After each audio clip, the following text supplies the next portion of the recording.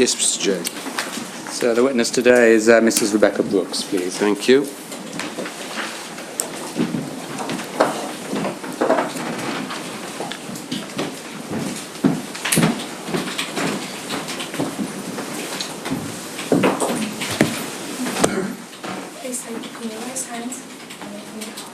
I swear by Almighty God that the evidence I shall give shall be the whole truth, the whole truth, and nothing but the truth. Your full name, please, Mrs. Brooks. Rebekah Mary Brooks. Can I ask you, please, to look at the large file in front of you and identify the two witness statements you have provided us with. The first is under tab 1, a statement dated the 14th of October of last year, and secondly, under tab 2, a statement dated the 2nd of May of this year. The principal focus today will be on the second statement, but are you content to confirm the truth of both statements? Now, attempt a timeline of your career, Mrs. Brooks. You can tell me if I make any mistakes. You joined News International on the Sunday magazine of the News of the World in 1989, is that right? That's right. In 1995, you were appointed Deputy Editor of the News of the World under Mr. Hall. 1998, appointed Deputy Editor of The Sun under Mr. Yelland. And in May 2000, Editor of the News of the World, aged 31. Is that right? Yes, that's right, yeah. Editor of The Sun, January, I think, 2003. Yes. CEO of News International. Can we be clear of the dates here, though, because there's been some doubt about it. Was the announcement of your appointment in June 2009, but you took up the job formally on the 2nd of September 2009? That's correct, yes. And then you resigned on the 17th of July 2011, I believe. 15th. 15th of July. And so we're completely clear about the constraints bearing on your evidence. You're under police investigation in the context of Operation Wheating, Operation Elvedon, and also for allegedly perverting the course of justice. Is that true? Yes. Yes, Mrs. Brooks, I'm grateful to you for the obvious care you've put into the statements that you've made, and I'm conscious of the difficulty that the time must be for you. Thank you, sir. The other constraints which are borne upon you may relate to documents, including emails and texts, or more particularly their absence. May I ask you please to look at paragraph 30 of your second witness statement, which is our page 02577. Yes. You make it clear there that you have had reference to a diary which was kept by your former PA. May we be clear, though, what sort of diary we're talking about? Is it an ordinary desk diary, or is it an Alistair Campbell type diary? No, it's definitely not an Alistair Campbell diary. It's my PA's old desk diaries, so the appointments in there are not the complete picture, and it's difficult to know whether actually some of the meetings took place. So I've done my best to give you a schedule, but it's more of a flavour than precise diary. So it's a schedule of appointments, but it's not a narrative of what was discussed on any particular occasion. No. Is that fair? Paragraph 31, Mrs. Brooks. You say that since your departure from News International, you've had no access to your work emails. However, the emails and texts that were on my BlackBerry at the time I left News International were imaged and saved. So does it follow that your work email account was blocked to you in some way, or did something different happen? No, I think it was blocked on the day I left.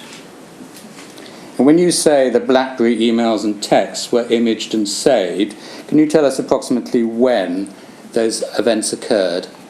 So my BlackBerry was imaged by my legal team when it was returned from the MPS, and it contained, I think, about 6 weeks of emails and less so of text, but about a month of texts. But we had to image them, and we had some problems with that. Mm-hmm. So approximately when was your BlackBerry returned by the MPS? I think about 3 weeks later, maybe longer. Can you give us a month, please, so that we... Oh, sorry, in July. 2011, obviously. And so we have, as you explain, emails and texts which only cover a limited period from the beginning of June 2011 until, you say, the 17th of July, maybe the 15th of July, the 17th of July. I think it was the 17th. And you also confirm that there is nothing of relevance to this inquiry in your private accounts, by which, of course, you're referring to private email accounts. Is that right? That's correct. Does it follow, then, that any emails you might have had with politicians would only have been through your NI email account? That's correct. And any text message contact with politicians would only have been on your BlackBerry, which was a work BlackBerry. There was no other mobile phone. Okay. Been asked to put to you this question. Were there any emails or texts from either Mr. Cameron or Mr. Osborne on your BlackBerry at the time you left News International? No, although when we got the image back, there was one from Mr. Cameron that was compressed, so in June, but there's no content in it. So it's a complete mystery what, if anything, it might contain, is that right? Yes. Did you receive messages of commiseration or support from politicians in July 2011 in particular? Some. Either directly or indirectly, is that right? Mainly indirectly. Yes.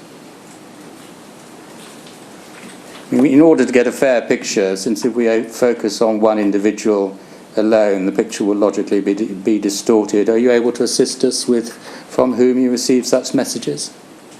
I had some indirect messages from some politicians, but nothing direct.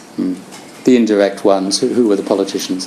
A variety, really, but some Tories, a couple of Labour politicians, very few Labour politicians. Can we be a bit more specific, Mrs. Brooks? Sorry, I'm not trying to be evasive. I received some indirect messages from number 10, number 11, Home Office, Foreign Office.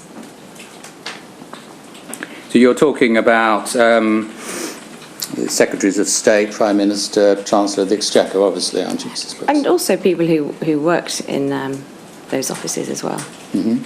And Labour politicians, how about them? Like I say, there were very few Labour politicians that sent commiserations. OK, Mr. Blair, did he send you one? Yes. But probably not Mr. Brown, but No.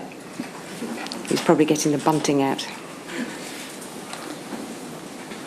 I mean, it has been reported in relation to Mr. Cameron, but who knows whether it's true, that you received a message of support along the lines, keep your head up. Is that true or not? From Mr. Cameron, indirectly. You've seen that in the Times. Yes, I did see it in the Times. Along those lines. It was more, I don't think that they were the exact words, but along those lines. But is the gist right, at least, if not the exact language? Yes, I would say so. But it was indirect. It wasn't a direct text message. Did you also receive a message from him via an intermediary along these lines? Sorry, I could not have been as loyal to you as I have been, but Ed Miliband had me on the run, or words to that effect. It's similar, but again, very indirectly. So broadly speaking, that message was transmitted to you, was it? Yes. I mean, out of interest, do you happen to know how these messages do enter the public domain? Well, we have a very strong free press who have great access to politicians. Yes. So we may be coming back to that, but you can't be of any more particularity than that, can you, Mrs. Brooks? Journalists doing their job. Mr. Cameron also said publicly, we all got too close to News International, or worse to that effect. Was that a view he ever communicated to you personally? No.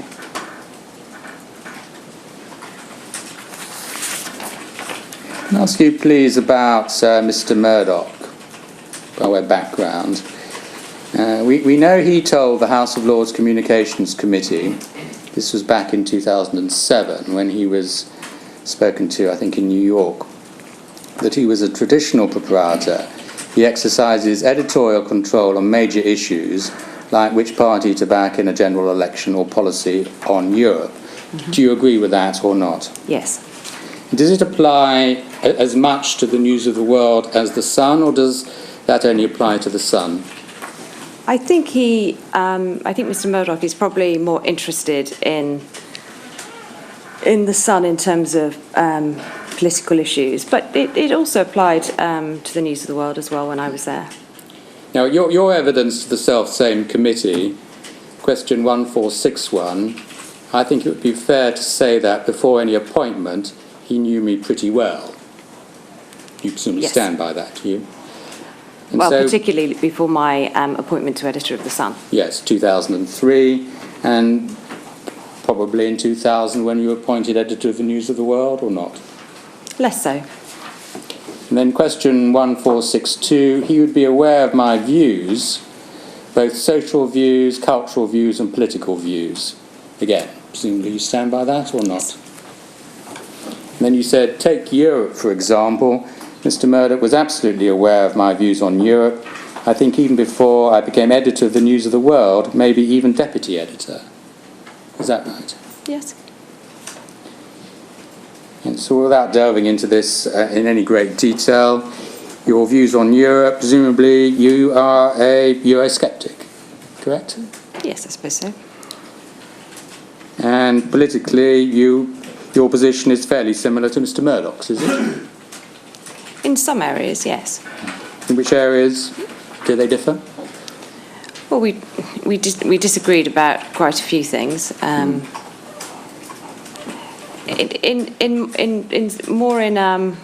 margins of it rather than the principles. So I don't know, the environment, DNA database, immigration, top-up fees, the amount of celebrity in the paper versus serious issues, columnists, the design, the headline, size, the font size, the point. I mean, you know, yes. We had a lot of disagreements. But in the main, on the big issues, we had similar views. Yes. And so on the issue, amount of celebrity against serious issues, where did each of you stand on that? I like more celebrity, and he wanted more serious issues. And why did you want more celebrity? Well, I thought the readers were quite interested in, we only have to look at the viewing figures of BBC or ITV to see that it's the celebrity programmes, the reality programmes that do so well. And I took from those figures that our readers were quite interested in that. He thought there was too much of it, although he liked X Factor. In terms of your social and cultural views, not going to pry into that too much, but are you a strong believer in human rights and the Human Rights Act? Not particularly, no. I mean, in its form, obviously its existence, absolutely. But there were parts of the Human Rights Act that we campaigned against in the Sun when I was there. At one point, the Conservative Party, I think, were going to repeal it and replace it with a British Bill of Rights. Mm-hmm. I think that was the case, but I think that's now been dropped. Well, we may come back to that issue in a more specific context. When you were appointed editor of the News of the World in 2000, was that Mr. Murdoch's decision? I was actually told by Les Hinton that I was going to be made editor of the News of the World, and I didn't speak to Mr. Murdoch until after that. But was it his decision? I think it was Mr. Hinton's strong recommendation, and like I said, I didn't speak to Mr. Murdoch until I'd actually taken the job. I mean, there was some discussion at the seminars we had in October in relation to the departure of Mr. Hall. Are you able to enlighten us about that at all? No, I'm sorry. I was at the Sun at the time.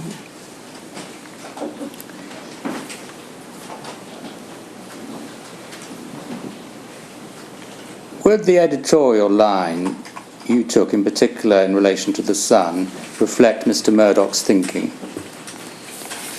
Well, I think, as I say in my witness statement, it really is important to differentiate between Mr. Murdoch's thinking, my thinking, the political team's thinking, and the thinking of the readers. I mean, I know I'd spend a lot of time on it in my witness statement, but it's to get across the point that, you know, it was the readers' views were always reflected in any policy or politician or political party. So I know Mr. Murdoch, when he gave evidence, he said, if they want to know what I think, read the Sun editorials. But I don't think he was being totally literal about that. Well, what his evidence was exactly, if you want to judge my thinking, look at the Sun. Those were the exact words he used. I don't think that, well, whether it was a ill-guarded remark or not, it's not for me to say, but some I think it was a considered response to a question, in fact, from Lord Justice Leveson. You'll recall that, won't you? I don't think it was ill-guarded. I'm just saying I don't think it was literal. Why not, then? Because there were lots of things in the Sun that wouldn't reflect his views. I think he meant on the big points, not on the minutiae. Okay. Would you agree with that? I'll accept that. Paragraph 12 of your witness statement. I'm always now on your second statement.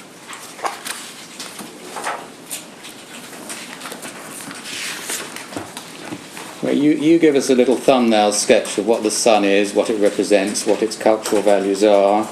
It embodies an attitude, you say, rather than a particular social class, etc. And then you say it's sometimes said that the relationship between the Sun and its readers reflects the national conversation. If you wanted to know what the nation was talking about, you would look at the Sun.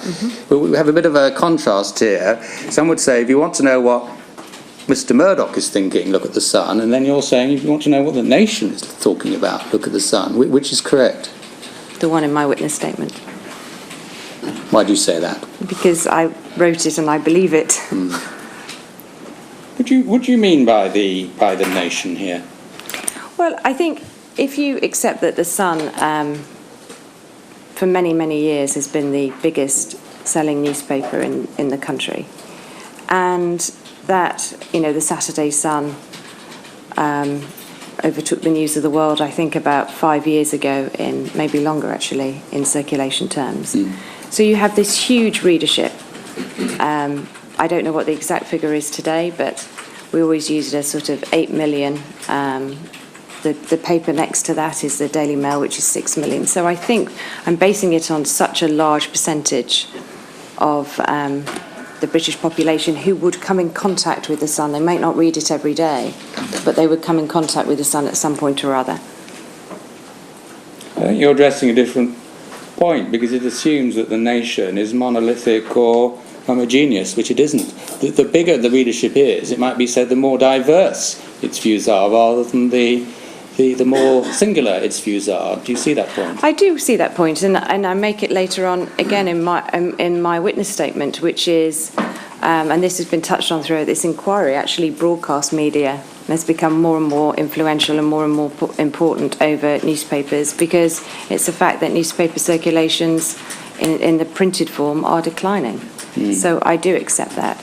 It was meant to really say, if, for example, you know, the conversation in the pub or the conversation at work, so during the Manchester City, Manchester United clash, you know, that conversation, the incident that happened there, that will be talked about in the pub, and that's what I meant by a national conversation. It wasn't meant to be taken any more literally than that. A reflection then of the sort of debate which you would hear in any pub, any dining room table or whatever, but not a reflection of the individual collective views of the readership. Is that a fair description?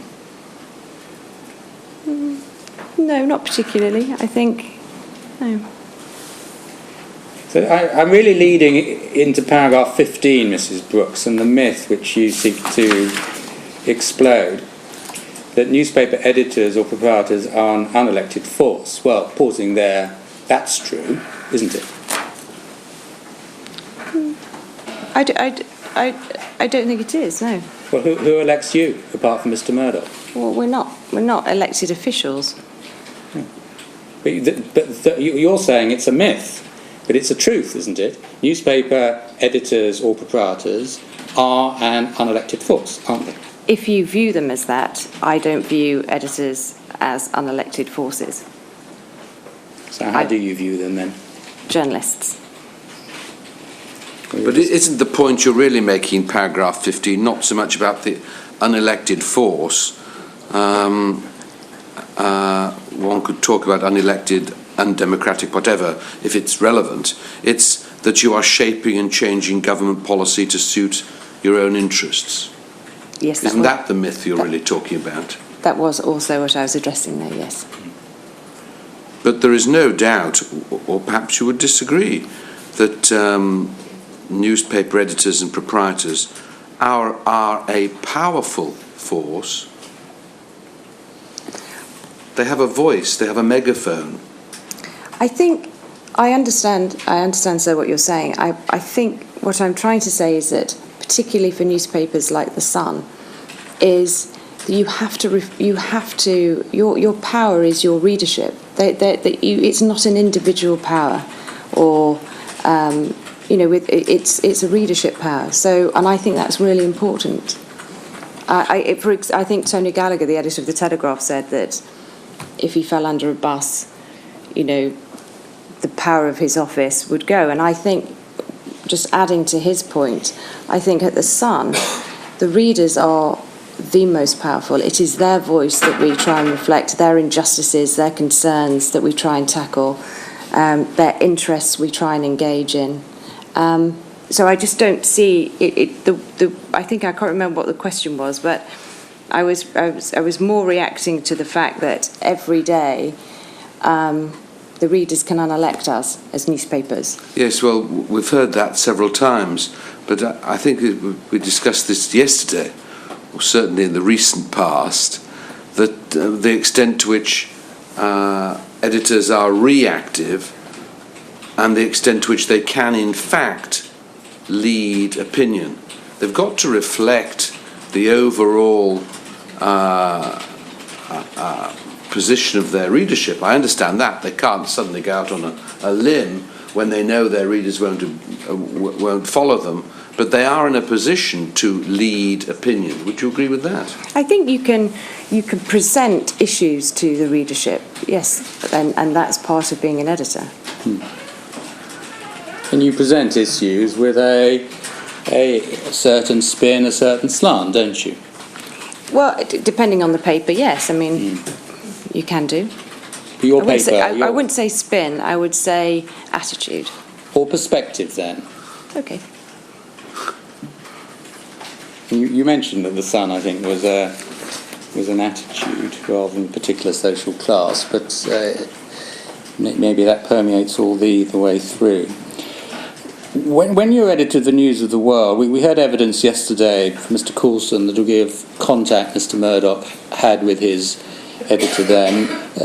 Would your evidence be similar to Mr. Coulson's or different, if I can short-circuit it in that way? The amount of contact, the sort of discussions? What did Mr. Coulson say, sorry? Well, he phoned, it varied, but it was on Saturday evenings, if at all. It might be twice a month. It might be less often than that. I'm sure that's right at the News of the World, yes. And he was interested in the big stories, was he? Occasionally, yeah. I mean, his contact, Mr. Murdoch's contact with the News of the World was much more limited than The Sun or other newspapers. And when you become editor of The Sun, which is 2003, paragraph 25 of your statement, you say you believe that Mr. Murdoch was instrumental in your appointment, is that right? Yes. Do you know that to be true, or you believe it to be true? I know that to be true. How often would he speak to you when you were editor of The Sun? Very frequently. Give us an idea, Mrs. Brooks. Well, it wasn't a regular pattern. Sometimes it could be every day. Sometimes if something else was going on around the world, it would be less than that, but very frequently. Even evidently when he wasn't in this country, is that right? Mainly when he wasn't in the country, yes. It's said that you had a close relationship with Mr. Murdoch. Various stories abound. See whether any of them are true. Said that you used to swim together when he was in London. Is that true? No, it isn't. November 2005, we recall that you were arrested for an alleged assault on your ex-husband. You recall that, no doubt? I do recall it, yes. And I think that you'd been to the 42nd birthday party of Matthew Freud that evening, had you? I don't know if that was the birth date, but yeah, it was a party, yes. And so, evidently, other members of the Murdoch family would have been there, wouldn't they? I can't remember, not particularly, but... Well, Mr. Rupert Murdoch was there, wasn't he? No, he wasn't. And it's said that you kept him waiting for a breakfast meeting the following morning. Is that bit true? No. And that he sent a dress to the police station. Is that bit true? No. So this is all fiction then? Completely. I don't know. Where is it from? Various sources, but how reliable? You need better sources, Mr. J. Well, confidential sources, they're all in the public domain, actually, but I'm not expressing a view on their reliability. Okay, well, I'm sorry. It may be leading up to a question much later on in relation to all of this. There is evidence that I've seen that there was a 40th birthday party for you at Mr. Rupert Murdoch's house. Is that correct? That is correct. And were politicians present on that occasion? Yes, some. Mr. Cameron and Mr. Blair were presumably present, were they? It was a surprise party for me, so I know Mr. Blair was there. I'm not sure if Mr. Cameron was. Possibly. Well, there are all sorts of stories as to what the birthday present was, but I'm not going to ask you because it's outside Very pleased. this inquiry. Well, you've asked me if I've been swimming with Mr. Murdoch. Right. I mean, please ask me about the birthday present. No, I won't. In 2006, you were appointed Chief Executive Officer of News International. 2009. 2009, paragraph 26, pardon me. Was that Mr. Murdoch's idea? I discussed that appointment with James and Rupert Murdoch. Or was it Rupert Murdoch's idea? I think it was more James Murdoch's idea in the beginning, but both of their ideas. Why was that job of interest to you? I think I'd been editing The Sun for 7 years by then, and I was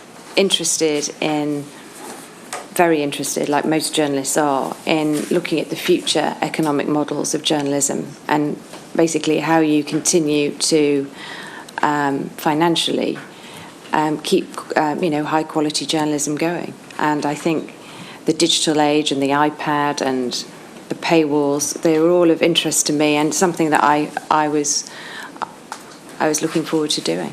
Okay. Now, Mr. Moran was your replacement as editor, and I think he was your strong recommendation, is that right? He was, yes. Well, why? He'd been my deputy for a few years, so I'd seen the paper that he'd edited in my absence, and also I'd attended a few more business management programmes in the last year of my editorship of The Sun. A couple of modules at the LSE, some internal management programmes, and Dominic had much more time to edit the paper on his own, and I thought he was doing a very good job. In terms of the general political perspective I've mentioned earlier, where you stood vis-à-vis Mr. Murdoch, does Mr. Moran stand in more or less the same place or a different place? Not entirely. Dominic's not entirely the same as I am or Mr. Murdoch, but then none of us are. We all have different shades of grey. But the same colour, though. Is that right? Not necessarily. Okay. July 2011. Were you embarrassed when Mr. Murdoch indicated that you were his priority? You're referring to the when we in the street. Indeed. I wasn't at the time because I didn't think that's what he was saying. He was being asked by many reporters lots of different questions, and I think someone said, "What's your priority?" And he looked towards me and said, "This one." I took that to mean he meant as in this issue. It was only the next day when I saw how it could have also been interpreted in the papers that I realised that was the interpretation that they've been put on it. So I wasn't embarrassed at the time because I didn't know that's what it meant. The relationships with politicians, can we go back to Mr. Blair? We'll do this chronologically. Paragraph 53 of your statement.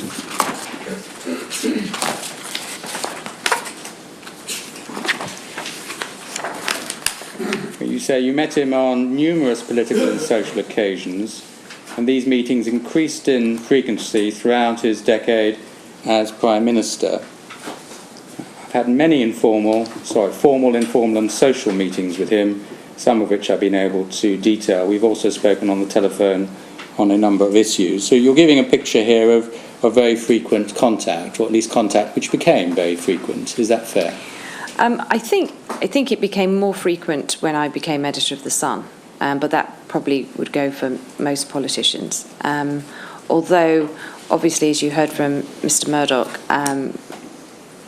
Mr. Blair flew out to a News Corps conference, I think in around 1995, and I probably met him shortly after that.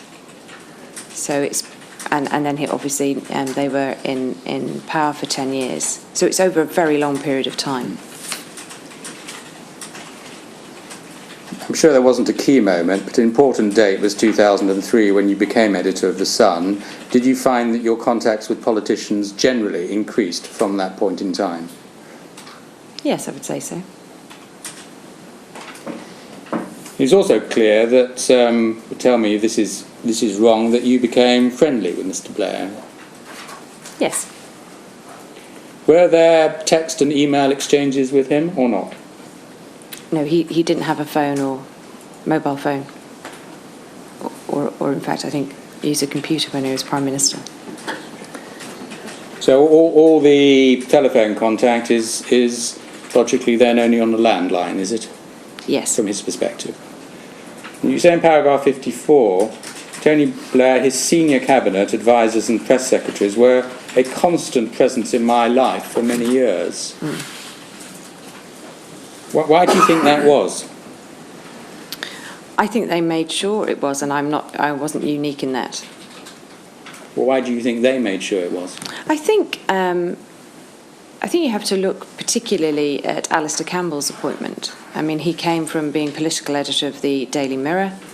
He and Tony Blair's advisers put a huge store on certain newspapers, and I think that they made, should we say, a shift change from the John Major government into trying to get as much access to the press as possible. I mean, millions of books have been written about this, so it's not a particularly insightful comment, but relevant to that question. So it's just like The Sun then reacting to its readers' wishes. It's you as an editor reacting to the politicians' wishes. Is that correct? No, not at all. But the impetus on your narrative is coming from the politicians, not from the press. I think, which is correct? I think the point of New Labour, if you like, embracing the media in a different way was because they felt they had a very big story to tell, at its best, shall we say. They had a very big story to tell about the changes that they wanted to make or had made to the Labour Party.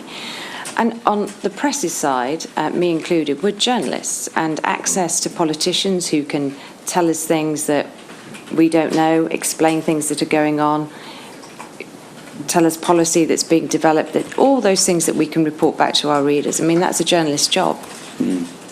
Your job, you tell us, is to hold politicians to account. Absolutely. How can you do that if they are a constant presence?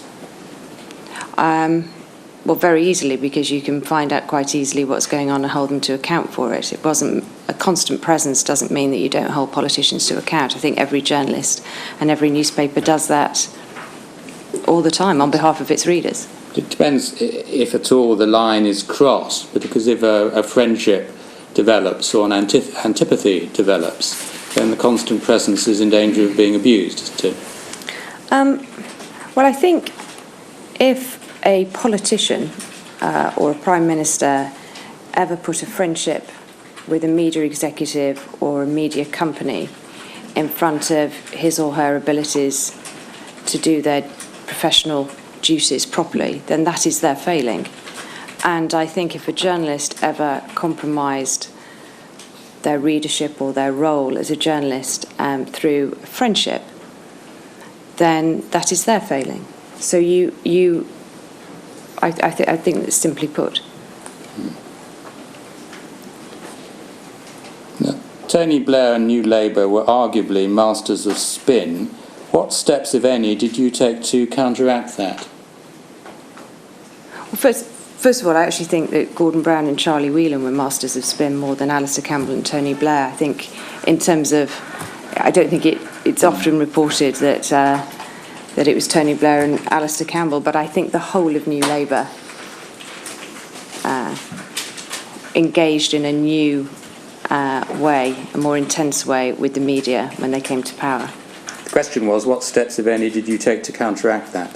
Well, I don't think any journalist takes a story from a politician or a line from a politician and repeats it verbatim in their newspaper without checking it or analysing it. I mean, a role of a journalist is not to just gather information, it's also to analyse and prove that information. But you weren't disinterested in this, Mrs. Brooks, because you were on Mr. Blair's side. You just made that clear, the answer you gave a minute ago. Wouldn't you agree? I think when you back a political party in the way that the Sun did in 1997, I wasn't on the Sun then, but I was a close observer.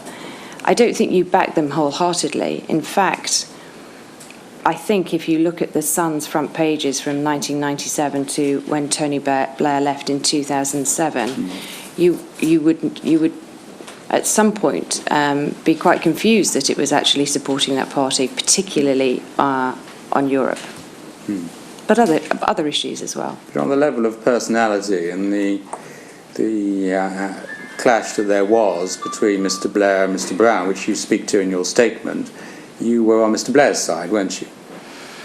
I think that you're talking about the hostilities between Gordon Brown and Tony Blair. Yes, well, you were talking about it in the first sentence of paragraph 61 of your statement.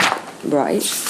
And what was the question? Sorry, Mr. Jay. But you were on Mr. Blair's side, not Mr. Brown's side, weren't you? What I said in the statement was that in the latter years, and again, there's been much better political commentary on this from actually many of the books you've asked me to read for this inquiry, but in the latter years of Tony Blair's prime ministership, the hostilities between him and Gordon Brown got increasingly worse, and there were it did become a sort of Tony Blair camp and a Gordon Brown camp, and on particular issues. So, for example, the welfare reform bill, which I think they first tried to get through in 2004.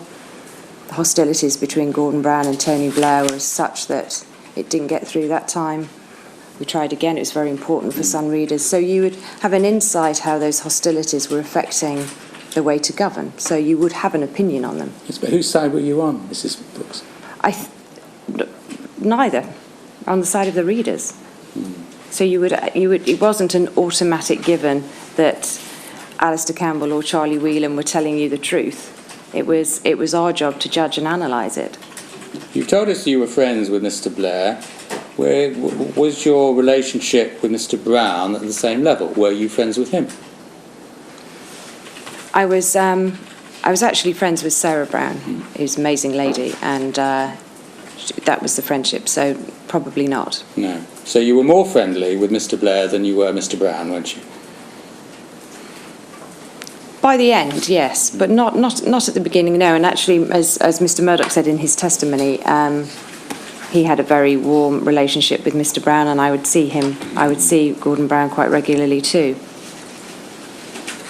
Because all the commentators say, we may come back to this, that in relation to this feud, you took the side of Mr. Blair and not Mr. Brown. Did you or didn't you?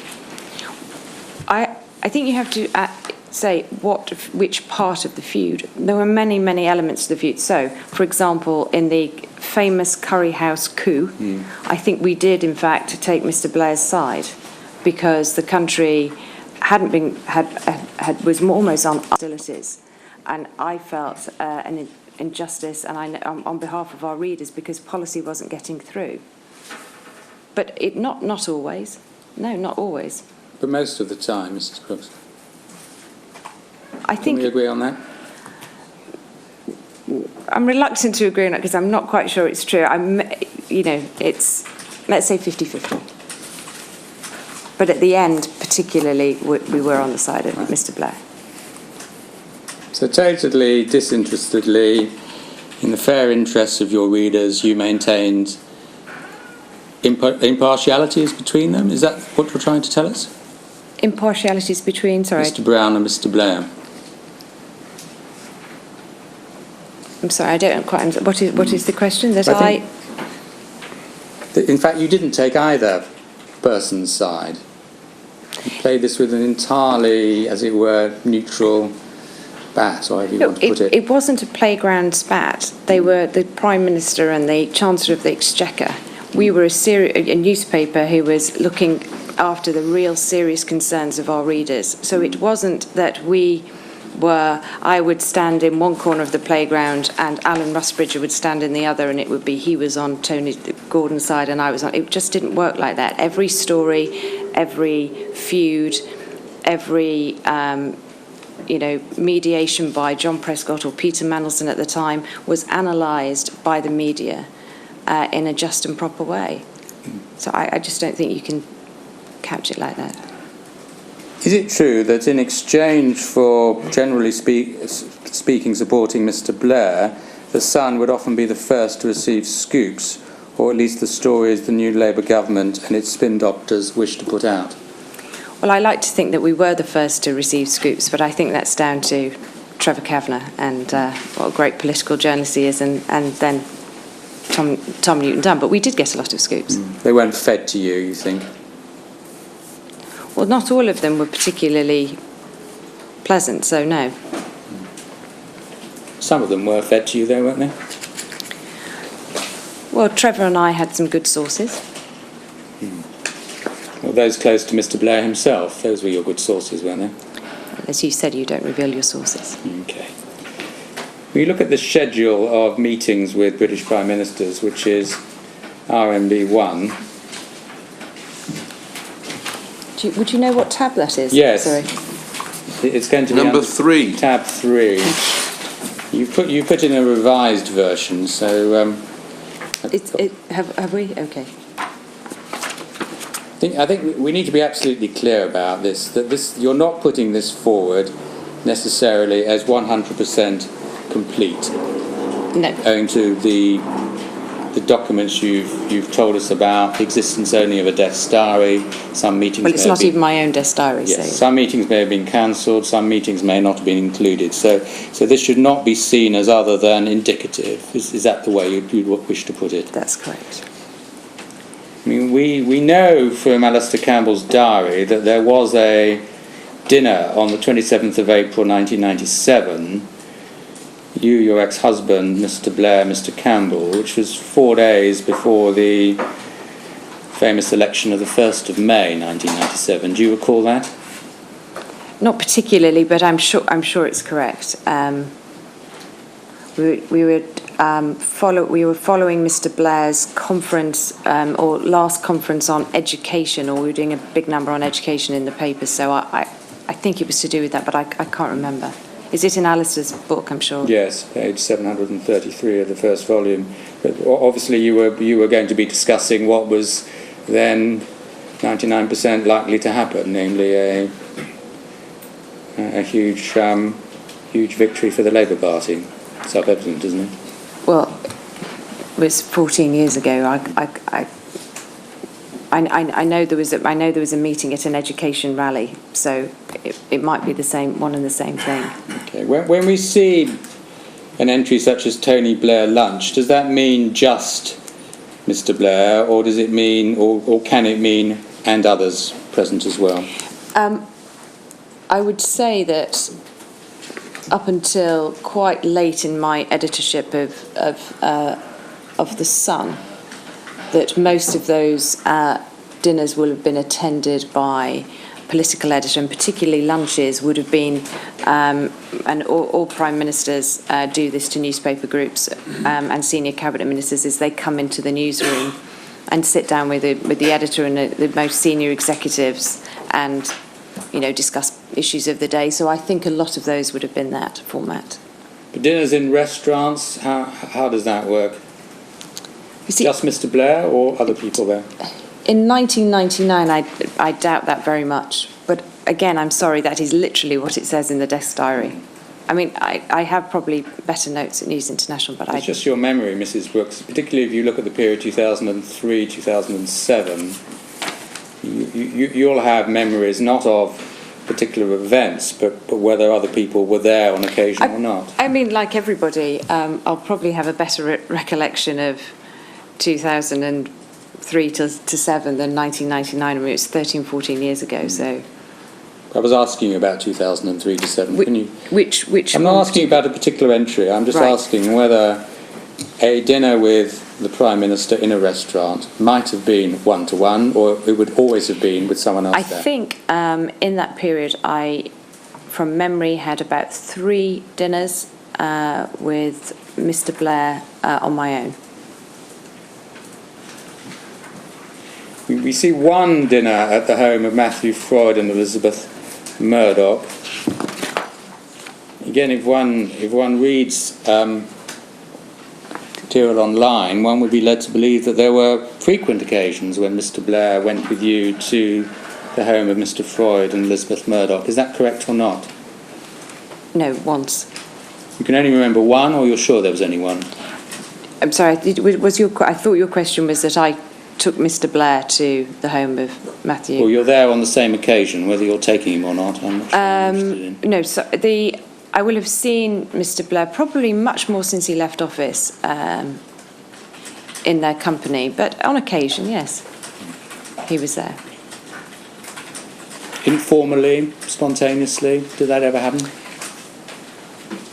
No. You say on occasion. Can you give us a feel for the number of occasions when he was at the home of Matthew Freud and Elizabeth Murdoch, when he was Prime Minister? I actually think quite few. Quite a few? No, few, as in very few. Not very often. A handful, then, is that what you're telling us? Maximum, yes.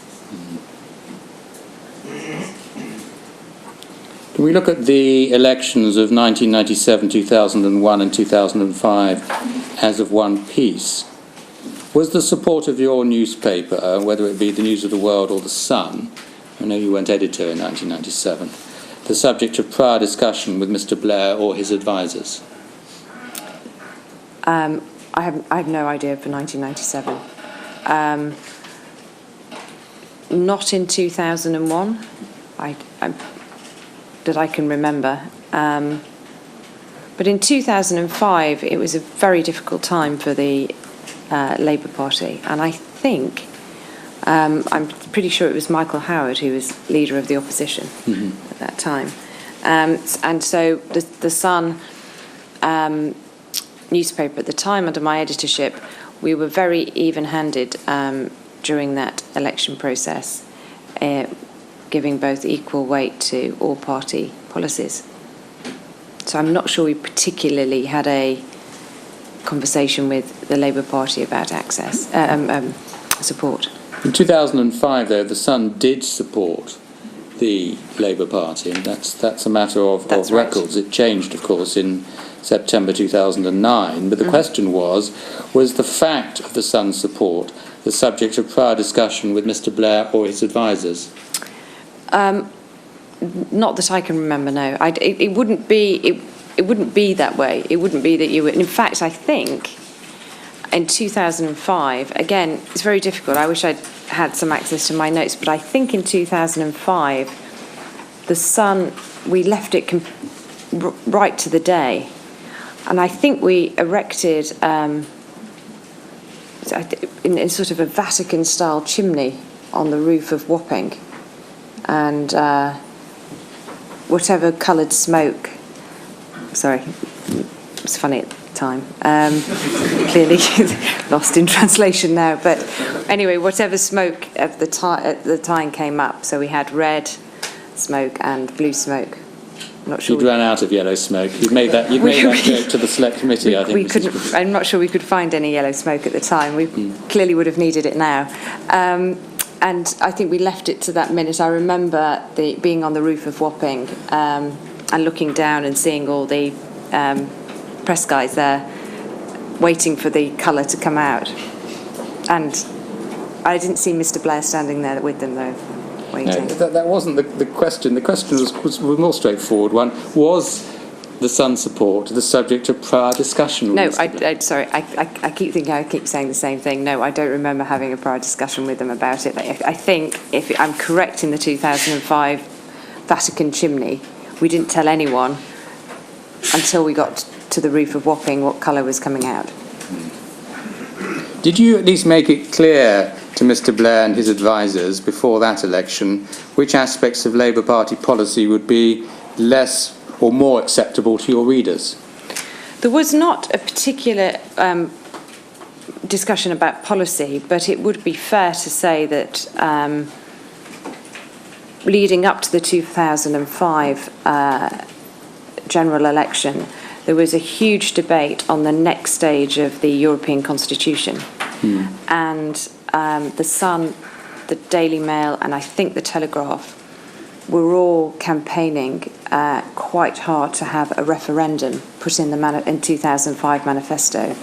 And so, yes, that would have been subject of discussion, you know, if there were any meetings pre the 2005. I'm not sure if there were any. Okay.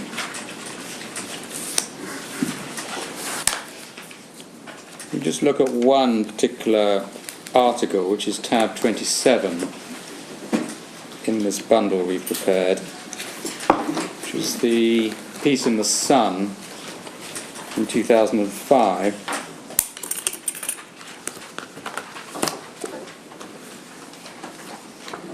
Do you remember this one, Mrs. Brooks? Sorry, I'm just trying to... yes, sorry, I've got it now.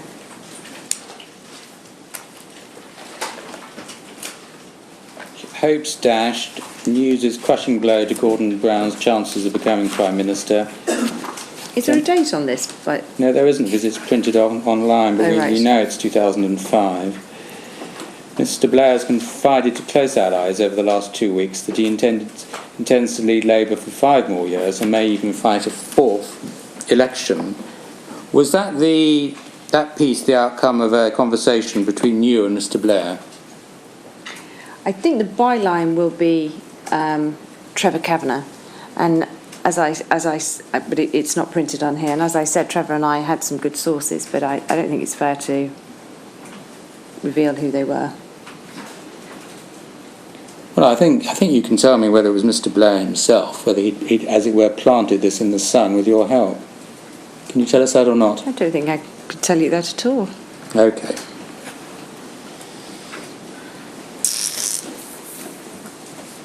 Although I do remember this story that I think sometime in 2004, and this is going from memory, Gordon Brown had felt that he had come to an agreement. I think this is in Andrew Rawnsley's book, I think. But anyway, come to an agreement that he would step down before the 2005 election. And then some point between that agreement in 2004, which I think was during the summer, when they all came back from recess, I think Tony Blair changed his mind.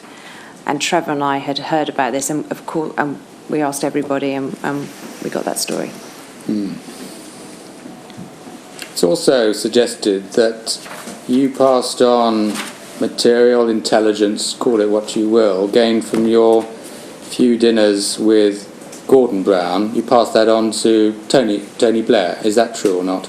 Who suggested that, sorry? Doesn't matter. The same way as you're not telling me your sources, I'm certainly not going to share mine with yours. With you, Okay, is it true or not? We'll play this game all day. No, it isn't. I think your source might be John Prescott. And it's not true. Completely untrue, is it? Not true.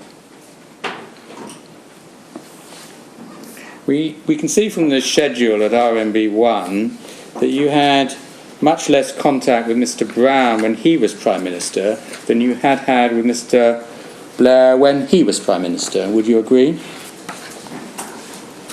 Well, he wasn't Prime Minister for very long, and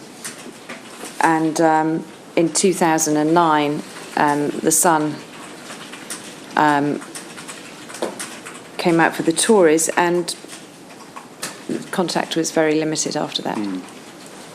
Well, it stopped on the 30th of March 2009. There was a telephone call, and that's the last contact you've recorded. When, sorry? Can I just check that date? Yes, 30th of March 2009. Do you see that one? I can't, but anyway, I'm not sure that's true. Well, unless the diary is incomplete, it is true, isn't it? The diaries are very incomplete, and you know, I do want to make this point. They are very incomplete. I mean, I will have seen Gordon Brown between the 30th of March 2009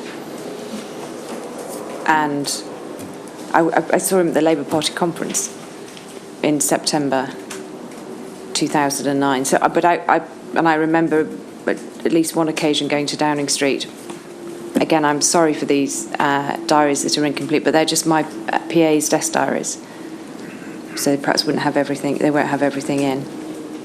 But after the 30th of March 2009, the Sun was moving inexorably towards supporting the Conservative Party, wasn't it?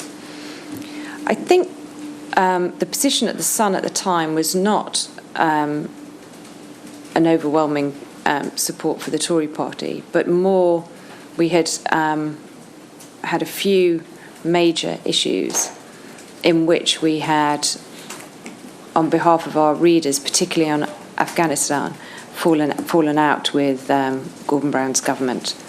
And I think around March 2009, it may have been a bit later, I think that's when Gordon Brown announced that the referendum that had been promised in the 2005 manifesto on the European Constitution, they were going to renege on that promise.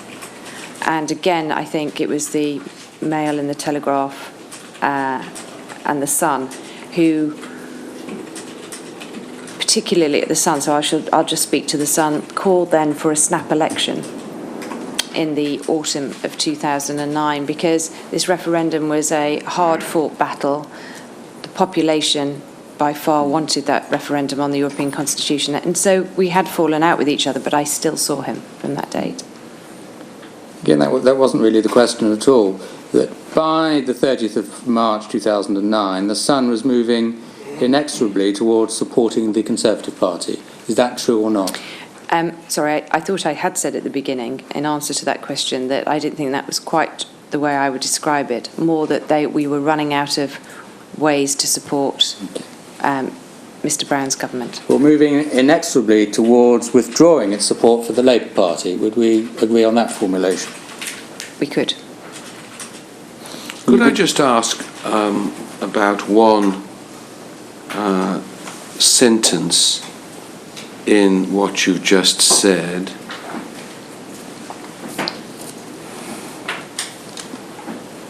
You spoke of, let me just find it.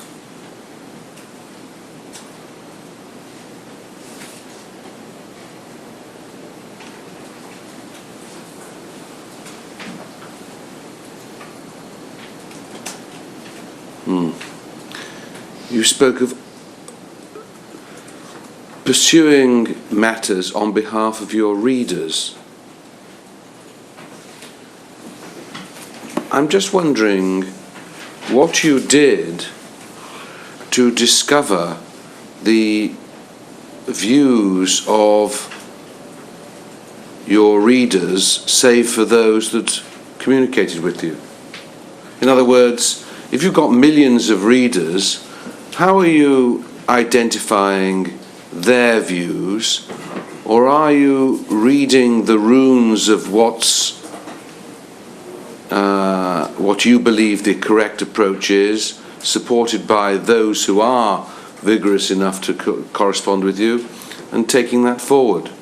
I'm trying to find the balance here. Yes, I think on Europe, on our European campaign, which had been a long tradition at the Sun way before I became editor, but believed in it too, on particularly the European Constitution, we had spent probably since 2005, and the sentence that I said then was in 2009, we were pretty sure of where our readers stood on that matter.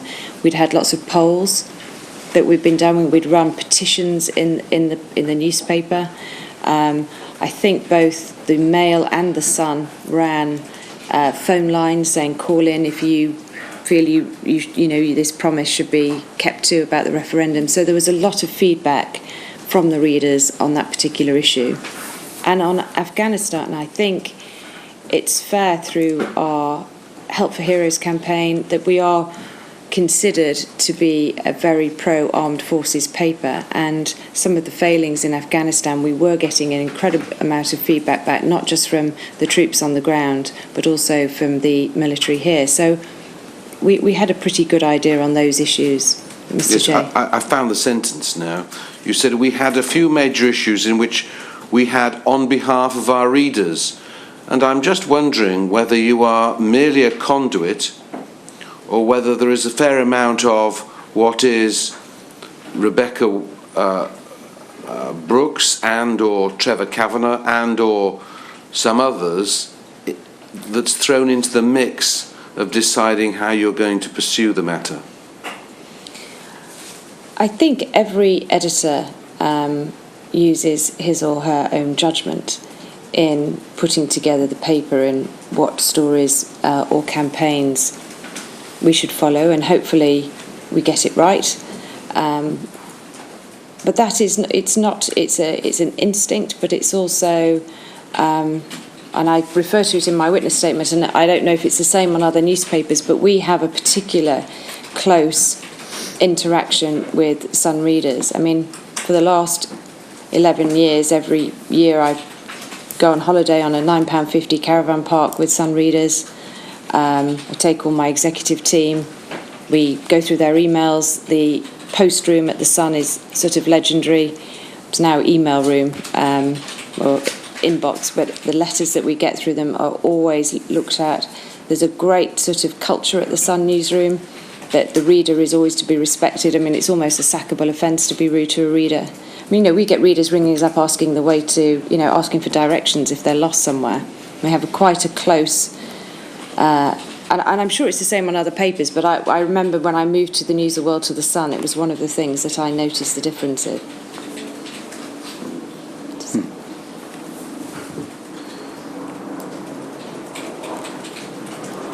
I'll ask you about your social circle, and I hope not intrusively. I mean, is it fair to say that there was a close social circle in existence here? You, Wendy Murdoch, Elizabeth Murdoch, and at one stage Sarah Brown. Well, we all knew each other, but we didn't meet as a group like that very often. In fact, I think probably once. Okay.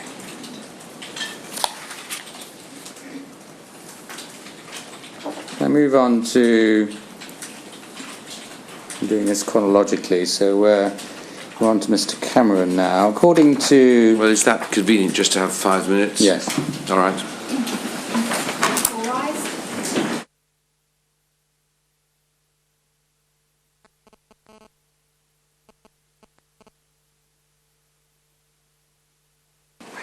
According to his biography, in 2005, you in fact supported Mr. Liam Fox for the Conservative leadership. Is that correct or not? I don't think that is correct. I don't think the Sun came out for a particular candidate in the leadership.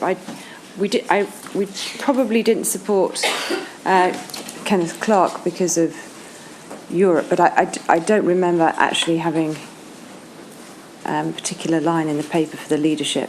Okay. Now, Mr. Coulson is appointed Director of Communications for about May 2007. Did you have any involvement in that event? No. Can you recall when you first got to hear about it? Yes, I can. I think I've written it in my witness statement. I heard about it from Andy Coulson after he had met with George Osborne. And I then was told by Andy again that he'd got the job. What was your reaction to that piece of news?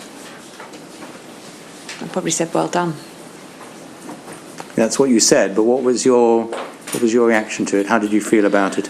Well, he'd had to resign from the News of the World, and he'd found another job, a good job, one that he was interested in. So, as a friend, I was probably pleased for him. Were you at all surprised? Well, I'd already had I wasn't surprised when he finally got the job because he'd called me with George Osborne, but. Slightly earlier stage, Mrs. Brooks, when you first heard of it, were you at all surprised that the Conservative Party wanted to appoint Mr. Coulson? Not really. Journalists are good communicators, and Alistair Campbell went to the Mirror. Amanda Platel, I think, worked for William Hague, Ian Duncan Smith. So there's a long history actually of journalists going into politics, and so it didn't occur to me this was any different. So I think your answer is you weren't surprised at all. No. The list of your meetings, which is RMB 1, is a list of meetings with members or leaders of political parties. Have you got that page, Mrs. Brooks? Yes, I have, yes. You've, for the meeting at Santorini, Greece, which is the bottom of the first page of this list, you put an asterisk by it. You say you don't have a record of this meeting, although you do recall meeting Mr. Cameron while on holiday with the Murdoch family in Santorini, Greece in 2008. So that's why you've included it in the list, yes. Is it? Whose idea was it that Mr. Cameron meet with the Murdochs in Greece on this occasion? I'm not sure who came up with the idea. I think it was born out of the fact that Mr. Rupert Murdoch was in Europe that summer, and Mr. Cameron was travelling to Europe, and I think the idea came out, but it was organised through Number 10. There must have been initiatives there within News International to make the arrangements. Did you know anything about those? I knew he was coming, but I think the arrangements were made through Mr. Murdoch's office and Number 10. Were you consulted at all in relation to those arrangements? No. And you were there in Greece, presumably, on holiday with the Murdoch family, and there was nothing more to it than that, is that right? Yes, it was for Elizabeth Murdoch's birthday. And you presumably met with Mr. Cameron on that occasion when he was in Greece, did you? I did, yes. Can you remember how long he stayed? I think it was an afternoon and an evening. I think that's all. And were you witness to any of the conversations which took place or not? Yes, I was witness to one with him and Mr. Murdoch about Europe, because we were in Europe. Very general terms. But then he had subsequent other conversations where I wasn't around. So there were a number of conversations possibly on a number of topics. Is that the picture? Well, it wasn't a sort of formal sit-down conversation. However, the one I was witness to was I happened to be there when they were talking about Europe. I was brought into the conversation because they were talking about Europe. Was this an occasion you were pleased about or not?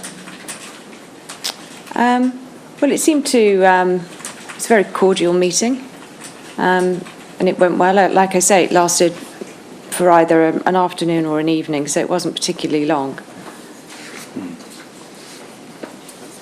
Because by that point you were quite friendly with Mr. Cameron, weren't you? Yes. Because we know from your list, New Year's Eve 2008, he attended a New Year's Eve party at your farm, didn't he? Your husband's farm. Yes, but not at our home. It was my sister-in-law's party. So, her home nearby, is that it? No, the point I was just trying to make is the Brooks family had a family connection with the Camerons before I came along, so I just wanted to make that distinction. Yes. But is the distinction that Mr. Cameron is only a friend of the Brooks family, or are you accepting that Mr. Cameron became your friend? Yes, no, of course I'm accepting that, yes. And then looking further down this list, 3rd of May 2009, lunch at the home of James and Catherine Murdoch. Mm-hmm. From that point, of course, there's no evidence that you're meeting with Mr. Brown. Is that fair? Although you did say that your list may not be complete in relation to Mr. Brown. I know my list isn't complete. I particularly, and I'm not sure. I'm sure Gordon Brown and Tony Blair have had to release their social and formal and informal meetings, haven't they? And I'm pretty sure if they have, there will be meetings at Downing Street with Mr. Brown from that period in May right up until September. I don't know how many, though. The topic of conversation on the 3rd of May 2009, difficult to remember any specific event, of course I understand, but did it cover political issues? It will have done in general terms. I mean, there were probably lots of other people there at the lunch, but again, May 2009, and like I say, I'm not quite sure that my memory is correct, but I'm pretty sure that the European Constitution debate was, should we say, at large, as was Afghanistan at the time. So they may have been two of the issues. Now, we know that on the 9th of September 2009, Mr. James Murdoch told Mr. Cameron at a drink at the George that the Sun would support the Conservative Party at the next election, and the headline was on the front page, I think it was on the 30th of September 2009. Mm-hmm. When did you first know that shift would take place? To the Conservative Party? Yes, I've given you the date when Mr. James Murdoch told Mr. Cameron that it would happen, 9th of September 2009. When did you first know that shift would take place? Well, if we put aside the timing of it, I think probably in the June 2009, me and Rupert Murdoch and James Murdoch had started to have discussions, because I think by that stage, and that was post the reneging on the referendum, it was post a campaign for a snap election, and it was, I think one of my last front pages that I edited of The Sun was "Don't you know there's a bloody war on?" And the point of it was that there didn't seem to be one senior politician, including the Prime Minister, who was willing to address the issues the military were facing out there. And so I think that was around June. You're moving off the question now. The question was a simple one. When did you first know? And you gave me the answer. It was June 2009. And you kindly expanded upon it. There were conversations, you, the two Murdochs, and Mr. Kavanagh. Is that it in a nutshell? Yes. Was any part of the discussion about who was likely to win the next election? I think back in June, the main discussion, which is why I tried to give you a little bit of background so you could understand the context, was that it was more that we had lost things to support Gordon Brown's government on, and what did that mean? So there were very initial discussions in June. When those discussions coalesced into a fixed position, which must have arisen by the 9th of September 2009 by the latest, was any part of the decision based on who was likely to win the next election? I'm not sure what the polls were at the time. It was much more in that summer about our readership and where they stood in terms of the policies that the Labour government, the bank bailout had been the year before, the debt, the rising debt, so there were the recession, there were lots of issues that our readers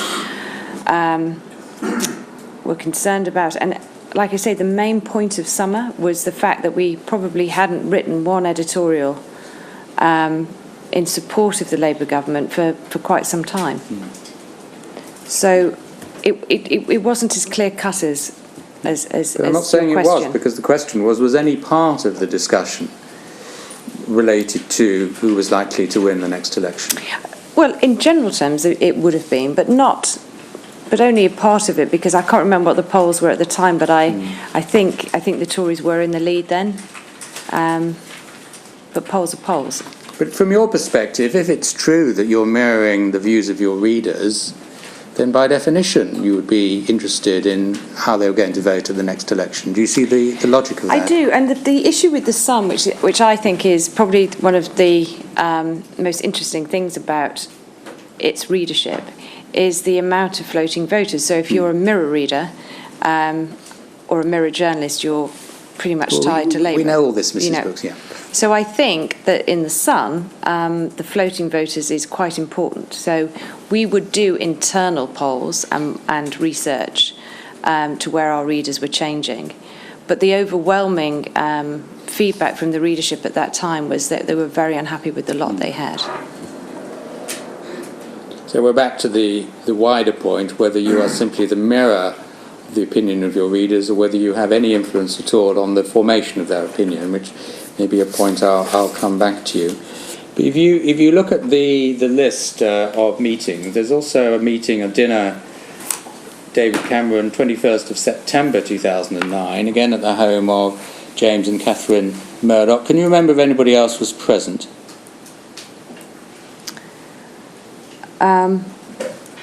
I can't, I'm afraid. I mean, there will have been other people present, probably maybe people from the office, but not particularly that one. I think we had one dinner where there were some military chiefs there, and I'm not sure if that was the one. At that dinner, was there any discussion as to the timing of the Sun's change of support? No, we didn't tell anyone the timing. Did Mr. Cameron at any stage know the timing? Probably he knew it was within a period of time from the drink that you referred to that he had with James Murdoch, that it would happen, but absolutely not on the timing. Well, can we see how specific we can be? Mm-hmm. Was he told that it would be within the party conference season? No, I don't think so. What was he told? Well, I wasn't there at the drink that he had with James Murdoch, but I think from James Murdoch's own evidence is that they had a discussion, which is this is what the Sun will probably do. The timing was a matter of discussion with me, the editor of the Sun, Dominic Mohan, and the political team there, and James and Rupert Murdoch. So the timing conversation was not with David Cameron or his advisors. So the News International team, Mm-hmm. really from the top to editorial level, Yes. with you in the middle, as it were, as CEO, were responsible for the timing of the decision. Is that right? In terms of the party conference season, yes. Did you play the major role here, Mrs. Brooks? I was certainly instrumental in it. I mean, ultimately, Rupert Murdoch's the boss, but I was instrumental in it, as was Trevor Kavanagh, Tom Newton-Dunn, and the editor, Dominic Moen. Final decision made by Rupert Murdoch, but you are the driving force behind it, or not? No, I was instrumental rather than the driving force. It was pretty collective in terms of everyone's view, particularly the readership's view, but everyone's view that we were going to sort of distance ourselves from the Labour Party that we'd supported for many years. But as in terms of the timing, it was probably quite a small group. And you were part of that small group? Yes. Of course, the timing was careful in as much as it succeeded Mr. Brown's speech at that conference, didn't it? It did. And so designed, rightly or wrongly, to cause him maximum political damage. Would you agree? Well, the discussion on the timing was this, which is it would be terribly unfair at the start of a party conference to say that before hearing what Mr. Brown and the senior cabinet minister had to say. For all we knew, they could have come up with a fantastic policy for Sun readers, some taxation, anything. So I think it was unfair for us to go before. So are you seriously saying that Mr. Brown might have said something which caused you, the Sun, to change their minds and go back to Plan A? No, I'm not seriously saying that. What I'm saying is we felt it was unfair to cloud a party conference in that way. And so that was the reason for the timing not being before. I think you heard from Mr. Coulson yesterday that the Conservative Party, if they'd had their way, they would have liked the endorsement at the beginning of their conference. But the reason, the main and the sole reason for, we knew it was going to be, we absolutely were ready to do this in that party conference season, but the reason for that night is because Mr. Brown's speech, which I can't remember how long it lasted, but the key was that he spent less than 2 minutes on Afghanistan. And we felt that that was the right timing in order to distance ourselves from But you must have made this decision before you heard his speech, Mrs. Yes. Brooks. So there's nothing in his speech which made a difference to the timing, was there? I was talking more about fairness rather than it was going to affect the decision. I thought, or we thought, it was fair not to do it at the beginning of their party conference. They probably wouldn't see it like that, but at the time it was. But all these considerations, including, you say, the consideration of fairness, is all an indication of how important this decision you were taking was. Would you agree? I think from the Sun's point of view, it was an incredibly important decision that the Sun made in 1997 after many, many years of Tory support. Please just keep to the question, Mrs. Brooks. The question was about this decision in 2009. Yes. Don't give us ancient history. Focus on this, please. No, but ancient history is quite important in this manner because I think you're asking for an explanation. And so I think that it was a very important decision and we did give it careful consideration after many years of Labour support. And you knew that the decision would anger certain people, didn't you? Well, the Labour Party. Well, obviously, Mrs. Brooks. Well, who did you mean then? But I mean individuals within the Labour Party as well. You knew that, didn't you?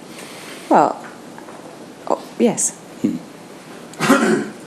Did you sense in any way that this was the exercise of power concentrated, if not in you personally, at least in a small group of people within News International, who, of course, you've named? I don't think we ever saw it in those terms, no. But I'm asking you to think about it now and perhaps see it in those terms. But I don't think we've ever seen it in those terms. Why not? Because rightly or wrongly, I believe and have believed throughout my career that my main responsibility was to a readership, and that any influence that we could come to bear on their behalf or for their concerns was the most important thing. And that's just the way it was. So I don't think we saw it like that. Yes, in answer to your question, we knew there would be certain individuals in the Labour Party that would not be happy with that decision. This is a decision taken. You've identified who took it. Yes. Ultimate responsibility, Mr. Rupert Murdoch. Mr. James Murdoch was a party to it. You were instrumental, to use your term, and Mr. Kavanagh was there as well. Effectively, it was those four people, wasn't it? And Mr. Moen, the editor. Yes. Was he contributing much to this debate, Mrs. Brooks, or not? Yes, he was. Five of you then, let's add him as well. Yes. All five of you, in different ways, exercising considerable power. Would you agree? I think that we were, in the part of me, Mr. Kavanagh, and Tom Newton-Dunn, who was the political editor, and Dominic Merritt, the journalists, I think we were all of a mind that this was the right thing to do for the paper and for our readership. We just didn't see it in those terms, so I'm sorry. You don't see the intrusion of, I'll use a different word, the dissemination of power from within a few people capable of impacting on the opinions of many people. You don't see that as being at least a possibility. Well, I can see how you can phrase it like that, and many other critics do so too.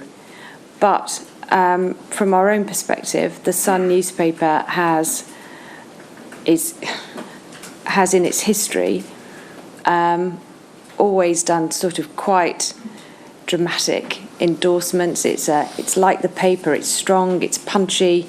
It tells it as it is. When you reach an opinion, it's pretty obvious. And you know, from the Vatican chimney of smoke to Kelvin's, will the last person, turn out the lights. We've had a tradition and a history of, being bold and dramatic in our timing when it came to politics. And so we just didn't see it in the terms that you're couching it at, although I know that critics do. And we know you had conversations with those close to Mr. Brown in relation to the decision. Before I ask you about those, did you try to speak to Mr. Cameron before the headline went out? No, I didn't. I was busy. Too busy to try and speak to him. Is that it? My main concern was to try and speak to Mr. Brown. Why was he a higher priority than Mr. Cameron here? Because I felt it was the right thing to do to speak to Mr. Brown before anybody else. Out of what motive? Well, I think general courtesy, but I thought it was the right thing to do. And also, Mr. Brown and his wife were due to come to the News International party that night, and I wanted to get hold of them beforehand. Did you leave a series of voicemail and text messages on the mobile phones of Mr. Brown and Lord Mandelson? I think a series is too strong a word. I left a message for both of them, yes. To speak to, from Mr. Brown to speak to you urgently, was that it? Well, I certainly put a request earlier in the afternoon to speak to him. Well, later in the afternoon, sorry. Well, you've probably seen, I know you've seen Lord Mandelson's account, that he eventually did speak to you, didn't he? Yes, he did. And there's a slight difference as to, I think, one word that was used, which we better not go into. What, the chump word? Yes. Yes, that was what he claimed to have said, yes. Was he angry or not? Well, depending on how you heard it, chump could be quite an offensive word. So he seemed quite angry, but not surprised. No.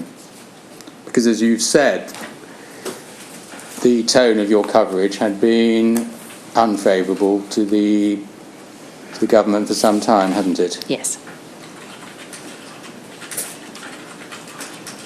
Did you have any conversation with Mr. Brown on or shortly after the 30th of September 2009? I did have a conversation with Mr. Brown, and I think it was in October rather than that night or that week. So within a week of the... No, I think it was a few weeks after. Why did it take you so long to speak to him? Well, I had tried to speak to him on the night, and then I'd spoken to Lord Mandelson instead, and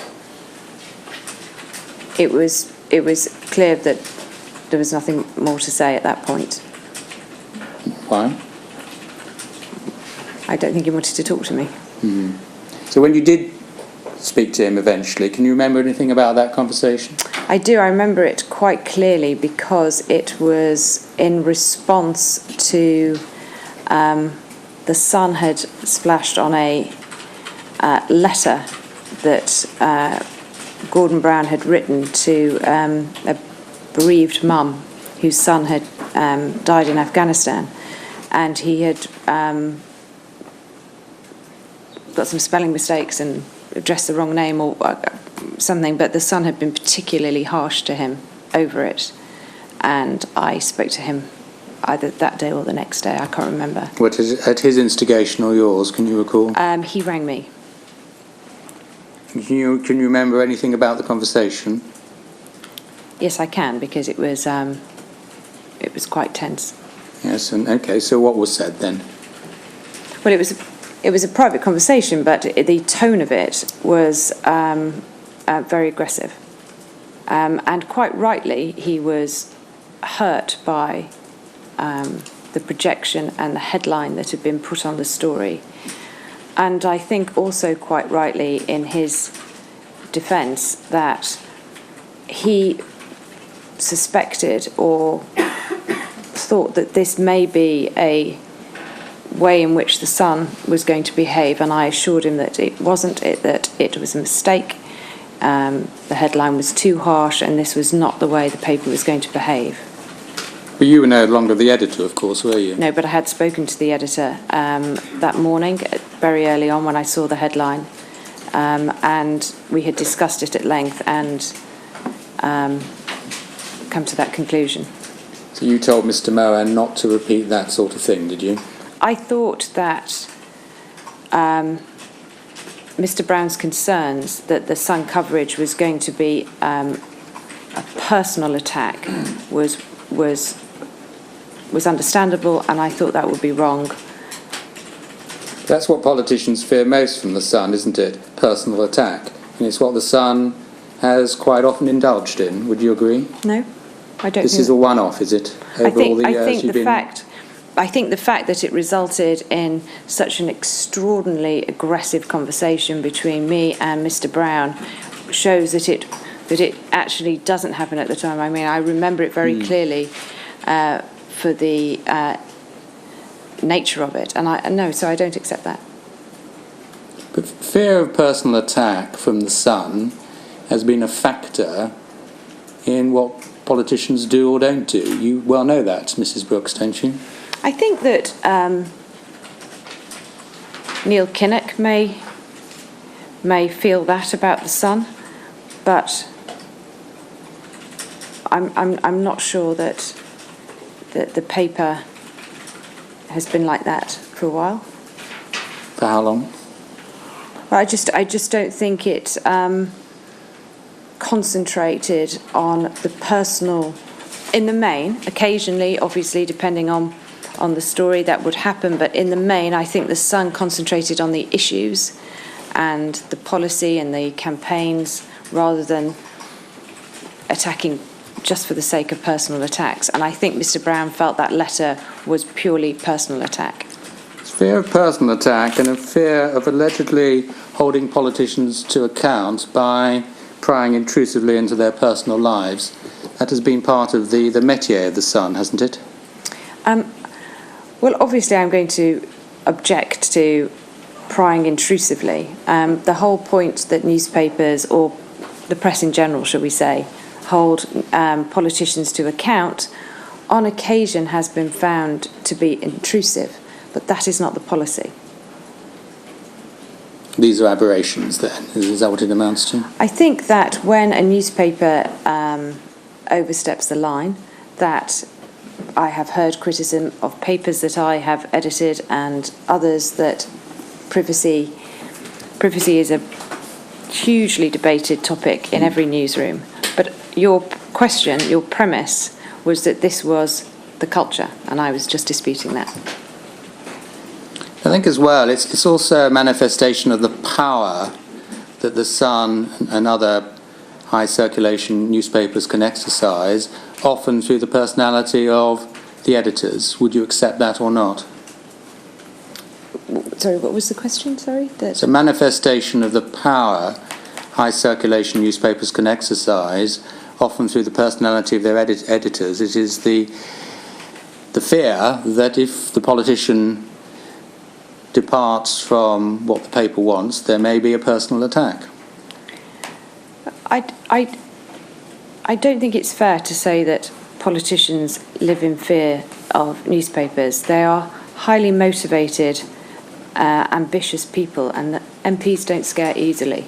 So I don't think that's fair that they live in fear of power. And because I believe that the power of a paper is its readership, and I know, but that's what I believe, and that it's its readership, then that would be like saying they're fearful of the readership or the electorate. Well, this is a sort of recurring theme in what you're saying, that the roots here, the readership, it all flows up through the tree, which is you, and then emitted out. But you have no role in any of this. But the read, is that right? But I suppose that the point of me being here is to give the inquiry some explanation of how the newspapers I edited worked, and it was true that the readership was at the very centre of that paper, and so going against that readership, and that's why I'm saying that it's not a particular individual or a particular individual editor that has the power, it is the paper.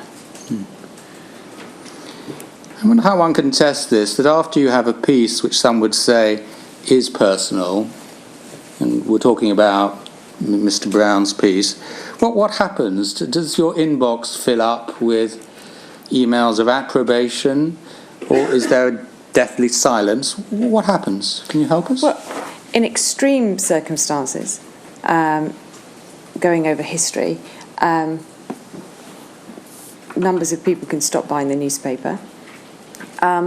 In terms of that particular story, I think I wasn't on the paper at the time, so I think I do remember there being a negative reaction from the readers, although they felt that, Prime Minister should probably take the time to spell the name of a grieving widow correctly, and certainly in the bereaved son, and there was some sort of, that overall they felt that, at least he'd taken the time to do it. And I think that was probably fair. But it wasn't an overwhelming reaction, but yes, you do get reactions. The one extreme reaction, of course, was Hillsborough, but since then there's never been anything equivalent, has there? For people who have actually voted with their feet and not bought the paper. Princess Diana's death, actually, Okay. for the majority, for a lot of newspapers. Yes, so there have been other occasions. Can I just go back to this conversation with Mr. Brown? You said it was tense, he was angry. No doubt, as you say, it was also private conversation. I don't really want to lead you on this, if you understand me, but did he say anything which is relevant to this inquiry, particularly in the context of evidence we've heard from Mr. Murdoch?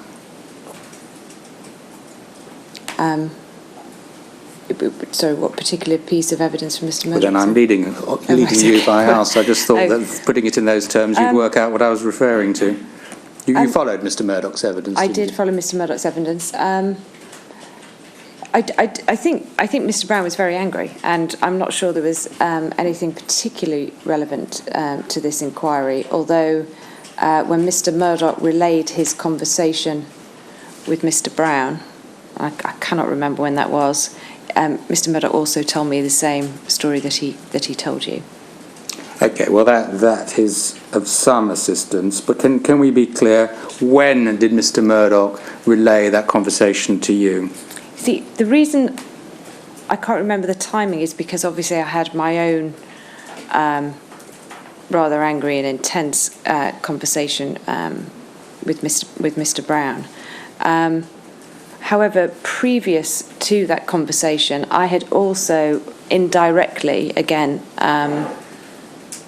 had similar, not threats made, but similar sort of veins of reaction, similar sort of comments made about the son abandoning labour after 12, 13 years.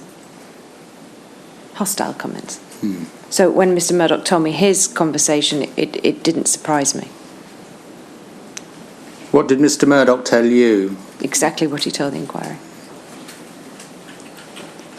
In the conversation you had with Mr. Brown, was it,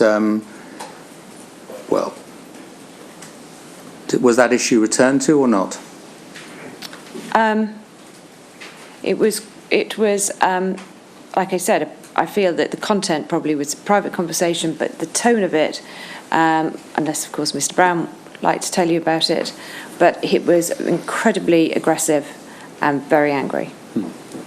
It's relevant in this sense, Mrs. Brooks, because I doubt whether in the end this inquiry will resolve questions of fine detail, but you were Chief Executive Officer of News International. You might have been fearful that if Mr. Brown did win at the next election, of course against the odds, he had it in his power to harm the interests of your company. Do you see that? I don't accept it. I see the question, but I... Which part don't you accept? Well, that I didn't think that. So that obvious point didn't pass across your radar at all, did it? That I, at not any point in the conversation with Mr. Brown did I think, if he wins, he will go against the commercial interests of this company. He was just incredibly aggressive and angry. I'm sure that it wasn't a thought which necessarily flashed through your mind during the conversation, but when you reflected on the conversation, it would immediately spring to mind, wouldn't it? It didn't, no. And at no stage in the run-up to the 2010 election did you harbour any such fear or concern. Is that it?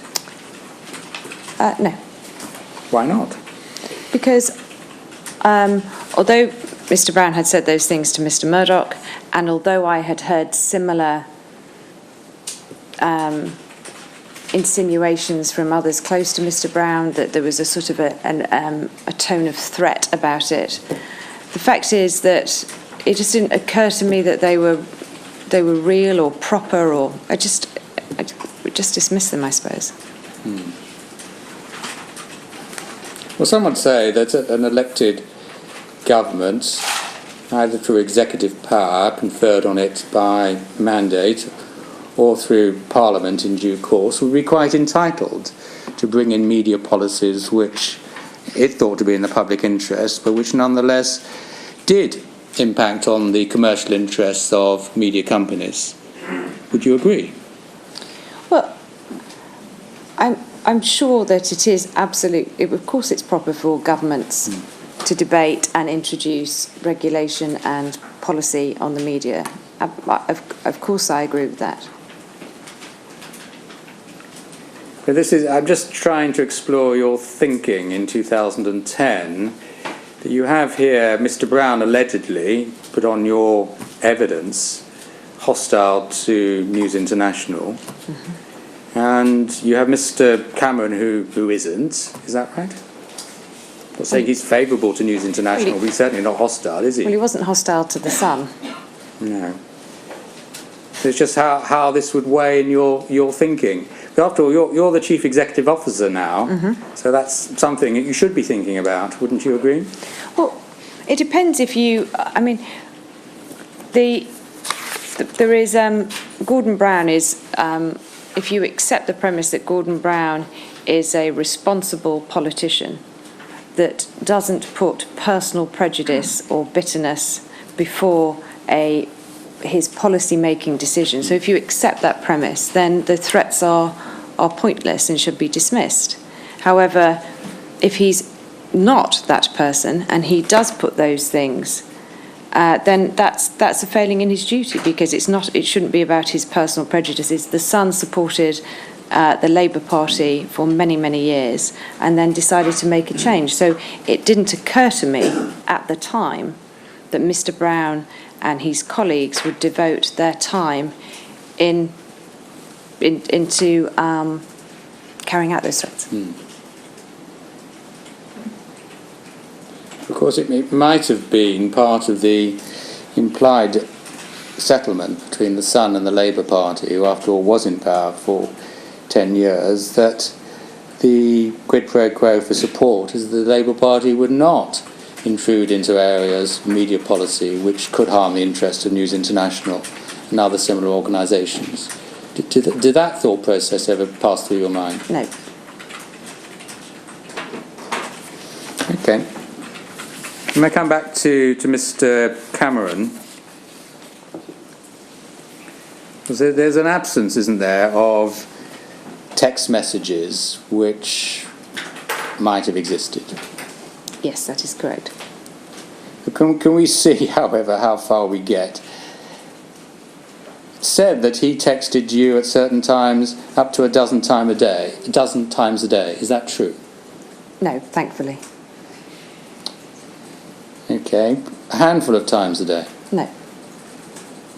I mean, I have read this as well 12 times a day. I mean, it's preposterous. I mean, one would hope as leader of the opposition or Prime Minister have better things to do, and I hope that as Chief Executive I did. I mean, I would text Mr. Cameron and vice versa on occasion, like a lot of people. Can you give us an idea of frequency? Probably more between January 2010, maybe during the election campaign, maybe slightly more, but on average, once a week. The critical time, as you say, is the election campaign, March to May 2010. Yes. Can you give us an idea of frequency in relation to that period? Well, maybe twice a week. Can you assist us with the content of any of these text messages? Some, if not the majority, were to do with organisation, so meeting up or arranging to speak. Some were for about a social occasion, and occasionally some would be my own personal comment on perhaps the TV debate, something like that. How often do you think you met with him socially during this period? Let's take the first 5 months of 2010. Ignore the record, because we agree. Yes, that no, the I'm ignoring the record, but at least it gives me a sort of memory refresh. Sorry, what was the period of time? Well, let's just take the run-up to the 2010 election, which was, I think, on the 6th of May 2010. I may be wrong about the exact date. The 4 or 5 months before then. Yes. How often would you meet with him, or did you meet with him socially? I did meet with him between January 2010 and the election. As you can see, I've got no record of it. So I think we will have met about, I mean, obviously it was incredibly busy time. I'd say probably about 3 or 4 times. What comments, if any, did you make on his performance in the television debates? Can you remember those? Not in particular great length. I think, like everybody, I felt the first one wasn't very good. But that was it. Did you text the other 2 party leaders or not? Well, I didn't text Gordon Brown, no. No. It would have been. And evidently not Mr. Clegg either, I think, from your demeanour. No. Okay. And everybody wants to know how his texts are signed off. Can you help? In the Do main, Well, you probably don't actually. But if I don't ask, people will inquire why the question wasn't asked. All right. But I'm happy to be overruled, frankly. what was the decision? Answer the question. Answer Oh, right, the sorry, question. sir. He would sign them off at DC in the main. Anything else? Occasionally, he would sign them off LOL, lots of love. Actually, until I told him it meant laugh out loud, and then he didn't sign them like that anymore. But, I mean, in the main DC, I would have thought. Right. I'm We've sorry. done that. Move on. We'll move on, okay. Did he make, or did you make rather, phone calls to his constituency home? No, actually, no. Did you often pop round to each other's houses in South Oxfordshire? No, I think often popping around is definitely overstating the case. How would you put it? We occasionally met in the countryside if it was because I was there every weekend and he was there in his constituency. I mean, it's also said, and I think this is still in the Times, was there a meeting at the Haythrop point-to-point ahead of which you texted each other to make sure that you would not be seen together? I just thought there might be a... I have been to the Heathrow point-to-point because my husband is chairman. And I think Mr Cameron has been too, because it's in his constituency. What was the question, did we meet there? Sorry. Did you text each other beforehand? Do you remember that? Well, there've been many point-to-points over the years. Well, it's annual. Was this a particular one? Can you remember this or not, Mrs. Brooks? Which? It's not. a point. I'm not. Date is not being put on this. Of course, it will be an annual event. Where did you say you read it? Sorry. It was in the Times on Tuesday, actually. Oh right. Okay. I did read that. It was a suggestion in the Times that we both were at the same point-to-point, but we didn't meet up, and there was some reason why that was significant, but it is true that we didn't meet up. I was there very briefly, and but he did meet up with my husband. Did you attend his private birthday party in October 2010? Yes. Can I ask you these questions? Others have, in fact, asked me to put them. Did you have any communication with Mr Cameron following the publication of The Guardian's Millie Dowler hacking story, which was on the 5th of July 2011? The communication would be about that story. I'm sure we discussed it between July 2009 and July 2011. No, Mr. Jason asked about 2009. Oh, sorry. He asked about 11. In other words, this is the story which came out of The Guardian, Right. which generated the... No, I don't think I did have any direct contact. Sorry, sir. Yes, you're right on those dates. And the other question, which in fact is the question which I think you thought I was asking, but I'm going to ask it now. Did you discuss the phone hacking allegations against News International with Mr Cameron at any time between the July 2009 Guardian story and your departure from News International? Yes, I did.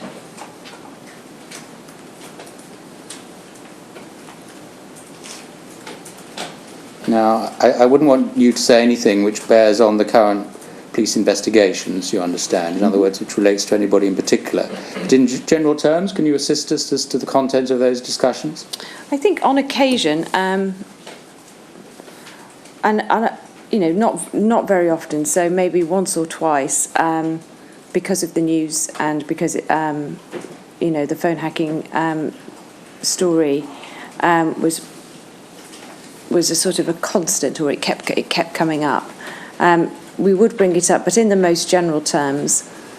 Maybe in 2010, we had a more specific conversation about it, which I think is, that's about right. Can you tell us about that one? It was more. It was one I remember, rather than it being a general terms of the story being around or what had happened that day.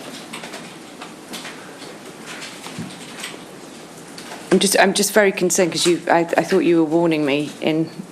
Well, I don't know what you're going to say, Mrs. Brooks, but if it's a general conversation, and it may relate more to Mr. Cameron's state of mind rather than any underlying fact, I think you could probably tell us about it. No, I think it was nothing that he particularly that he wouldn't have said publicly, but he was interested in the latest developments and asked me about them. And I said to him what I say to everybody when they ask me for an update on it. It was to do with the amount of civil cases coming in around 2010, and we had a conversation about it. I just particularly remember that. I think the context must be that he was concerned that this went beyond Goodman and Mulcair. Is that fair? Without being any more specific than that. Probably yes. I mean, it was a general conversation in late 2010 about the increase in the civil cases. But the increase in civil cases can only be an indication that this phenomenon is not limited to Messrs. Goodman and Mulcair. Or at least that's a very strong inference. Are we agreed about that? Without being any more precise than that. I think News International has acknowledged that publicly anyway, yes. Can you help us with what Mr. Cameron said? Well, it was a couple of years ago. It was a general discussion about. I think he asked me what the update was. I think he'd been on the news that day, and I think I explained the story behind the news. Nothing, no secret information, no privileged information, just a general update. I'm sorry, I can't remember the date, but I just don't have my records. You're focusing on what you told him, which I'm not really interested in. Oh, right. With respect, I'm concerned just with what he might have said, that's all. I think he asked me, I think it had been in the news that day, I think it was about the civil cases, maybe a new civil case had come out, or he'd asked me about it, and I responded accordingly. I mean, was it related, Mrs. Brooks, to his hiring of Mr. Coulson, and possibly having second thoughts about that? No, not in that instance, no. On any other instance? No. You sure about that? Yes. So we're really in the dark then as to what these conversations were about, apart from a general. Well, because they were very general. They weren't a sort of. It was particularly around the civil cases in 2010. Your question was, did we ever speak about it in those 2 years? And my answer is yes, we did, very generally. But I do remember in late 2010 having a particular, perhaps a more detailed conversation, because if you go back in the chronology of the phone hacking situation, that was when the civil cases were coming in and being made newsworthy. Okay. Just ask you on a different topic, the role of the Freuds. We'll just touch on this. You've been a close friend of Elizabeth Freud, née Murdoch, for over 10 years. Is that right? Longer, actually, but yes. They have a country house in Oxfordshire as well, don't they? Yes, they do. About how often have you been in the Freud's home in the country, your home in the country, or the Camerons' constituency home in the company of other politicians?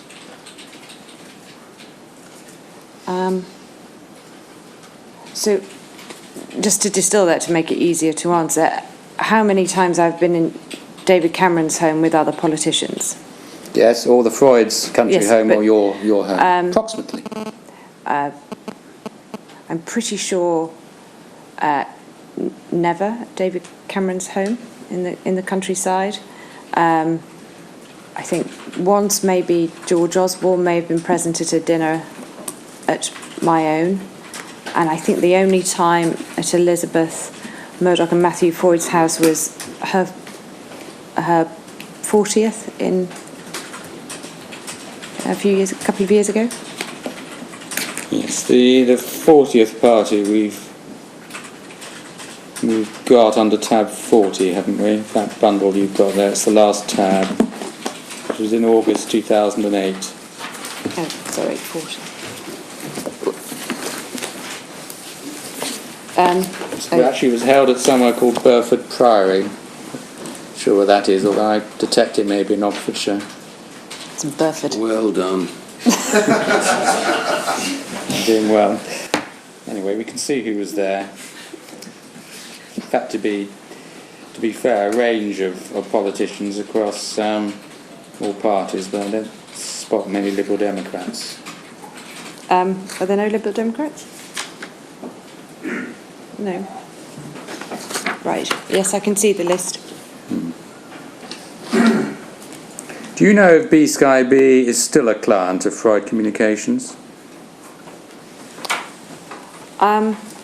I don't, I'm sure. I mean, Freud Communications is a huge company. I don't know their full client list. I'm pretty sure they haven't represented B Sky B on a corporate level, but I'm sure they will have represented lots of other areas of Sky. I don't know currently, but probably. I'll just ask you some general questions about that bid. When were you made aware that the bid would be made? I think before the public announcement, shortly before the public announcement. Before the general election or after, do you think? I think it was before, but before. I actually can't remember when the public announcement was, but it was shortly before. Well, this was obviously a big moment for News Corp. I appreciate that you're CEO of News International and not News Corp, and that distinction is understood. But were there not discussions with either of the Murdochs about the timing of the bid? I played no formal role in the B Sky B transaction, and certainly not the strategy of timing and all that kind of thing. I was made aware that that it was on the card, so to speak, before the public announcement. Maybe 6 weeks, couple of months beforehand. Because it would obviously have knock-on effects for News International as well, wouldn't it? Well, not particularly. No. If News International had no interest in it, why were you told about it then? It wasn't that we had no interest. I mean, as part of News Corp, obviously we were interested. But at the time, the way it was presented to me was, I didn't think it was going to have an effect on News International. You've said that you had no formal role in the B Sky B bid, and I quite understand that, because there's no reason why you should. But what about informally? I mean, here, as we've been discussing, you are extremely well connected to very, very senior politicians across the range, and that's part of your job, as you've described. Wouldn't your view as to how it might work out, how it might play, be of extreme value, informally, not formally? Extreme value to News Corp. To News Corp. To your ultimate boss, to Mr. Murdoch. It was never quite put in those terms, but I did have an informal role, as you suggest, mainly after the formation of the, if you want to call it this for a better word, the anti-Sky Bid Alliance, because that directly, in some ways, brought News International into what was a News Corp transaction, because the anti-Sky Bid Alliance was, I think, the BBC, the Guardian, the FT, the Daily Mail, the Telegraph, British Telecom, Independent, well, everyone else. probably. And once they formed that alliance and were using their own news outlets to promote their view and also to lobby politicians, then I suppose I probably did get involved. But again, not in the deal or the transaction or the strategy behind it. No, it's not the deal or the strategy behind it. It's the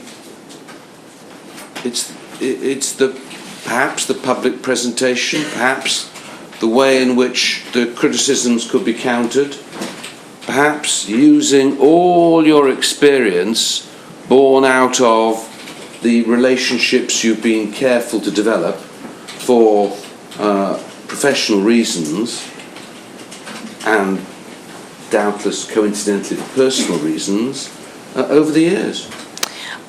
I mean, I think in some circumstances that may be true, but in this one it was a quasi-judicial decision, and I don't think my input or as you say, using that was of relevance. Obviously, in light of the anti-Sky Bid Alliance lobbying, that I would waste no opportunity in putting what was probably our case on the deal. Not Ars News International, but Ars News Core. But because of the nature of the decision, I'm not sure it was of any value particularly, apart from a counter voice in a very large opposition. When were you first made aware of the code name Rubicon? Can you recall? I think when I was told about it. I may have heard it in the ether before, but I think I was told what that was. Well, I'm sure you were aware when you were told about it, but I asked you when that was. Around the same time. A few weeks before, is that it? No, maybe a couple of months before. 6-8 weeks before. Do you know who chose that code name? No, I don't, but I think it might have been James Murdoch, but I don't know that. Obviously someone who enjoys classical allusions. Was it a code name which anybody in government knew about? No, I don't think so. Mr. Osborne or Mr. Hunt, do they know about it? I never heard them acknowledge that name. Okay. If you look at the list again of RMB1, meetings with prime ministers, and identifying whether the B-Sky-B bid was discussed on any relevant occasion. The 9th of October 2010, there was dinner at Chequers with Mr. Cameron. Yes. Might you have raised the bid on that occasion? No, I'm pretty sure that was his birthday party. That's the private party we'd covered about 15 minutes ago. What about the 23rd of December 2010, which we've already had some evidence about? Well,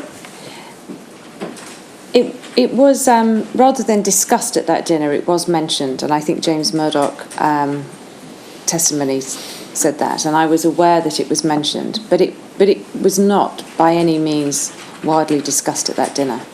It was mentioned because it was in the news because obviously Dr. Cable had resigned from that role. Were you party to any conversations along the lines that Dr. Cable had acted in breach of duty? Let's hope the next one, Mr. Hunt, does not. Not necessarily, but clearly that was our view, that we hoped that having been always put to us that it would be a very fair process, and which of course we were happy with, that it would be fair and democratic. To find out that perhaps some personal prejudice had come into that decision was quite disappointing. So it would have been along those lines, yes, that at least now the decision would be fair. Fair or favourable, do you think? Fair. You knew Mr. Hunt quite well, didn't you? Not as well as others, no. I mean, I seen him occasionally, but not particularly. And even informally, you weren't putting out feelers, soundings to find out whether he'd be on side or not? I think he posted something on his website saying that he was quite favourable earlier on in the process, before the decision went to him. I'm pretty sure that's a memory. So maybe you knew it anyway. So maybe I knew from them, but not from a direct conversation with Mr. Hunt. People are also curious, and maybe nothing turns on this, I don't know. On a further occasion, when you may have met with Mr. Cameron on Boxing Day 2010, can you enlighten us there, Mrs. Brooks? Yes, no, it's. I've been asked about it before. Mr. Cameron attended a Boxing Day mulled wine mince pie party at my sister-in-law's, and I popped in on my way to another dinner, and I actually haven't got any memory, because I don't think I did even speak to him or Samantha that night. But they were my sister-in-law tells me they were definitely there for the party, so I would have seen them, but not even to have a proper conversation. And so as for the scope of any conversation, which you say wasn't a proper conversation, are you sure it would not have covered the B-Sky B issue? On the Boxing Day? Definitely, absolutely not. I mean, I don't think there was a conversation.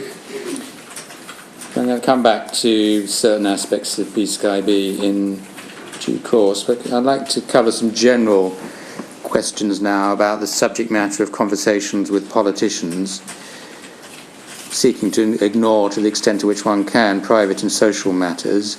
It's self-evident that your conversations with politicians would embrace the issues of the day. Is that fair? Sometimes, yes. Would they also embrace issues such as press regulation and media policy? Very rarely. I mean, there are some examples of when that I have met with a politician, particularly to discuss that, but they were very infrequent. And the role of the BBC, was that often the subject, or sometimes the subject of conversation? Not particularly. I mean, from my perspective, Sun readers pretty pro-BBC. I think, in general, waste in any public sector or taxpayers' money was something that we would address with the BBC on occasions and others, but not in a sort of. I never really had a conversation with a politician about the sort of top slicing the licence fee or all that. Just not. What about issues such as self-regulation of the press and the Press Complaints Commission? Were those ever discussed with politicians? Again, probably not enough, but no. Why do you say not enough? Well, when you asked me the question, I was just reflecting on the fact that I couldn't remember a conversation with a politician where we did discuss the PCC, which is. What about press ethics? Was that ever the subject of conversations with politicians? Well, obviously, because of the last couple of years, it has been the subject, but. Can we go back before then? Yes. Because I think the last couple of years is in danger of muddying the waters, and I want to speak more generally. Okay. Can you help us with that? I think after Operation Motorman and What Price Privacy, there was a sort of a general debate going on in the media in terms of, particularly in 2003, which was pretty much saw the end of the use of private detectives, certainly in the way that they have been for the last decade. And I think that was something, Operation Motorman and What Price Privacy, will have been discussed with a relevant politician at the time. I suppose press ethics particularly came up with Jack Straw. I know that Mr. Les Hinton, Mr. Murdoch McLennan, Mr. Dacre had spent some time, as well as the rest of the industry, discussing the Data Protection Act, and in particular the custodial sentences assigned to journalists. And that was I remember that being a big conversation with politicians, and I probably only got involved in that, again, quite late on. So there was some discussion, but not a great deal. You were friends with Mr. Blair. Mr. Blair, we know, often felt that the Daily Mail was hostile to him and his wife. Was that something that he discussed with you? On occasion, yes. Quite often, perhaps? Not quite often. It was probably more Cherie Blair that would discuss it with me. But I'm not interested in private discussions, but I'm interested in the wider picture of press ethics. But what was the concern that was being conveyed to you in this context? Well, it wasn't, if you like, press ethics in its most altruistic form. It was the tone. I think Cherie Blair was concerned that she felt a lot of her coverage was quite sexist.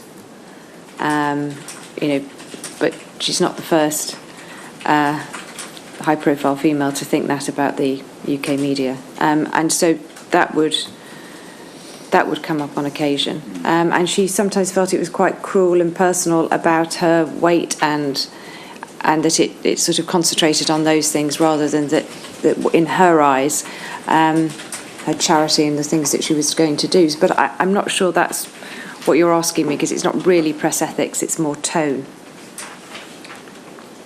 It may be part of the overall picture. We know that Mr. Blair described the press as feral beasts in 2007.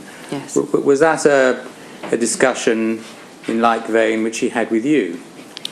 No, although I think that post Iraq, I think there was some conversations about the 24-hour media, which is, I think, what he was referring to, the fact that we, the press, had become feral beasts because there was always a constant need for a new story. So occasionally 24-hour news was mentioned in terms of Iraq, but not really. I was surprised when he said that. Well, his speech speaks for itself, but feral beasts, I think, went further than just a temporal point, that the press is there 24 hours a day. It's also to do with the way they behave. Sometimes they're a bit wild and off their leashes. Do you see the analogy? I see the analogy, yes. And he didn't communicate any of those concerns to you? No.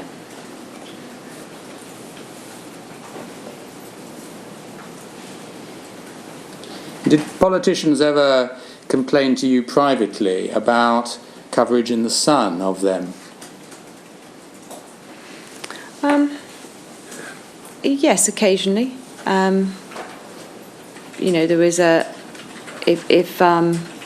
if someone felt it was unfair. I mean, you asked me a question earlier about, I can't remember how you phrased it, but if I had passed information from Gordon Brown to Tony Blair, I think it was something like that, in which I said wasn't true. There's plenty of people doing that.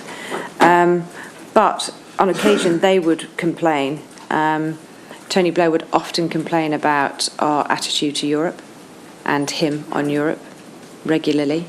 Many Home Secretaries would regularly complain about campaigns or that we were doing in the paper. So, yes, they did. I think our role was, I think that was correct, because our role was to hold them to account on certain issues. Okay. Some further general questions, and see if we can analyse the power play which may or may not be in issue here.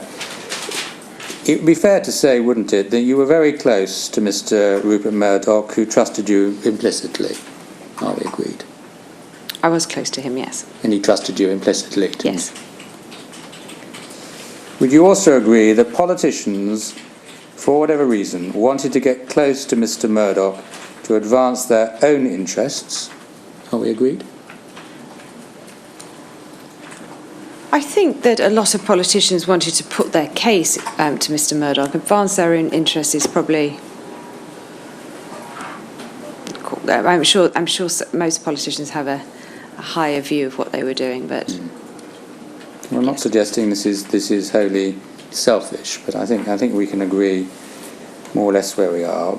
But this may be the more important point. But in order to get close to Mr. Murdoch, in practice, they had to get close to you. Would you agree with that? No. Why not?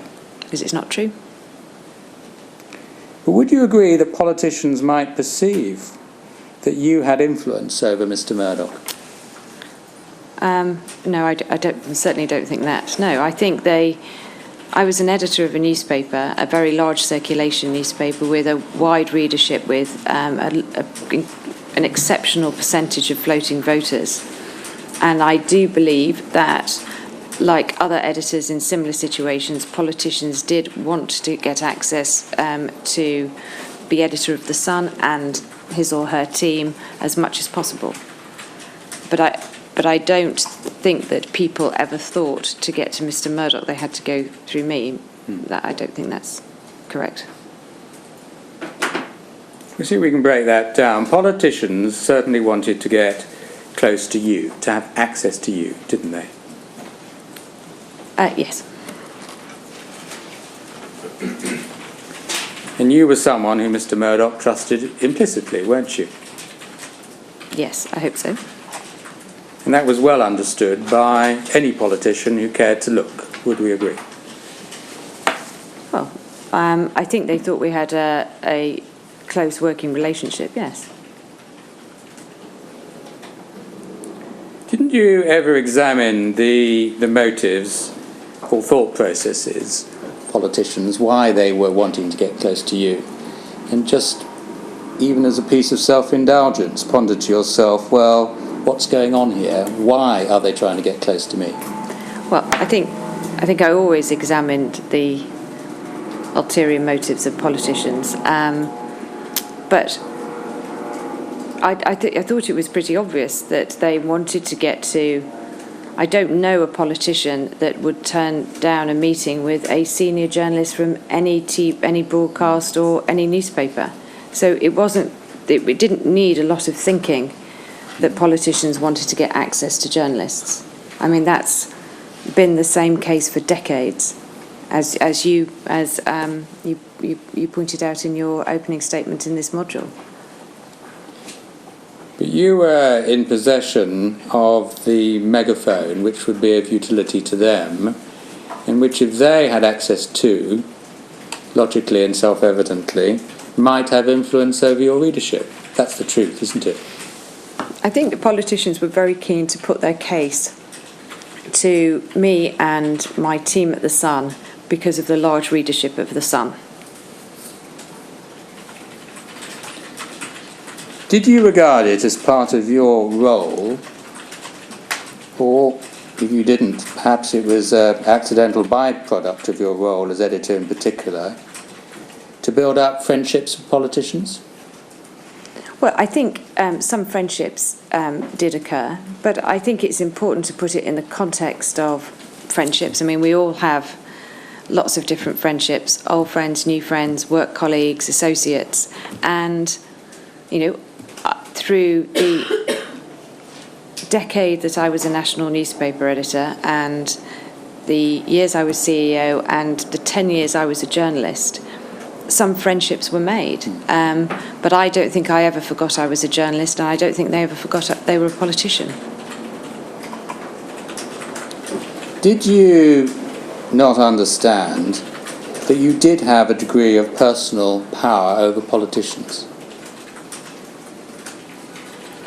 No, again, and I just didn't see it like that. I saw my role as editor of The Sun as a very responsible one, and I enjoyed my job and every part of that job, but particularly, as I've said in my witness statement, I enjoyed campaigns and I enjoyed, you know, bridging a gap between public opinion and public policy, taking on concerns of the readers. So I don't accept it in the power terms that you keep describing it as. Your real interest is people, isn't it, Mrs. Brooks? You're a very empathetic person. You understand how human beings think and feel, don't you? Well, I do like people, yes. And journalists, as a main, do try and be empathetic, otherwise no one would tell them anything.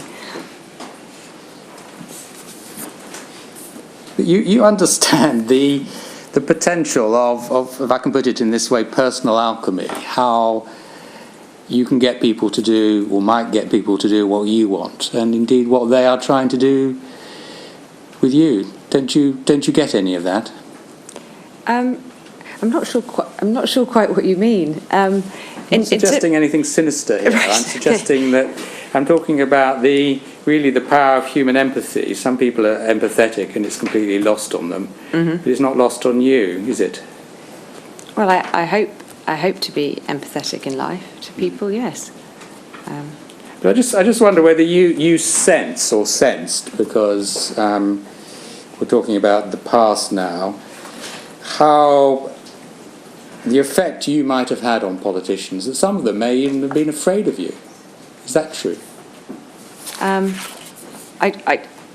literally, like I say, I don't see politicians as these sort of easily scared people. Like I say, most of them are pretty strong, ambitious, and highly motivated. So, But let's see if we can just take one case study and see whether there's any validity in that case study. You remember the McCann serialisation that is, case? I do, yes. Which actually we've got Dr. McCann's evidence in relation to this in the bundle, haven't we? At page 57 under tab 6.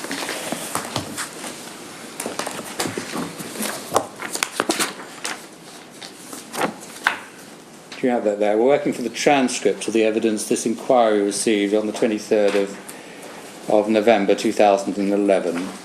Right, yes. And if you look at page 57, line 11, the question I asked was, you talk about a meeting with Rebekah Brooks. Are you on the right page? They're not numbered in that way, but... Well, they are actually. Oh, it's 57, is it, at the bottom? No. It says 15 at the bottom, but each page has 4 pages on. Right, I've got it. Sorry, thank you, sir. Yes. The question was, you talk about a meeting with Rebekah Brooks which led to a review of your case, a formal review. Just to assist us a little bit with that, can you recall when that was? When Dr. McCann's answer was, I think it's probably worth just elaborating a little bit because it was quite a complex decision-making process. News International actually bid for the rights to the book along with HarperCollins, and one of their pitches was the fact that they would serialise the book across all their titles.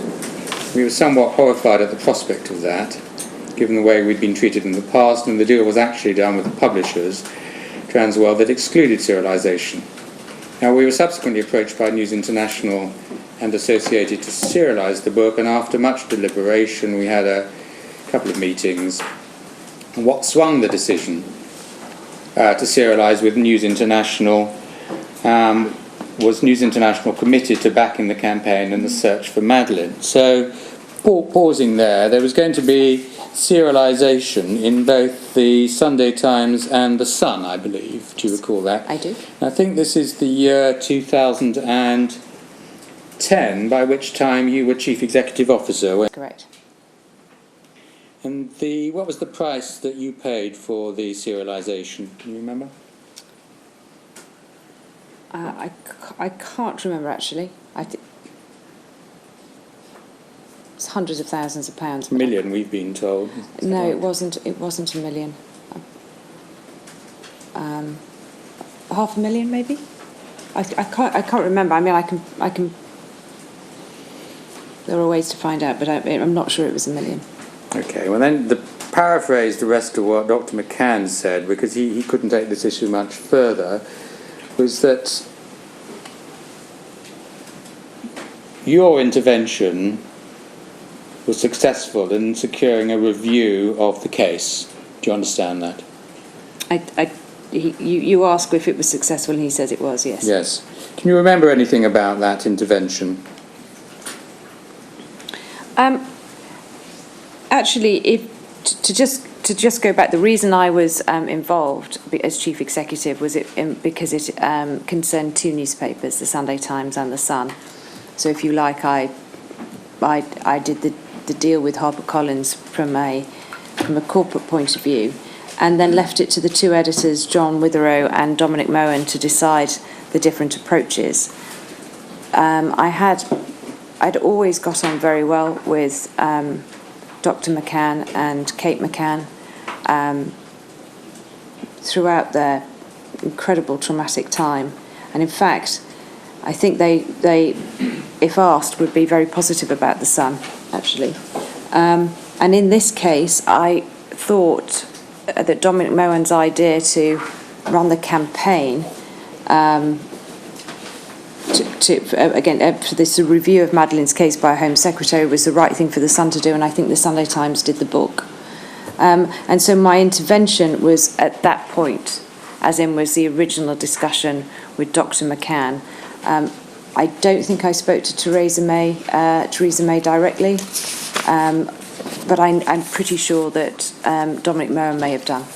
Let's see whether we can agree or disagree on what might have happened. But when you were discussing the arrangements with the McCanns, you asked if there was anything more they wanted. Do you recall that? Maybe, yes. And Dr. Jerry McCann said that he wanted a UK police review of the case. Do you remember him saying that? I do, yes. And do you remember your answer being, is that all? Well, I may have said it slightly more politely, is there anything else before we conclude this meeting, but I don't particularly remember saying that, but maybe I did, yes. I'm not suggesting to you that it was impolite, in just summarising the gist of what you said. Maybe, yes.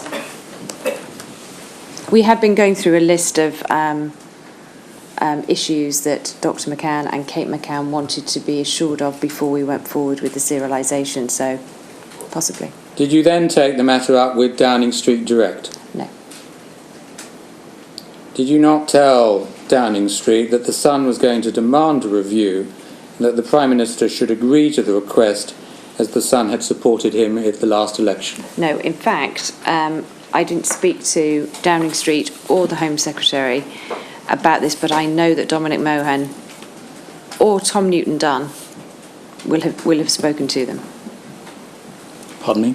That they will have spoken directly to either Number 10 or the Home Office. I'm not sure. You'll have to ask them. Probably the Home Office, I would have thought.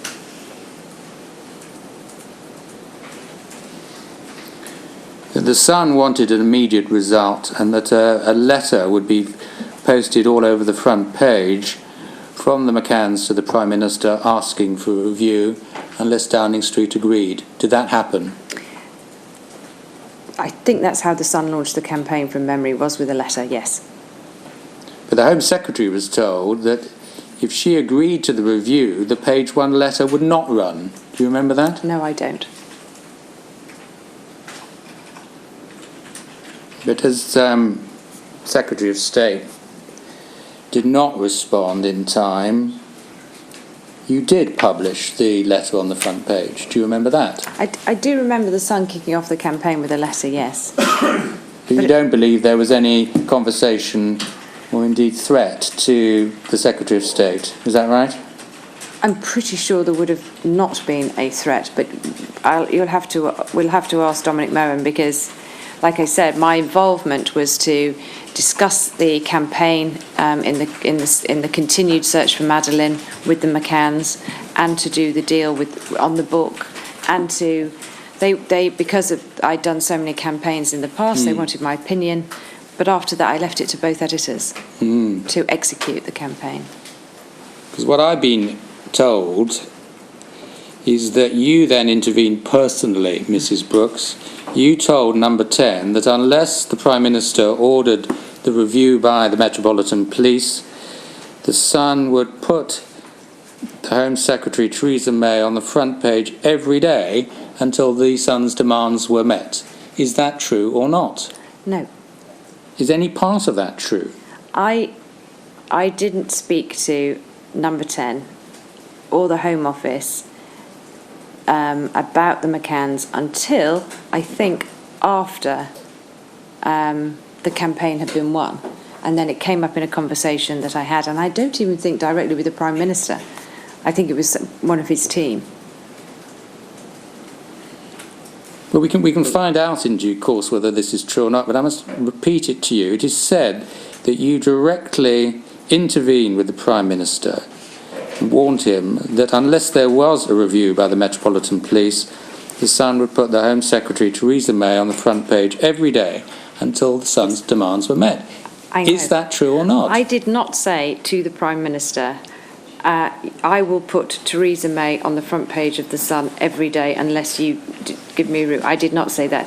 If I'd had any conversations with Number 10 directly, they wouldn't have been particularly about that, but they would have been if I'd been having a conversation. The Sun was leading a major campaign with a very strong letter on page 1 to start the campaign, and anyone who knew me would have talked to me, any politician would have talked to me about it, but I did not say that. I don't know who said I said that, but we're going back to sources again. But Could we ask this?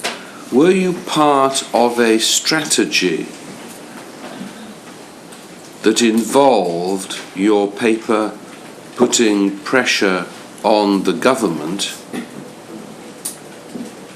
with this sort of implied or express threat? I was certainly part of a strategy to launch the campaign in order to get the review for the McCanns, yes. But I think the word threat is too strong. Well, give me another word then for threat, could you? Persuade them? Persuasion. All right. And in your own words, Mrs. Brooks, define for us what the strategy was. So, the McCanns were deeply upset that there hadn't been a review. It seemed incredibly unfair that they hadn't got this review.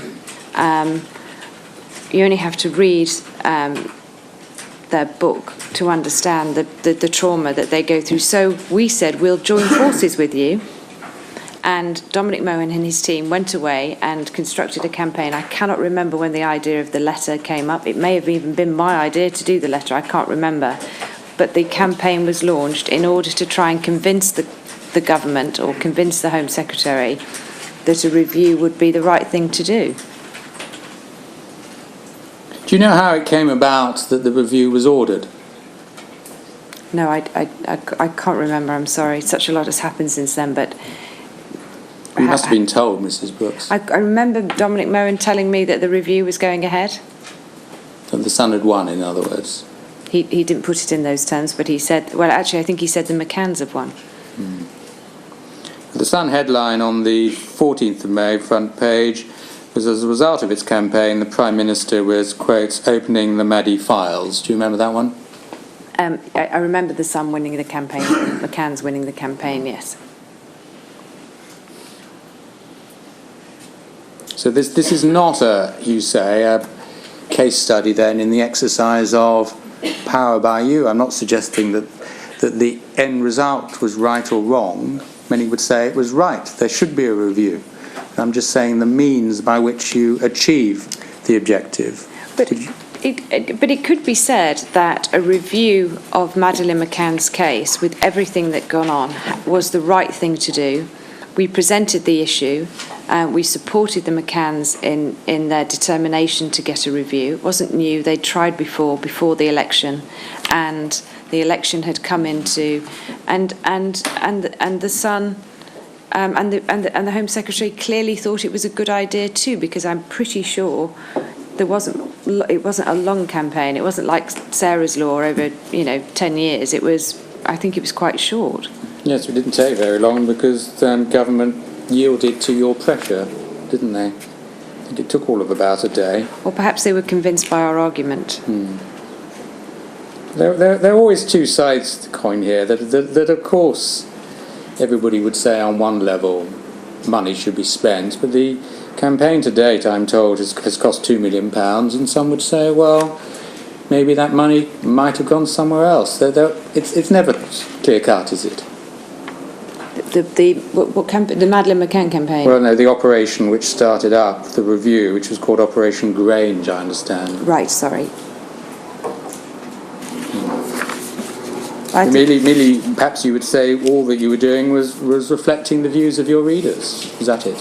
I think in that case it was an issue that we brought to the readers, that we explained to the readers that a review hadn't taken place, and that we presented the McCann's story, as in the reason why they wanted the review. I think that absolutely chimed with our readership, and the campaign was started with a very heartfelt letter, and the politicians were convinced our argument, or the McCann's argument, was correct. It also chimes with the commercial interests of your papers, because this sells copy, doesn't it? Well, campaigns can sell newspapers. I think the serialisation of the book actually was good for circulation for the Sunday Times. I'm not sure how well the campaign was in circulation terms, but they will be a matter of record. It may have been. I deal finally before lunch with one other example, just to put your evidence on this. Mr. Dominic Grieve at one point was the shadow Home Secretary, wasn't he? Yes, he was, yes. Do you remember a conversation with him over dinner in which you discussed the Human Rights Act? I do, yes. And to cut to the quick, his position was in favour of the Act and your position was not, if one wanted to distill it into one sentence. Is that correct? I don't think that's quite right. Similar, his position was that it was a shadow cabinet dinner, and his position was that the David Cameron's promise, or should we say the Tory party's promise, to repeal the HRA and replace it with a British Bill of Rights, I think was the plan at the time, should not be so easily promised to papers like The Sun and The Mail, The Telegraph. And so it wasn't that he was pro it or against it, he was just making the legal point that it was very difficult to do. Were you impressed with him after that conversation? Well, as it turned out, he was absolutely right.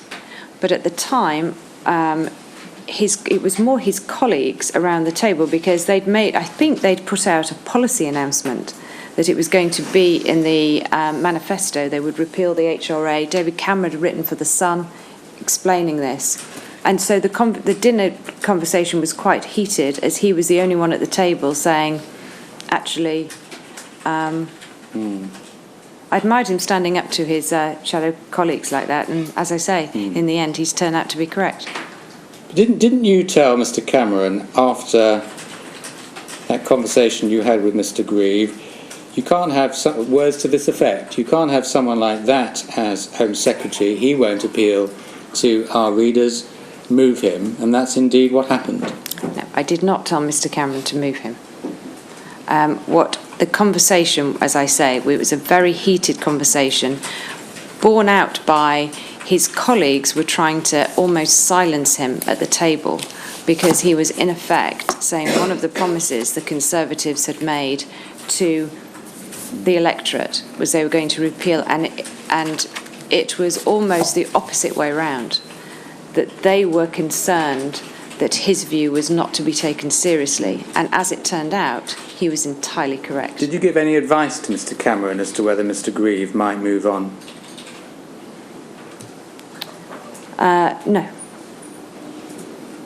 No, in fact, after that conversation, it's important to remember Mr. Cameron wasn't at that dinner.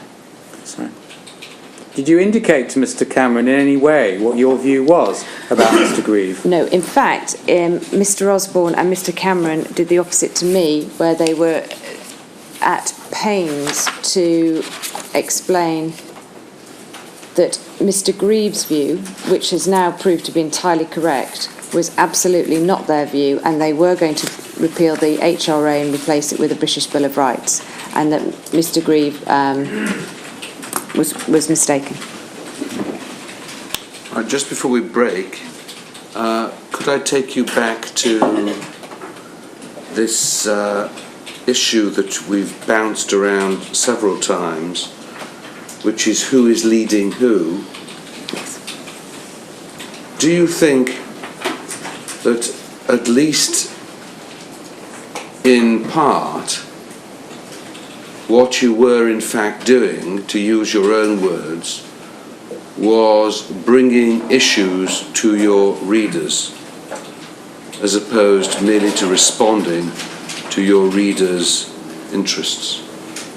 I think that's correct, yes. And I'm sure we'll come back to it this afternoon, but I would like your view, which you can reflect upon, which is this. You're obviously, everybody's entitled to be a friend of whomsoever they want to be a friend. That's part of life. But can you understand why it might be a matter of public concern that a very close relationship between journalists and politicians might create subtle pressures on the press who have the megaphone and on the politicians who have the policy decisions?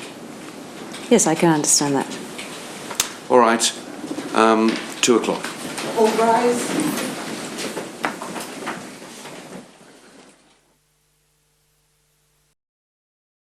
No, I was just delivering a Thomas the Tank DVD.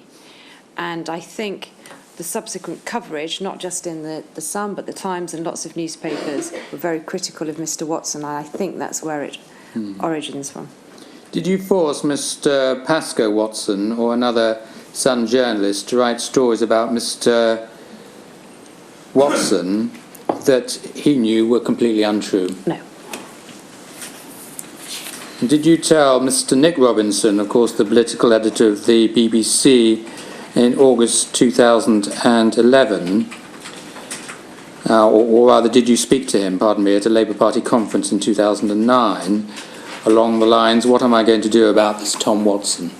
I may have done, yes. But I can't remember saying that exactly.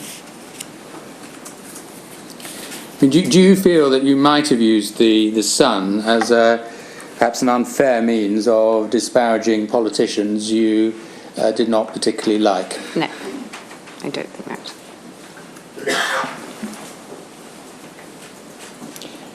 Now go back to the B Sky B issue and paragraphs 90 to 92 of your witness statement, please, Mrs. Brooks.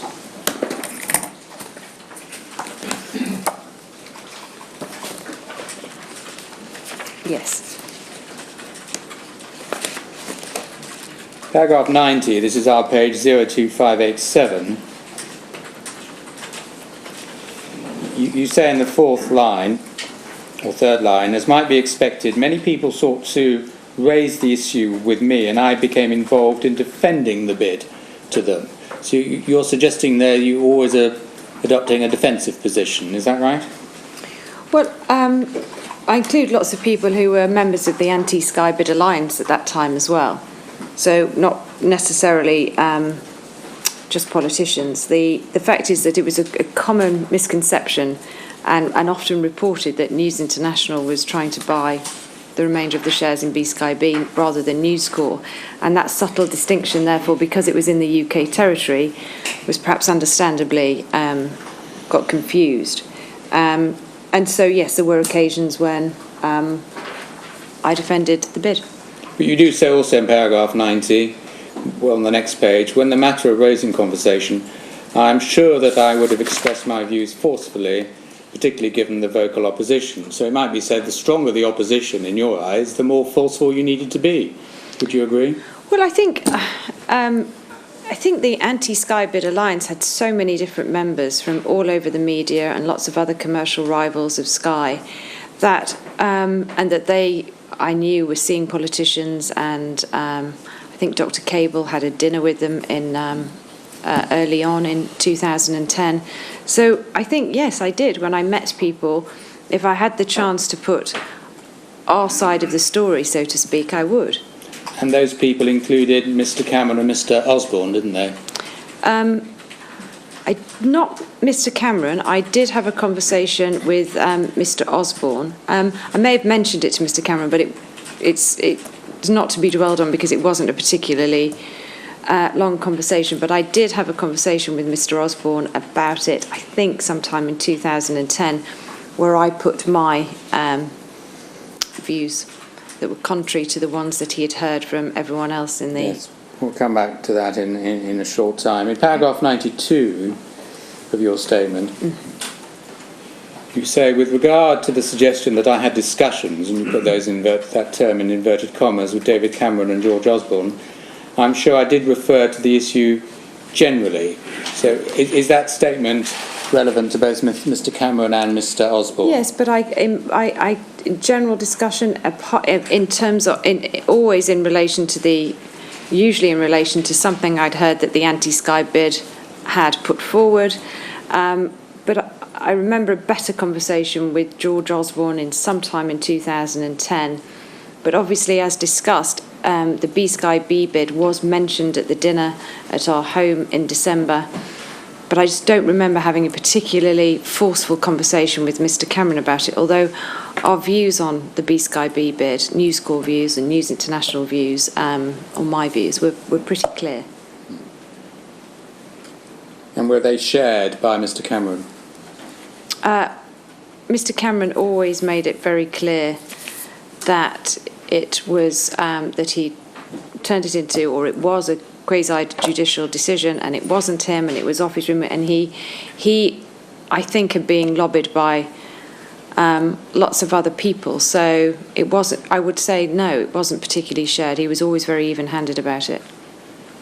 Was Mr. Cameron supportive of the B-Sky B bid, to your knowledge? Not particularly, no. Was he at all supportive of it?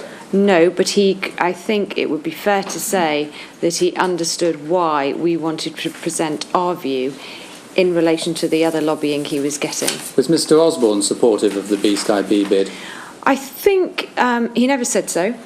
He never said explicitly that. However, I think one of the points that we were trying to make about the bid was if that kind of level of investment was coming into the UK, that contrary to what the anti-Sky bid alliance was saying, and that it would be a bad thing, that actually we thought in the call centres around the country, that creation of jobs, that we would try and put those arguments to Mr. Osborne. But again, they would all say the same thing: it's not my decision. I think my question was only, was he supportive of the bid or not? And as I say, he never explicitly said so. But could you infer whether he was supportive or not? No, he was interested in our arguments. I think that's probably at its best. Were you aware of the role Mr. Fred Michel was occupying in relation to the bid? Well, I was aware at the time, but not to the extent that I've now seen, but I was aware, yes. So when you say to the extent that you have now seen, are you referring to the 163-odd emails? Yes, well, I hadn't realised there were that many emails, but yes, I was aware of his role in the B-Sky B bid. And when did you read those emails? Well, I actually still haven't read them all. You've sampled them? I saw some during the evidence given by James Murdoch. And when they were drawn to your attention in that way, did they surprise you in any way? I think the truth is, at the time, at the time of the B-Sky B bid, I suppose, like most journalists, I viewed public affairs and lobbyists with slight scepticism, and I often thought that Mr. Michel perhaps over-egged, I think, his position. However, he was doing his job. You know, he was passing on information as lobbyists do. How do you know he was over-egging his position? I always thought because, I suppose, because as journalists we would have quite direct contact with ministers and prime ministers, and in the course of our work, but I always thought it was slightly strange that he had that level. Not slightly strange, actually, that's not fair. Fred was very good at his job. I always thought the level of access that seemed to come out was pretty good, really. Okay. There are a couple of documents in these 163 emails feature you, only a couple. This is KRM 18. We've got one of them under tab 17 in the bundle. Tab 17. We can probably put it up on the screen. I'm not sure it's going to be available to anybody else. It's in the PROP file 10,1657. You may have it as a separate piece of paper, Mrs. Brooks, I don't know. I do, thank you, Mr. J. And it relates to the 12th of October 2010, and you were copied in on an email from Mr. Michel to Mr. Anderson. Mm-hmm. Are you with me? Mr. Anderson, we heard with Mr. James Murdoch, and I've clean forgotten who he is. Could you remind me? He is...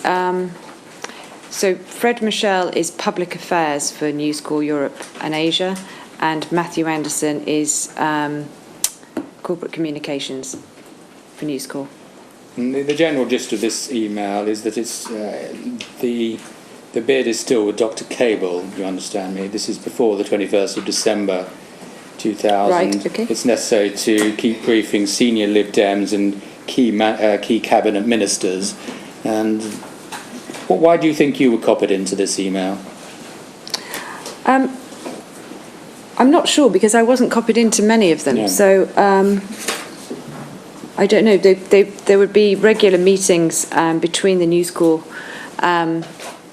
people who were in charge of the bid, and occasionally maybe I was in that meeting. I don't know why I'm copied into this one particularly, but... You're copied into the next one, which is the same file, PROP 10,1679. Hang on, just before we lose... Sorry, which... Are you going to 1679? Yes. So that's probably the only one you've got in that file. It is, yes, but it's all three emails are on the same sheet. Yes, I'd found an earlier one ploughing through KRM 18 as I did a few days ago, just to see whether there's anything else relevant. But the most relevant one is 1679, which you'll have, Mrs. Brooks, in tab 17. Right, yes, which is, the one that starts very good debrief with Hunt. That's right. Yeah. And it's dated the 14th of December 2010.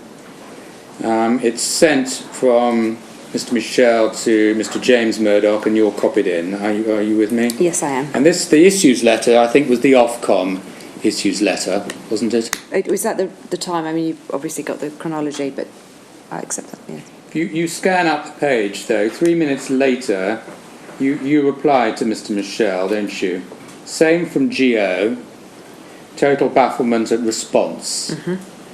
Now, the reason why you were able to reply so quickly, I think, is that you had dinner with Mr. Osborne the night before, hadn't you? That's correct. So you had discussed the issues letter with Mr. Osborne the night before, hadn't you? I must have done, yes. Yes. Otherwise you wouldn't have been able to reply so quickly. Quite rightly. And the reference to GO is not including his special advisor, it is to GO personally, isn't it? It is, yes. Why were you discussing the issues letter with Mr. Osborne at all? Well, I don't... You're telling me now that it was the time of the issues letter, so I accept that. My memory from the dinner was that it was with my husband and I, Mr. Osborne and his wife, and Mr. Lewis and his wife. So it was the six of us. It was in a restaurant, more of a social occasion. But like I said in my witness statement, I probably brought it up, but I can't remember. But there would have been a part of the dinner. I would have discussed our frustration, perhaps, at the time of what was going on. So I don't know whether I brought it up or George, but we did discuss it at that dinner. Not in any great length, because... It's a point of detail, this, isn't it? What's in an Ofcom issues letter. You'd agree with me? Yes, but that wouldn't have been... I mean, that wouldn't have been my stance on it, because I probably wasn't all over the complexities of an Ofcom issues letter as Chief Executive News International. I mean, literally my main focus my main involvement in the B-Sky-B bid, if you like, was informal, as in, nothing to do with the transaction, but was generally in response to the huge amount of opposition and lobbying that was going on by the Anti-Sky Bid Alliance. You told us that already, Mrs. Brooks, but, yes, but what this dinner must have encompassed was a discussion about the issues letter, because the email makes that clear. Would you agree?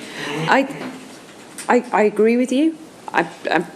that's exactly what the email says, but I don't remember a detailed conversation at a social dinner about the complexities of an issues letter and Ofcom. So it may have been precisely 3 minutes of me saying, can you believe that that has happened? And George Osborne looking slightly perplexed and me responding to Fred Michel the next day. I mean, it was a very brief conversation, but it did happen. Well, plainly it did happen, but it's not Mr. Osborne looking slightly perplexed. He's totally baffled at the response, according to you. Well, totally baffled then was my interpretation of his reaction. The conversation must have been initiated by you, Mrs. Brooke. You don't hold back on these occasions, do you? I just can't remember whether I brought it up or not, that's all. There are two possibilities. Either Mr. Osborne did or you did. Okay, well, let's say I brought it up then. Yes. Well, no, I don't think you want you to guess. Well, I'm being forced to guess. No, I'm sorry. I promise you're not being forced to guess. Okay, well, I can't remember who brought it up, but I'm happy for argument's sake, Mr. J, to accept that I did. But I'm not sure that's the case. You think it's an appropriate conversation with Mr. Osborne? I think it was an entirely appropriate conversation. I was reflecting the opposite view to the view that he had heard by that stage from pretty much every member of the anti-Sky Bid Alliance on many occasions. So I think for one 3-minute conversation at the beginning of dinner, I got the opportunity to give our view. I don't see why that's inappropriate. If you remember the length of the conversation, you might be able to assist us as to who initiated it, Mrs. Brooks. Couldn't you agree? I'm accepting, for the sake of argument, that I brought it up. I just can't remember this. That's absolutely true. Another reason why you're diffident about this, it's obvious from your one-line email that we know what Mr. Osborne's thinking is about the bid generally, don't we? Well, I obviously remembered from the conversation, which I can't remember exactly how long it took, but from the limited conversation that we'd had the night before, that he was baffled at the response. That's what I say. I'm agreeing with you on the email. Yes, but it's also obvious that he was supportive of your bid, wasn't he? No, bafflement, or he was perplexed at the whatever. When you're telling me it was the issues letter, I'm fine. He was baffled at the response. Well, hang on. Mr. J isn't quite telling you that. Paragraph 92 of your statement proceeds on that premise. That it was the issues letter? Yes. Yes, well, he was baffled at the response. It's still, I mean, I'm not sure what the question is, Mr. J.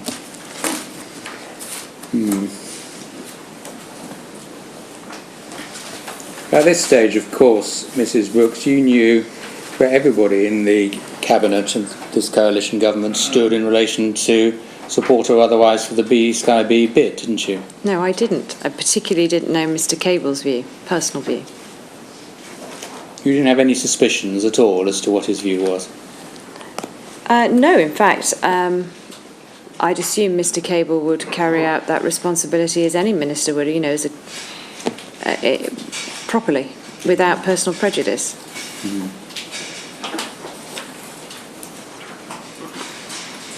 By the time you'd read the email, the first in the chain, if not before, you were well aware what Mr. Hunt's view was about the merits of the Sky B bid vis-à-vis News Corps, weren't you? Well, I said to you earlier, I don't remember hearing that, hearing anything from Mr. Hunt directly on the bid, particularly. But I have a recollection that he put something on his website. I think it came up in this inquiry, so that he put something positive on his website, wasn't it? Or didn't you have conversations with Mr. James and Mr. Rupert Murdoch about how the bid was getting on and who was supporting it? I think if my conversations with Mr. James Murdoch and Mr. Rupert Murdoch about the bid were, in essence, probably discussing the latest move of the anti-Sky Bid Alliance. So I remember having to call Mr. James Murdoch when the anti-Sky Bid Alliance commissioned a poll through their PR agency they'd hired, I think Weber Shandwick, and their poll had discovered that 80% of people didn't want us to buy the rest of Sky shares. So I would probably update, because the Anti-Skybid Alliance was, of course, working in the UK territory. So there would be occasions when I would update Rupert or James Murdoch, and there were internal meetings that went on inside News International that occasionally I would attend to. Well, News Corp, News International, regarded it as important to lobby government generally in relation to this bid. Are we agreed? I don't think that was a strategy. I think it was a response. Yeah. But regardless of what originated it, it is what happened in the event, isn't it? Well, certainly from what we've seen from Fred Michel's emails, there was a lot of lobbying going on from our side, yes. And you could assist the Murdochs to this extent that you knew the personalities involved at least as well as them, and you could advise them in relation to Mr. Osborne, Mr. Cameron, Mr. Hunt, in a way in which perhaps they couldn't. Isn't that what you brought to the table here? No, I don't think so. I think this was first of all, the strategy behind the bid was set by News Corp, and I had nothing to do with that and had, again, no formal role. And secondly, this was a quasi-judicial decision, which is nothing to do with the personalities and preferences of the Prime Minister or the Chancellor of the Exchequer in this case, or Mr. Hunt before he took over from Dr. Cable. But you weren't so naive, were you, Mrs. Brooks, to believe that this quasi-judicial decision would be carried out necessarily, wholly properly? You would naturally fear that personal prejudices might intrude. You knew that, didn't you? No, actually, I maybe it was naive of me to think that, the procedure would be dealt with properly, but I did believe that. I had no reason not to until Dr. Cable's comments came out in the December. Okay. But we do have one email, don't we, which you have found. It's RMB2, it's under tab 4. You kindly disclose this one to us. This email, yes, tab 4, isn't it? It's under tab 4. Yep, I've got it.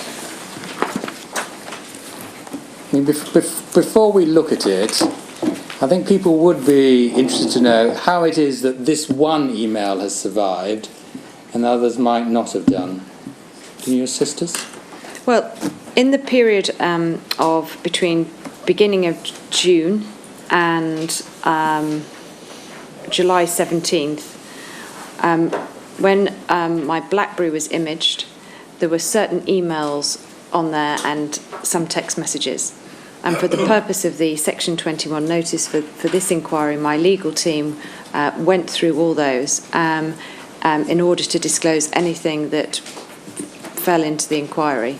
And this was the only email that I had in that period that was relevant to the B questions I've been asked in my witness statement. If you go first, because we have to look at it in this order, to the bottom of page 02606, which is going to be the first page of this document. We can see at 16:29 hours on the 27th of June 2011. Are you with me, Mrs. Brooks? I am, sorry, yes. I'm just see if it came on the screen. Frederick Michel sends an email, and it goes to just you, I think, although it's not altogether clear. Is that your understanding? I would be surprised if it just came to me. As you've seen from the previous emails, they were always copied into the same, almost same group of people, but perhaps it was directly to me. The text of the email is then on the next page, which is 02607. Hunt will be making references to phone hacking in his statement on Rubicon this week. He will be repeating the same narrative as the one he gave in Parliament a few weeks ago.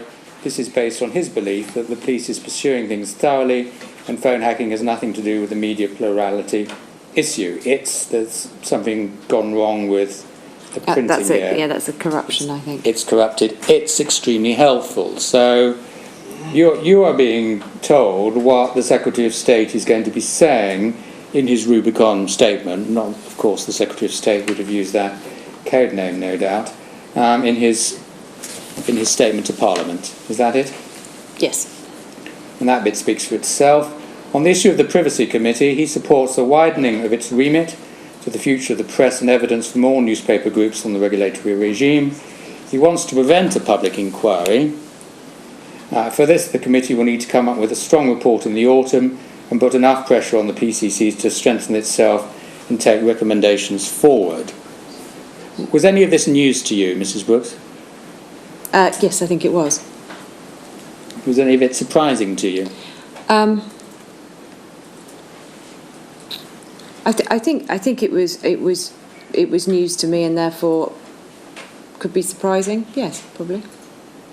Then the next paragraph, JH is now starting to look into phone hacking practices more thoroughly and has asked me, well, the pronoun me is Mr. Michel, to advise him privately in the coming weeks and guide his and number 10's positioning. Do you know what that was about? Well, I think it speaks for itself. Does that surprise you?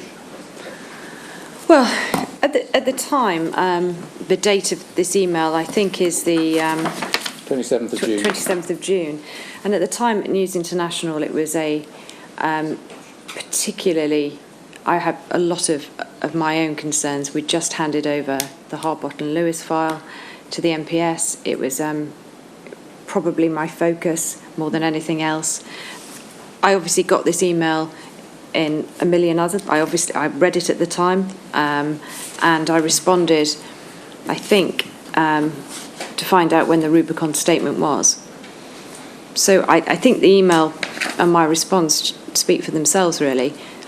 Because your response was, at 17:20 hours, we have to go back to the previous page. When is the Rubicon statement?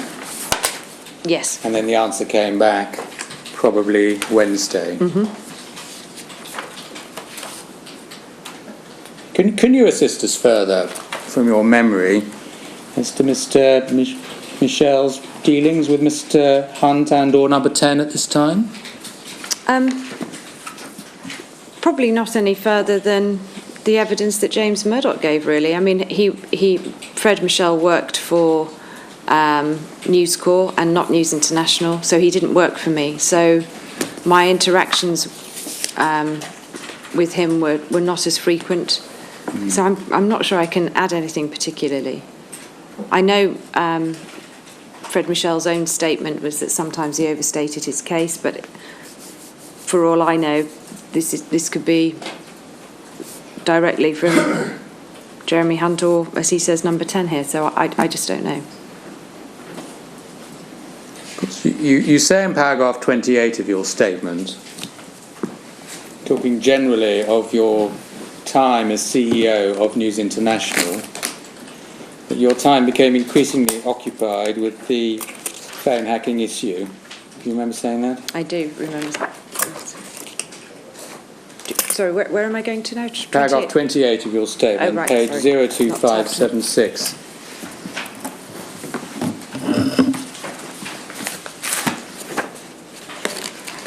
I'm concerned with the detail of your investigation or your knowledge, Mrs. Brooks. Were relations between Murdoch father and son increasingly fraught as this issue developed? I don't think it was between father and son. It was, I mean, the situation was fraught.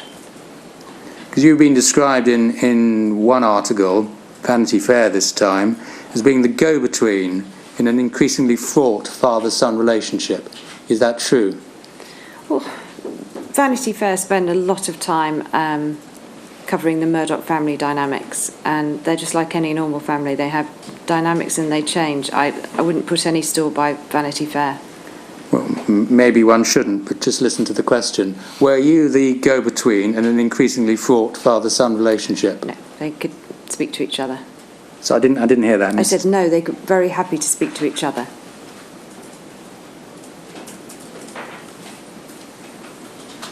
It was also suggested that James was passing blame on to subordinates. Is that what was happening?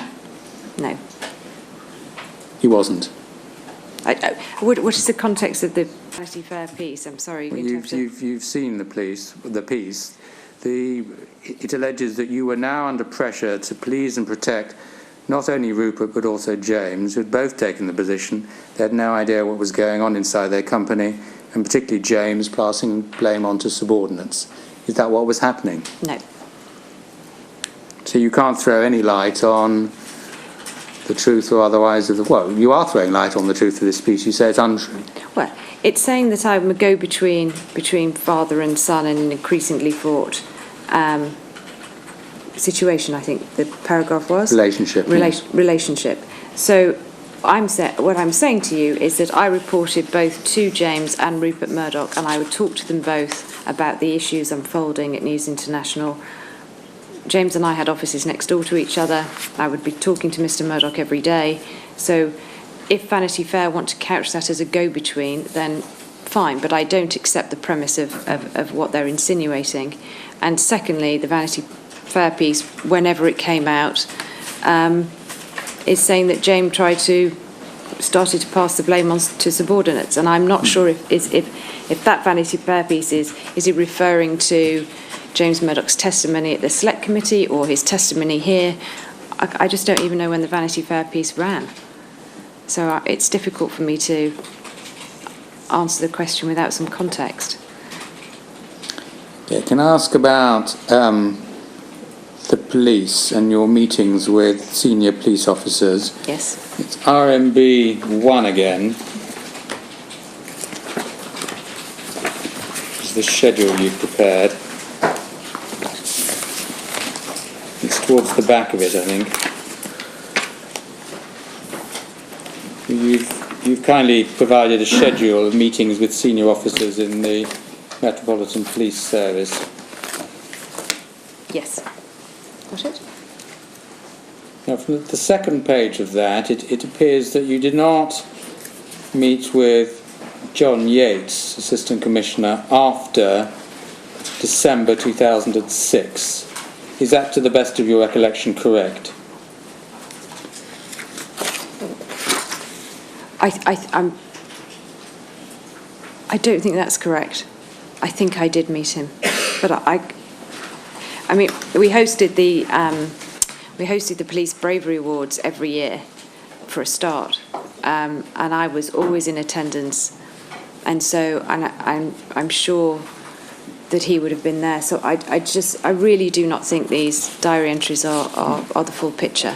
I think that there's likely to be a difference, Mrs. Brooks, between a large function in which you might bump into people, but any conversation might be snatched, and a dinner in a restaurant, there may only be a few of you, and the conversation might be more expansive. I do remember having a meeting with John Yates in Wapping, a lunch around the time of the Cash for Honours situation. Well, we're back in 2005. Is that 2006? Oh, right, okay. Well, then, this diary may be correct then. I didn't see much of John Yates. Are you able to say whether or not you discussed phone hacking issues with him? Because I don't remember a one-to-one meeting. I'm pretty sure, though, I attended the Police Bravery Awards right up until, as you can imagine, right up until 2011, and he was always there. And I can't remember when the Guardian first, but I think the Guardian broke their story in July 2009, and there was a Police Bravery Awards. It's usually in July. So I don't want to absolutely rule out the fact that I may have mentioned it to him because he was often around, but I don't remember a sit-down conversation where we discussed it at any length. So you're admitting of the possibility, but I assume... I'm saying that it might quite probably have happened if those sequence of events, if my memory serves me well, and those are the sequence of events that the Guardian story broke in July 2009, but I can't remember what date, and the Police Bravery Awards was afterwards. It could have been the other way round. I think the Guardian story was the 5th or 6th, wasn't it? 8th of July. 8th of July. In the evening, and then in Right. the print edition on the 9th. The meetings with Mr. Fedoccio, which are more frequent, what were the purpose of those meetings, in your own words, Mrs. Brooks? Well, they would often be attended, usually he would accompany a commissioner or a particular senior officer, or if he came in on his own, it would be to discuss things with me and my crime editor and some senior team, and it could be a variety of issues. There was also, although it was an annual event and if you like, a well-oiled machine, there was always quite a lot of organisation for the Police Bravery Awards, because the process continued for many months. Started many months before, and he would have been involved in that as I would. But mainly the issues of the day, or introducing a new commissioner or coming along with an update with the commissioner. Did you ever obtain information from him which formed the basis of a story in The Sun? No. Did he put you in contact with police officers who could provide the basis and did provide the basis of a story? Well, I think most crime journalists would, I wasn't a crime journalist or a crime editor, but I think the process was that we would often ring Dick Fedorcio if we had a story that we'd got from our own sources that involved the Metropolitan Police, and he was in a position to steer us away from it or give us a comment if we got it right.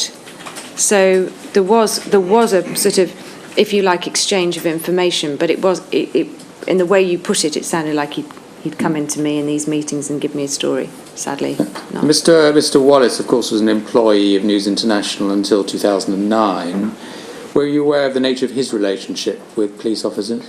No, only insofar as I never worked directly with Mr. Wallace. But when I took over his position as deputy editor of The Sun in 1998, I then assumed his responsibilities in owning, if you like, the Police Bravery Awards. So I was aware that he had started those in the previous year. Okay. I'm going to go one general question about the nature of hospitality, but it has to be a very general question. In terms of the nature of the hospitality you were offering, I'm talking about lunches, dinners. Did you regard police officers really in the same way as politicians? In other words, it was appropriate to take them to a restaurant of a certain stature or distinction?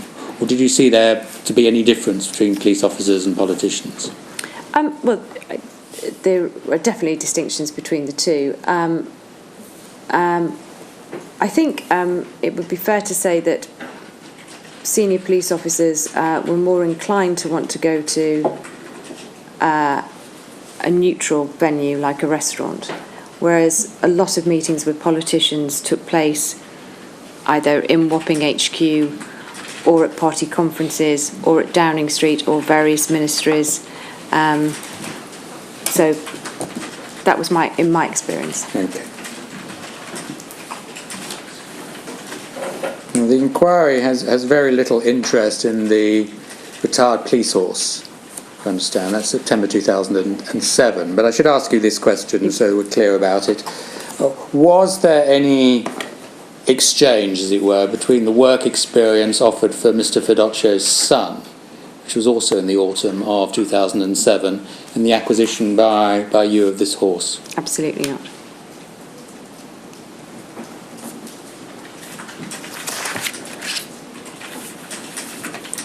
I'll move on to a different issue now. Are you moving away from police officers, Mr. Yes. J? There's a balance here as well, isn't there? On the one hand, the need to keep an eye on the stories that are coming out, but on the other, an appropriate professional distance. Do you think there's a risk there? Well, I think it's always up to individual conduct in these matters, and so I felt that the contact I had with police officers, particularly commissioners and senior police officers, in that kind of context was always appropriate. I never saw any of my dealings with the police, I never saw any inappropriate either conversations or take place. So my experience of it was relatively good, and particularly at the Police Bravery Awards, where we would come into, the Sun journalists and team would come into contact with police officers, not just from the Metropolitan Police, but from all over the country. And I always thought they were very useful for both sides, rather than inappropriate. But there is always a risk that is not the case.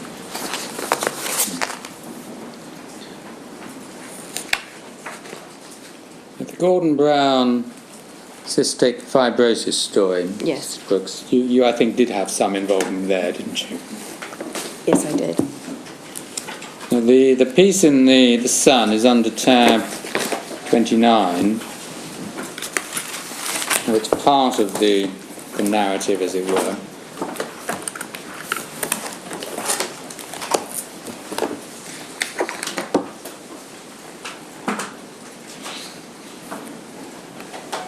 This is an article in 2006, I believe. The Sun today exposes the allegation that we hacked into Gordon Brown's family medical records as false and a smear. We discovered the ex-PM's 4-year-old son, Fraser, had cystic fibrosis months after his birth. We can reveal the source of our information was the shattered dad, whose own son also has the crippling disease, and who wanted to highlight the plight of sufferers. Is that true? Yes. I think, Mr. J, you said 2006. The article came out in 2006, but this was written in 2011? Yes, I think you're right there, Mrs. Brooks. The article is November 06. So this was... Did you have any involvement in this article, although you were, of course, no longer editor? No, I didn't. And I think I may have even left the company. So I don't have the exact date of this article in this... Published the 13th of July 2011, according to what's on the screen now. Well then, no, sorry, I was still there.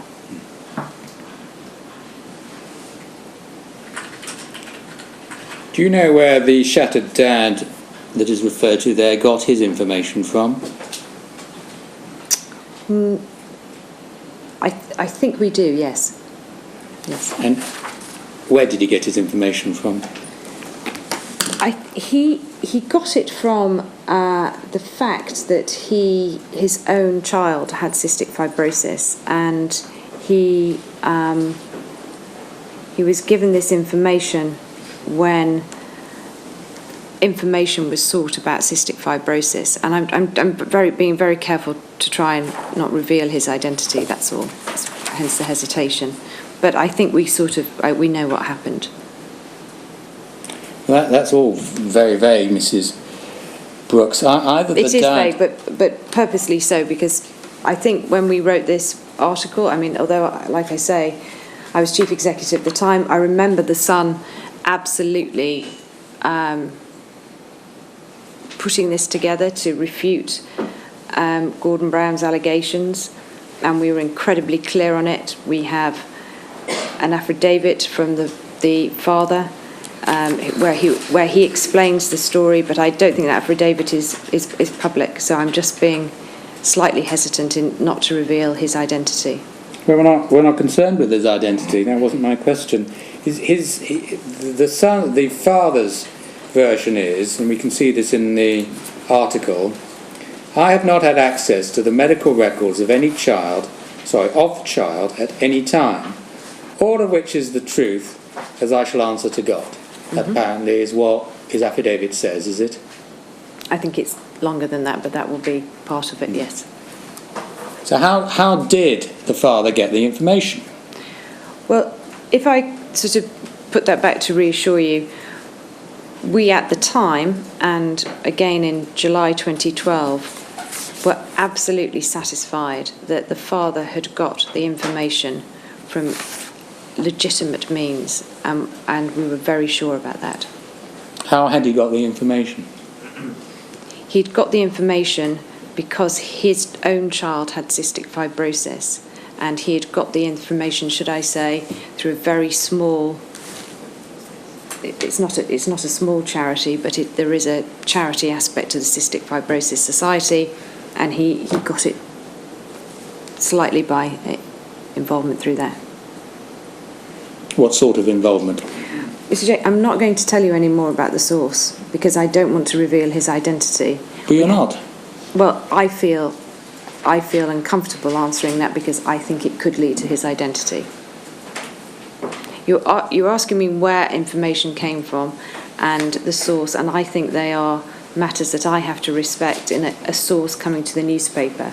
The main point of this issue is Mr. Brown accused the son of hacking into his son's medical records to get the story, and that wasn't true. It wasn't accurate. No, sorry, it wasn't. But actually that's quite important because it plays into something else that is concerning me, which I'm just going to dwell upon. And if I've taken a question from Mr. J, it's just too bad. Mr. Brown was concerned that information which he thought was private had entered the public domain. And he felt that the way that must have happened is that the son had got hold of his records in some way. That's what he was saying. Is that right? That's what he said in July 2011. Yes. Now, you knew that... Well, go back one step. First of all, if you don't know anything of how you got the story, it's not unreasonable, is it, to believe that if private details of your child's condition are being put into the public domain, they can only have come from medical records, because it's diagnosis, it's medical detail. So it's not an unreasonable view for him to form. He formed that view, or he came to that assumption in 2011. In 2006, in November 2006, way before The Sun published the story, we discussed the story directly with the Browns before publication. And the first time I'd heard that he had a concern of that nature was when he gave an interview to the BBC in 2011. All right. So it wasn't something that he felt at the time. Well, it may be, but until it went into the public domain, I'm not actually focusing so much on that point. I'll come to the point I want to make. You didn't explain to him, presumably because you wanted to protect your source, no, we got all this from somebody whose son also has the same condition, whose child has the same condition. You just didn't discuss the source, is that right? That is right at the time. Now, my question, would you look please at the first line of the Sun article? The Sun today exposes the allegation that we hacked into Gordon Brown's medical families as false and a smear. And my concern is whether it's fair to describe that as, it may be incorrect, but as false and a smear.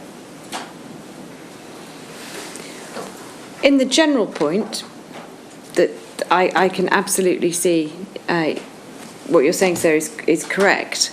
But this was not this was a particular journey that the Sun had been involved in since the beginning of the information coming into the Sun newsroom and what happened after that and subsequent to that. But if he never knew how you got it, all you can say, and you're entitled to say, he's just got it wrong. He came to the wrong assumption in 2011. And that's absolutely fair. So the issue is whether it's part of the culture of the press that actually attack is the best form of defence. So that people don't just get it wrong, it's false in capitals and a smear. Do you see the point I'm making? I do see the point you're making, but so the context of that article was written after Gordon Brown had, first of all, I think his first appearance in Parliament since he stepped down as Prime Minister was to come to the House and speak incredibly critically, and in some cases made wrong assumptions through his testimony to the House. And then the second thing he did, he then went on, I think the BBC, I can't remember, to do an interview with another wrong assumption that the Sun had got the story from Fraser Brown's medical records. And I think combining the two, if you like, attacks from Mr. Brown that had never ever been raised by him in any shape or form with any of us at News International or Mr. Murdoch. He never once mentioned press ethics or practices in our entire relationship, that the Sun felt that it was a smear, that he was doing it 5 years later for a particular reason. And I think that's why they wrote the story that they did. Now, I was chief executive at the time. I didn't write the story, but I'm defending their right to write the story like that. Well, I'm all right.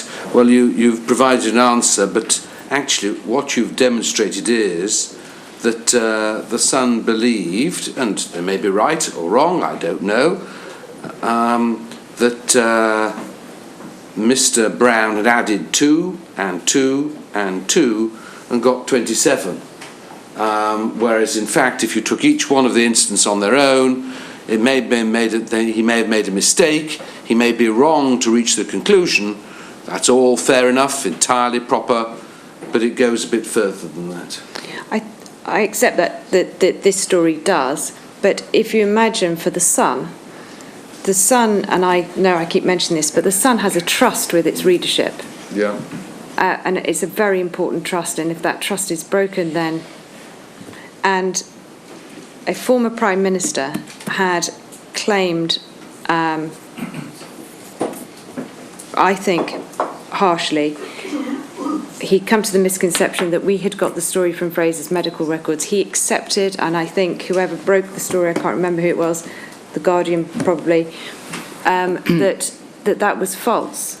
And there was a correction subsequently published in The Guardian, and I think the Sun felt on that they had to stand up, because it is a terrible accusation for a former Prime Minister to make of a newspaper without being in possession of the facts, that we have hacked into his medical records, and I think that's why you are seeing the strong tone of the rebuttal in the paper. Well, I've asked the question. Thank you. Well, you're suffusing the Sun with virtue, Mrs. Brooks. Let's see how far I can get with this. Where did the father's information come from? I'm not going to say, Mr. J.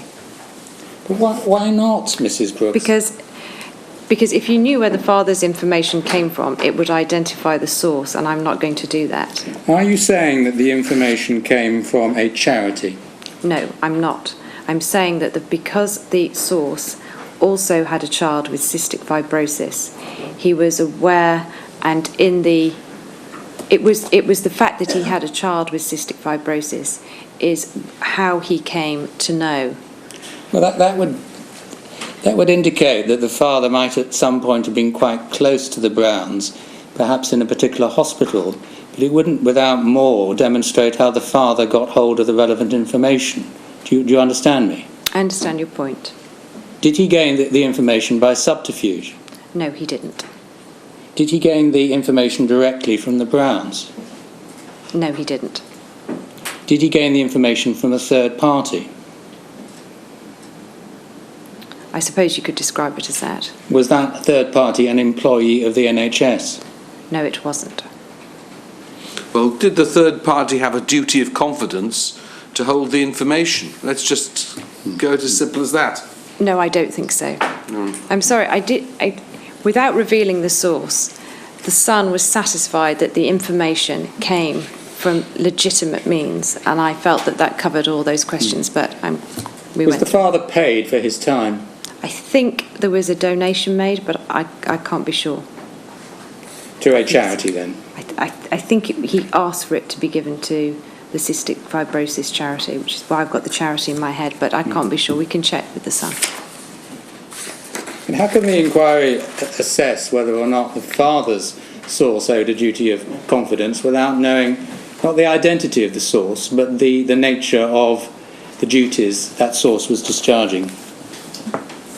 Surely you can assist us to that extent. I can assist you to the extent, as I think Mr. Lewis did when he came here and you asked him a similar question about the source for the MP's expenses. I can assist you to the point that it was a legitimate source. And in any case, the way we conducted ourselves after receipt of the information towards the sensitivity of that information and how we handled that with Number 10 and with the Browns was also exemplary. Well, was it exemplary, Mrs. Brooks? Did you have the express agreement of the Browns freely given to publish this story about their son? Absolutely. And so they were entirely relaxed about it. This was personal information in relation to a 4-year-old boy. They were entirely satisfied that this could be placed on the front page of The Sun in November 2006. Is that your position?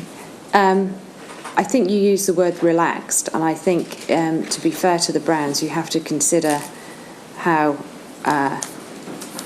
traumatic, clearly, for any parent this was. What was, Mrs. Brooks? The diagnosis.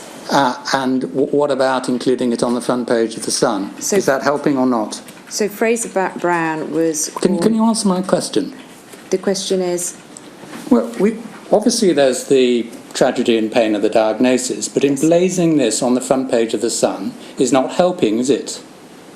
Well, should I put it back to you that if the Browns had asked me not to run it, I wouldn't have done. And there are many examples where very tragic situations in people's lives where people have asked me not to run the story when I haven't, and I wouldn't have done. And not only they gave me permission to run it, it is the only way we would have put that in the public domain. Because the Brown statement was, indeed Mr. Brown's statement, I can't think of any way that the medical condition of a child can be put into the public arena legitimately unless the doctor makes a statement or the family makes a statement. Yes. Do you agree with that? I agree with that, yes. What was the nature then of was the conversation you had with Mrs. Brown or Mr. Brown regarding consent for this story? I think in the period of time of receiving the information and publishing in the information, which by the way went to all newspapers. All newspapers published it on around the same day. I spoke to the Browns. I will have spoken probably to people around them, but I definitely had more of a communication with Sarah Brown as she was my friend, and I probably discussed it with her more. The sequence of events where Fraser Brown was born in July, I think the information came to the Sun in the late October. I think the Browns' position at the time was very much that they had the tests confirmed, and as Prime Minister and his wife, they felt that there were many people in the UK whose children suffered with cystic fibrosis. They were absolutely committed to making this public, and they were also one of the most overwhelming memories of that time for me was the Browns' insistence that when the story was published, that we absolutely highlighted the positives in association with the Cystic Fibrosis Association. That story was published in November when the child was 4 months old. I said 4 years old. That's incorrect. And before, I think the diagnosis was confirmed. Is that true? No, I think, and this is again from my conversations back in 2006 with the Browns and people who advised them, I'm pretty sure we ran the story in the November and the tests were confirmed sometime in the October. When you spoke to Mrs. Brown, that's your evidence, Mrs. Brooks, was it on the basis that, look, we've got this story, we're going to run with it, let's see how we can run with it in a way which is least harmful to you, or something like that? Absolutely not. And I think that, as you've seen in my witness statement, I was quite friendly with Sarah Brown at the time, very friendly. She'd been through a hell of a lot already. I think my first thing I would have said to both of them would have been a much more considerate and caring response to hearing the news myself. I was very sad for them. I didn't know much about it, and I wanted to find out what had gone on. You have to remember that this is 2006, and it is only 5 years later that Mr. Brown had ever said anything that he was in any way concerned about my behaviour, the behaviour of the son, how we handled it. Indeed, after 2006, I continued to see them both regularly. They held a 40th birthday celebration party for me. They attended my wedding. I have many letters and kind notes. Sarah and I were good friends. And so I felt, hence, the story in The Sun in 2012 was quite tough, was that Mr. Brown's recollections of that time weren't the same as my own. Actually, I've been reading it in the print version that's our tab 29, but if one looks at it on the screen, which everybody can do, if you've got a screen near you, there's an interesting comparison, isn't there? On the left-hand side, it talks about the falsity of the allegation and the fact it's a smear. But on the right-hand side, there is a statement, and that statement simply tells the facts. In other words, saying, they got it wrong. So you're actually there putting the side of the story that is purely defensive. We're very sorry, you, Mr. Brown, have got it wrong. So you didn't need the sub-edited line in the first paragraph in bold on the left-hand column, did you? Anyway. I mean, it's difficult. I haven't got the print version. I've only got the online, but I can't. You haven't got the. I've got the online version here. Yes. Have you not got on the screen the version that has the Sun statement? Yeah, I see it now. Sorry, yes.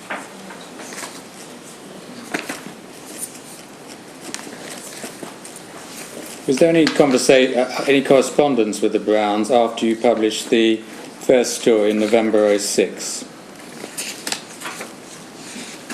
I saw them regularly after that, and indeed discussed the situation with them on many occasions.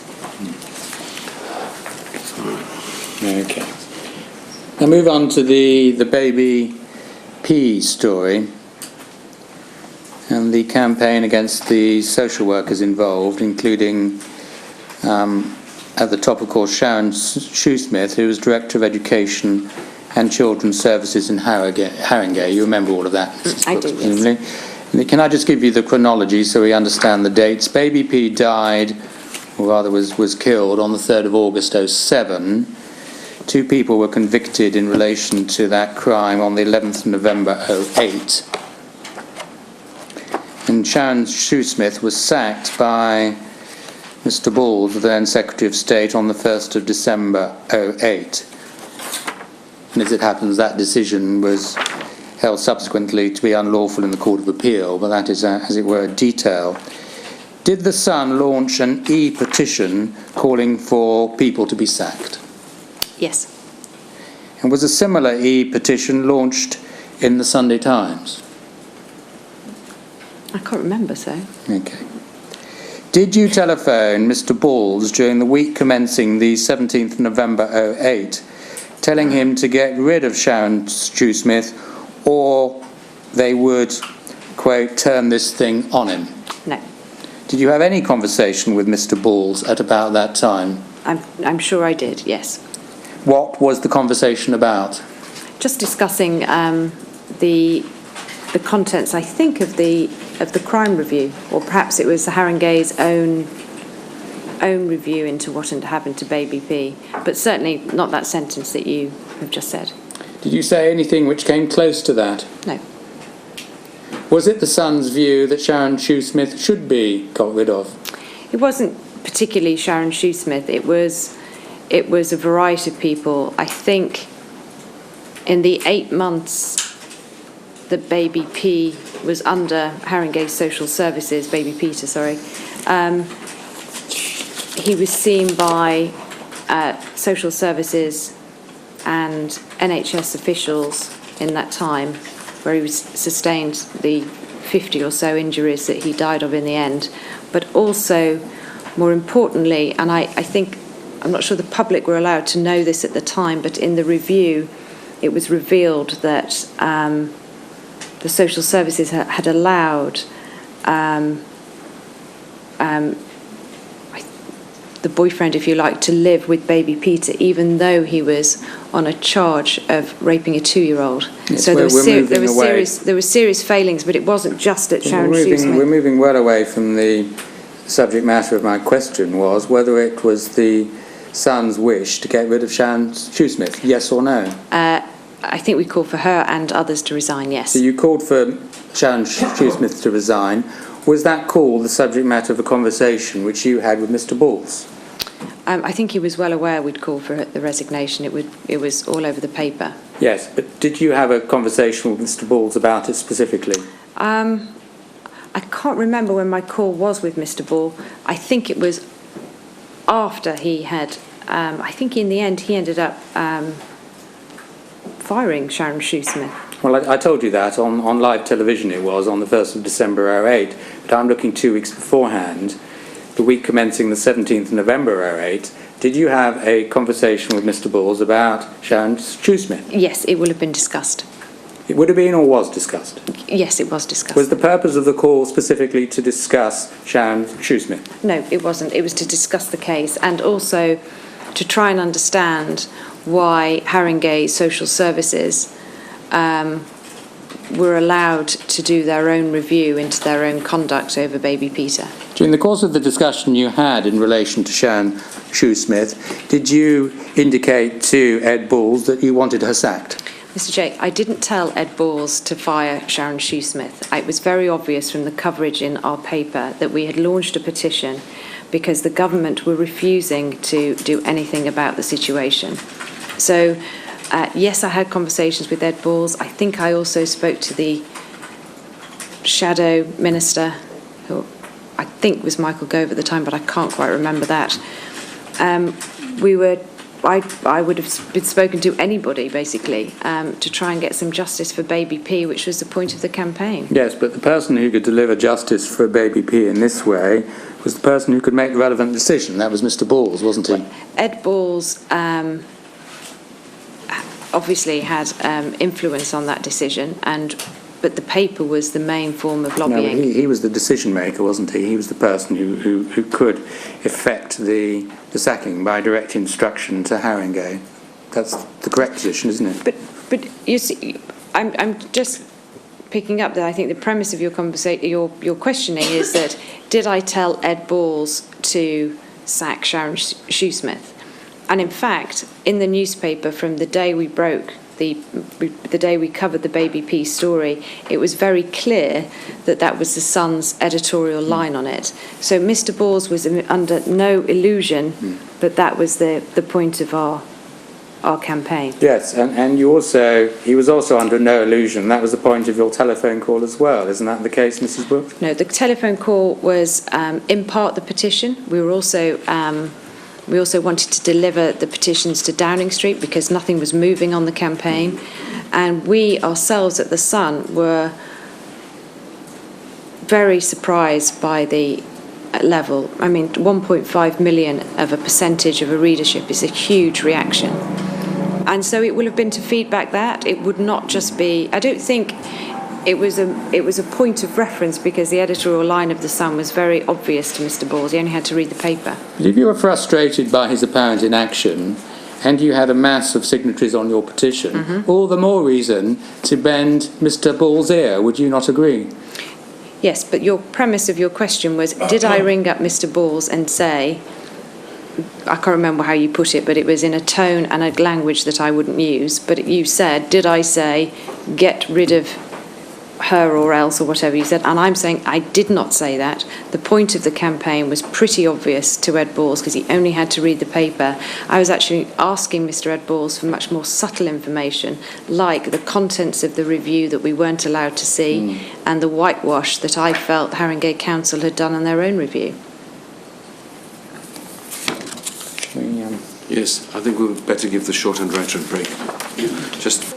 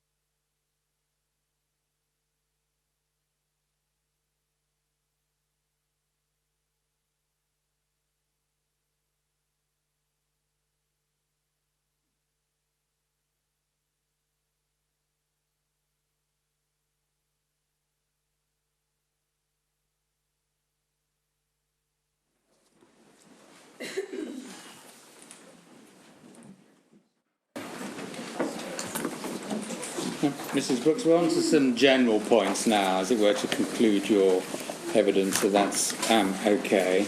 Paragraph 6, please, of your second statement.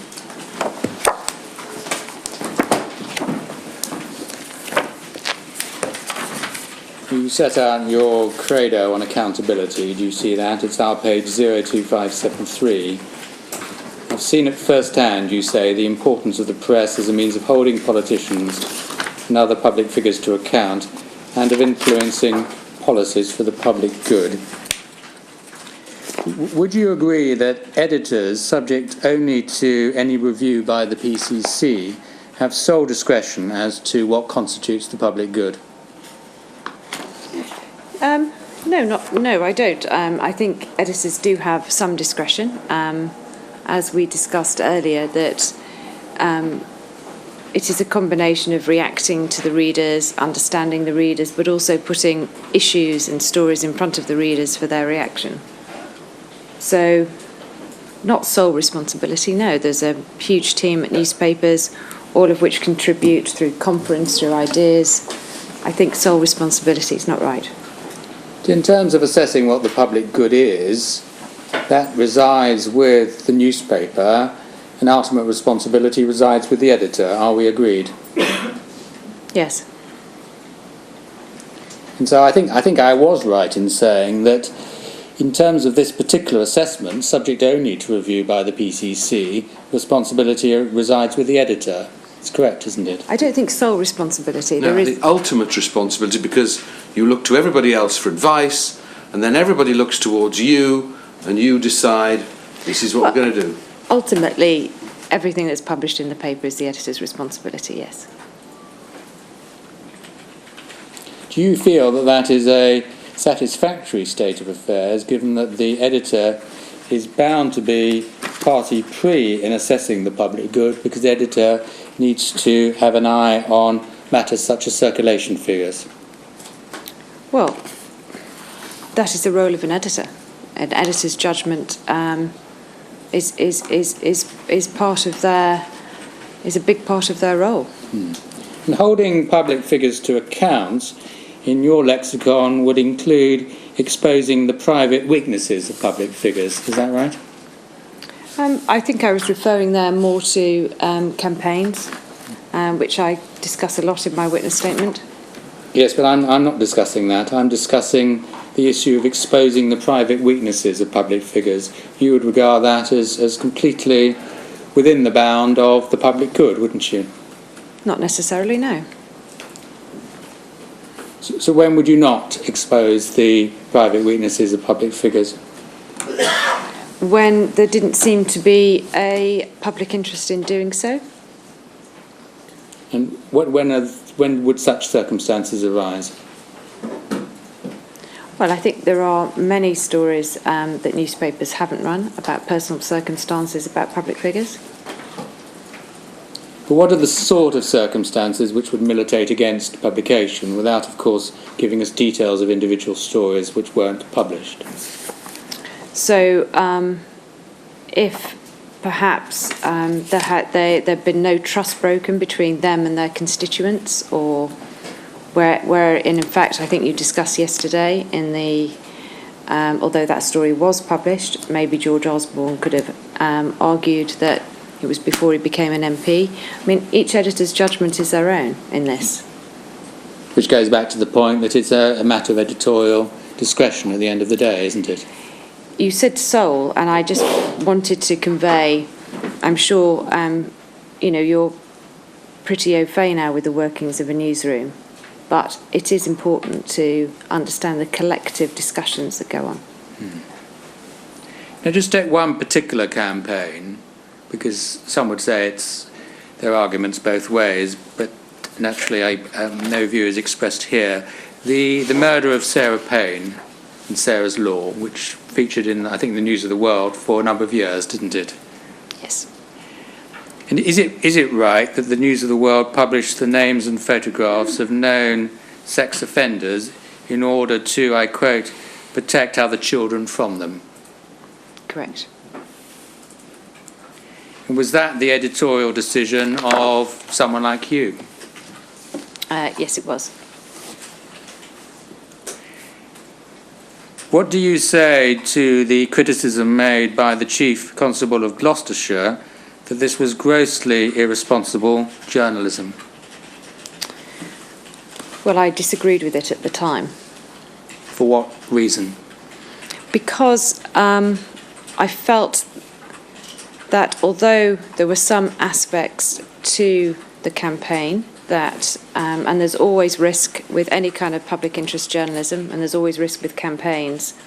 Although there were some issues with the campaign, I think the mechanic, in a way to try and explain to the public what the point of the campaign was effective.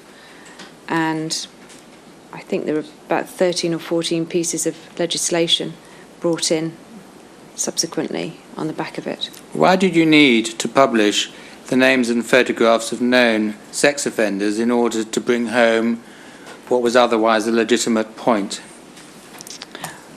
Because it was the point about information. When Sarah Payne went missing, I was surprised that the police team around the inquiry were pretty sure who they thought the perpetrator might be, because he was a convicted paedophile living in the community who had just been released, having abducted another 8-year-old girl in almost identical circumstances. And it was news to me that convicted paedophiles of that serious nature were allowed to live unchecked in the community, and parents didn't have any information on that. And when I checked back in America, after the murder of Meghan Kanker in 1994, President Clinton had brought in a Meghan's Law, which had been working very well. And so that's why I thought the mechanic was right. One can understand the argument to this extent. Let's agree that the criminal law might need to be strengthened. Mm-hmm. But why is it necessary, as part of that legitimate campaign, to publish the names and photographs of known sex offenders? Because in 2000, when we did it, and I think it was over a period of just 2 weeks, it was a way of highlighting the central issue of the campaign, to try and explain to the readers the huge gap between what they thought was the situation and what was the situation. Why couldn't you just explain it to your readers in clear and simple language? Why sensationalise it and create the obvious risk of reprisals? Well, actually, before we did it, having looked at Meghan's Law, there is very limited vigilantism. I wasn't predicting those reprisals, and I felt it was the best way to highlight the central point of the campaign. Were there any reprisals? There were 2 that are written about. Does that include the paediatrician? It does say yes.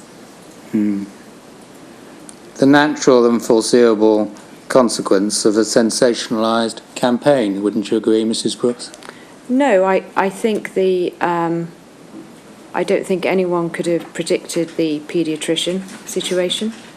And secondly, I think on Paulsgrove Estate, I think the residents were quite shocked to discover that Victor Burnett had been living there unchecked when his last words from prison were, "I'm going to offend again." So, although, again, I didn't predict the outcome.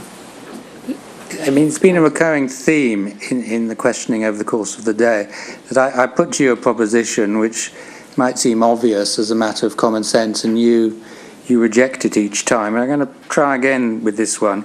Isn't it not evidently inflammatory to publish in the News of the World the names and photographs of known sex offenders with the foreseeable consequence that there might be physical violence? Well, if you published it on the basis that you knew that would happen, yes, but it was not the intention.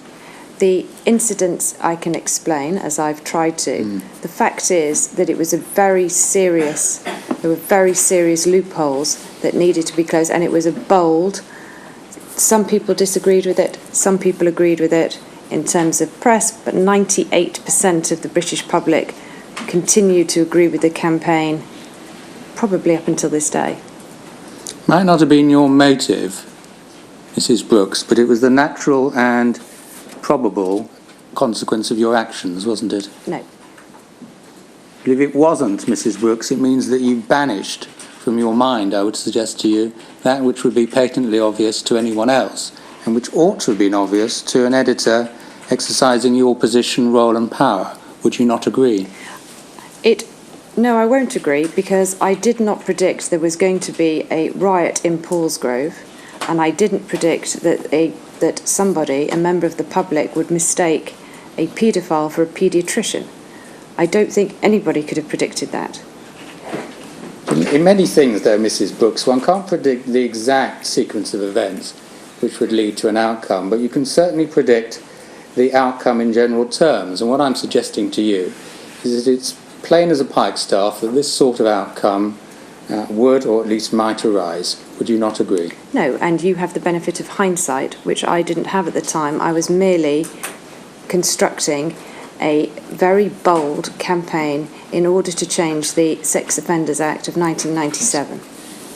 Not just bold, Mrs. Brooks, but sensationalised, designed to inflame and designed to improve the standing of you and the standing of the News of the World with those crude objectives in mind. Is that not true?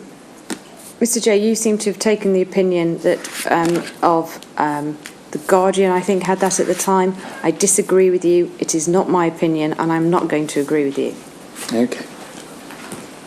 Let me make it clear that I have absolutely no concern about the policy objectives of a campaign that News of the World or anybody else wishes to run. That's what freedom in our society means. I have no problem about that at all. The only question I might ask, following up on Mr. Jay's question, is if you had appreciated that the public might react in the way in which it did in the two incidents, do you think you would have rethought whether that aspect of the campaign should be run? I do have some regrets about the campaign, particularly the list of convicted paedophiles that we put into the paper, because I felt that we'd made some mistakes by just going on an appearance on the Sex Offenders Act, which wasn't necessarily the right criteria. However, I still thought that the mechanic that we used was the right thing to do. Right. Paragraphs 99 and 100 of your statement, second statement, please, Mrs. Brooks, 02589. When you refer to a wider point, do you remember that? What paragraph, sorry, Mr. It's Chair? paragraph 99. Yes. You moved off the Andy Coulson issue, and you have scotched the myth there, if you follow me, and then you're moving on to your wider point. Yes. And you say in the second line, it is one thing to be a passionate advocate of a free press, but if you seek to defend an inaccurate free press, you lose the moral high ground. Mm-hmm. Now, are you intending to say there that there are some aspects of our free press which might give rise to criticism because our free press can be inaccurate? I think that, and you've discussed this in the first module of the inquiry, that when a newspaper gets it wrong, one of the biggest complaints I used to get, not necessarily about my own newspaper but about the press in general, was the prominence of apologies when an inaccuracy had taken place, and that's what I'm referring to. The page 37, one paragraph type thing. So in some respects, and this is perhaps an ironical aspect of your evidence, that the course of the day I've put to you stories which are said to be reliably sourced, whether they are in the Times or Vanity Fair or elsewhere, and very often you've said it's untrue. But that, in a funny sort of way, is the sort of debate we've been having this inquiry, that so often, if your evidence is right, that is, so often sources don't stand up based on myth or half-truth or a garbled version of the truth. Do you see the irony there? Yes, I do. What do you think the reason for it all is? Well, Mr. J, today you've put to me quite a few, should we say, gossipy items, for want of a better word. Same sort of stuff one reads or did read in the News of the World And the Sun. continues to read in the Sun, Mrs. Brooks, Yes, isn't that but true? we're not in a tabloid newsroom now, are we? No, we're in an not, no. Inquiry. So you put quite a few gossipy things. My personal alchemy. Did Rupert Murdoch and I swim? Where did I get the horse from? Did Mr. Murdoch buy me a suit? The list is endless, and Yes. I've had to refute a lot of those allegations because allegations is overstating the cases. They're wrong. But I do feel that that is merely a systematic issue that, I think a lot of it's gender-based. I think that my relationship with Mr. Murdoch, if I was a grumpy old man of Fleet Street, no one would write the first thing about it. But perhaps otherwise, I get a lot of this criticism and gossip. But I wasn't complaining, and I wasn't making it with the height of hypocrisy for that last paragraph to mean that. All I was saying is that in my experience as a journalist, it is one of the biggest complaints I get where people say that the apology never matches the inaccuracy. Well, the systematic issue you referred to may not relate to you, although I understand naturally you would have particular concerns in relation to yourself. The systematic issue as regards inaccuracy may be a function of the commercial pressures the press is under, its reliance on sources which do not always stand up, its tendency to rely on stories which ring true but which don't happen to be true, and finally, the story itself being more important than the truth. So, in microcosm today, we have seen demonstrated the sort of phenomenon which has occupied the life of the press for decades in this country. Is that fair or not? I don't think it's fair, and I don't think any journalist in the room would agree with that, the final summing up of that statement, where you say the story is more important than the truth.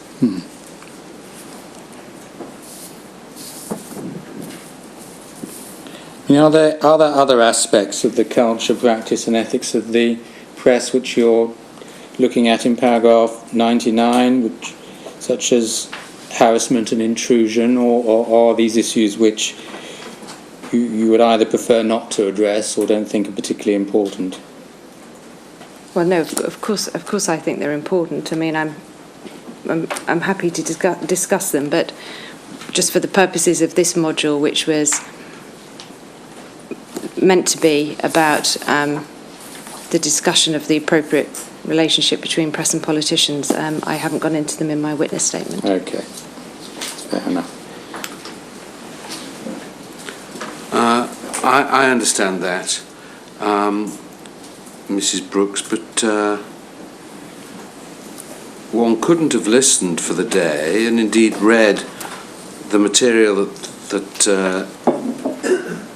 has been published and written about you that forms this Lever Arch file without wondering a little bit about the extent to which the press have intruded rather beyond your public position into your private life.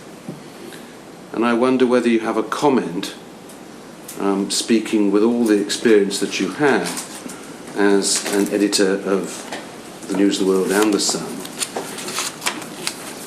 as to the extent to which the press does now get further and further into issues of privacy?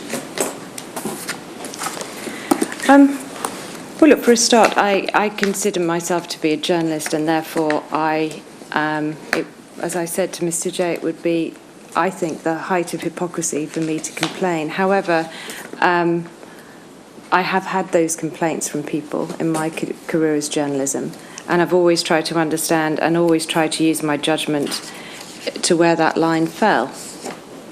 As to my own situation, well, you know, it's been a difficult year, and but a lot of the questions that I've had from Mr. Jay, I felt concentrated on quite a trivial side. I was happy to discuss them, but it was all, you know, I'm not sure it helps this inquiry whether Mr. Murdoch bought me a suit or not, or I went swimming with him. Well, what might help is the nature of the relationship and the influence that it generates, and they're all bits and pieces. But I wasn't asking you to complain because you said in terms that it would be hypocritical of you to do so in the light of your past experience, but because I'm trying to find the way through the various modules, including the political one, I wanted to give you the opportunity of saying anything you wanted to say on the subject. Well, I think on the politicians, I do think much has been made of cosy relationships and informal contact, and I believe that if journalists meet politicians, it's going to be incredibly hard for the journalists to be transparent about that, or be forced to be transparent, because often they are exactly the ways in we get information. So if you see an MP for a drink and then have to print your schedules the next day, that's quite difficult. On the other hand, I understand from this government that they have improved their transparency from their part. And so I suppose it was to urge you that actually there really shouldn't be, if everyone's individual contact is correct. I've never compromised my position as a journalist by having a friendly relationship with a politician. And I've never known a politician compromise their position, particularly with their friendship with me or with another executive.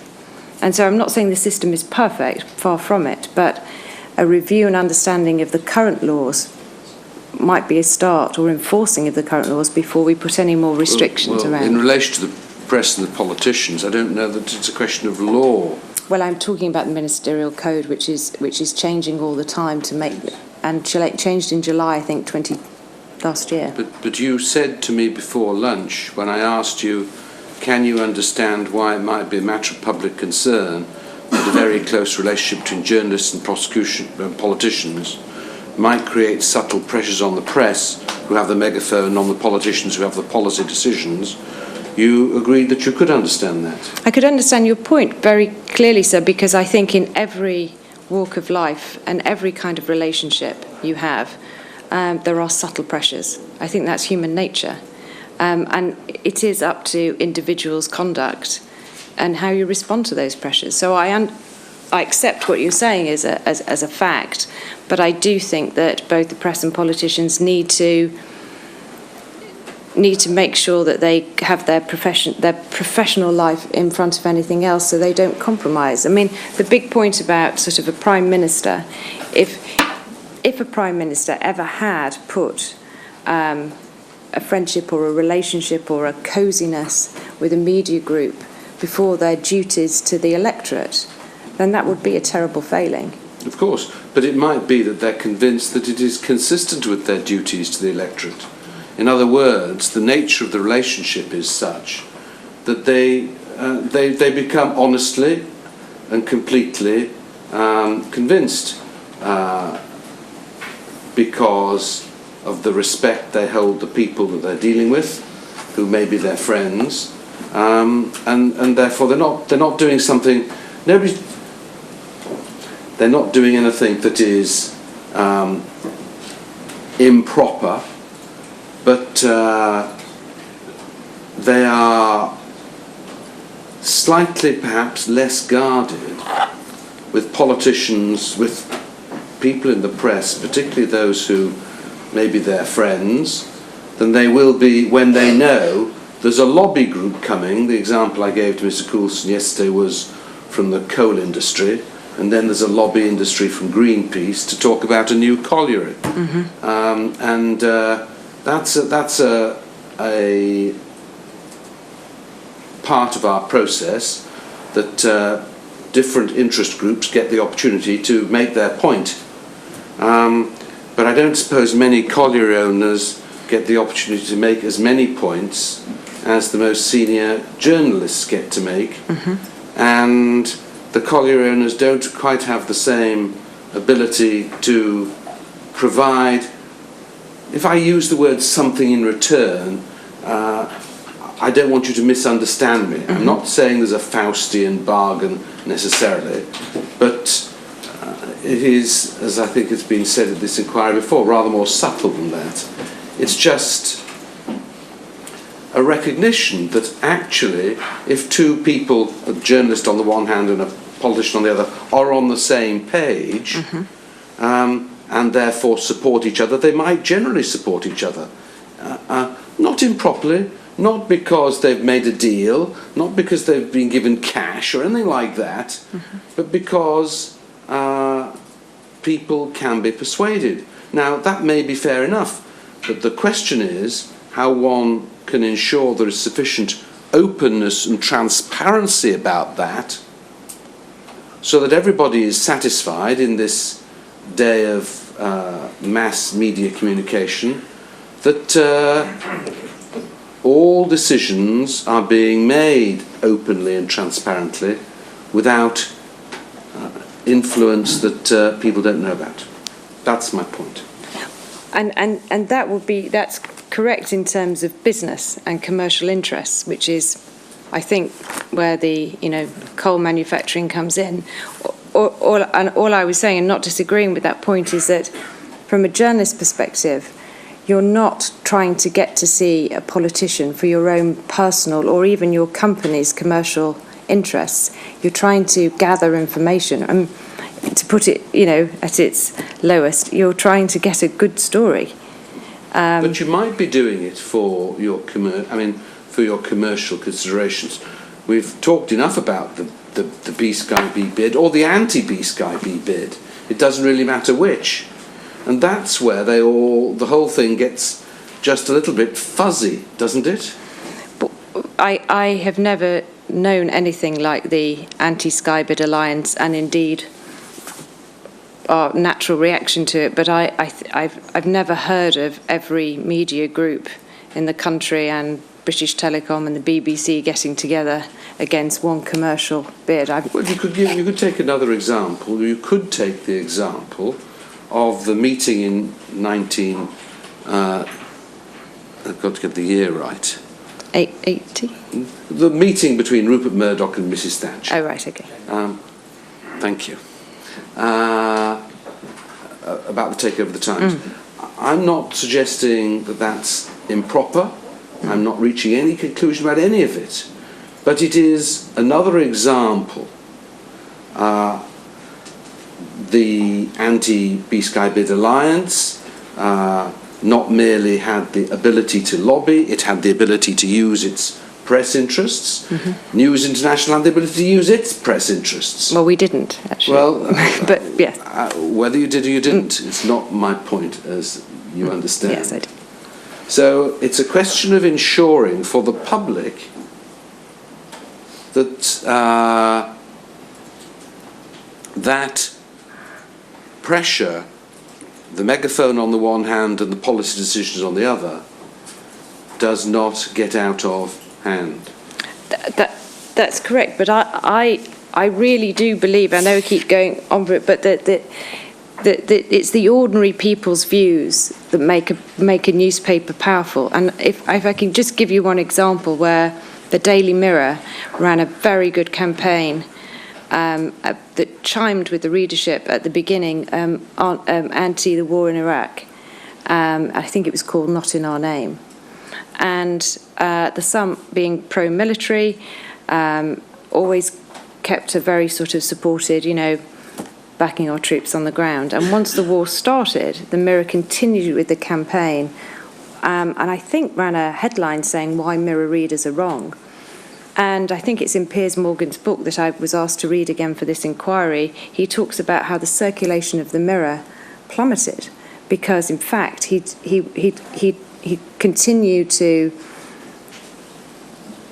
drive an editorial line in the paper, which was against the readership, and they reacted pretty swiftly. Now, I accept that's an extreme example, and you were asking me about subtleties in these kind of pressures.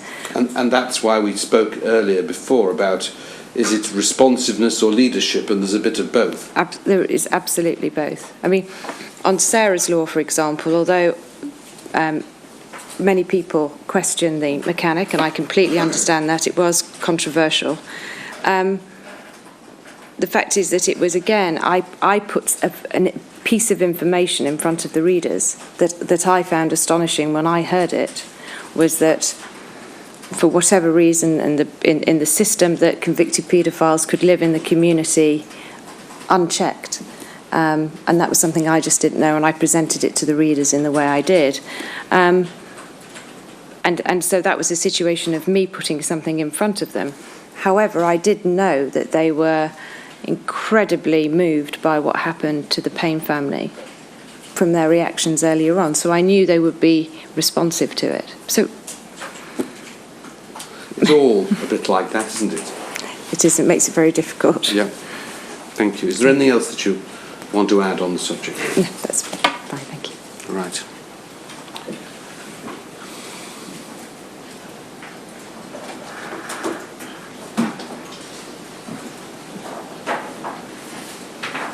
All right. Thank you. Thank you.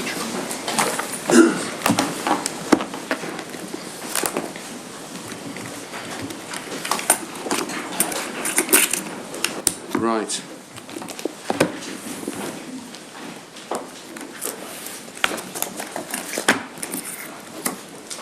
There's something else we have to deal with, but I'll let Mrs. Brooks and anybody who wants to leave.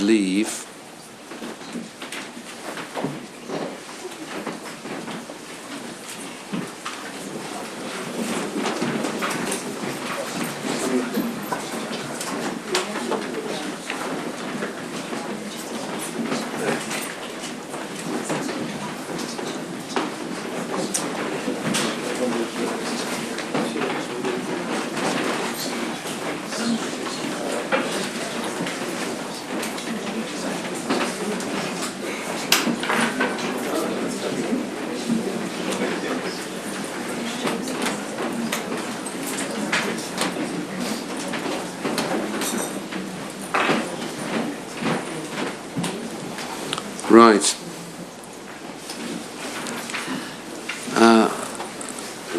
Well, we've got a little time to continue the issues that were raised by Mr. Sherborne.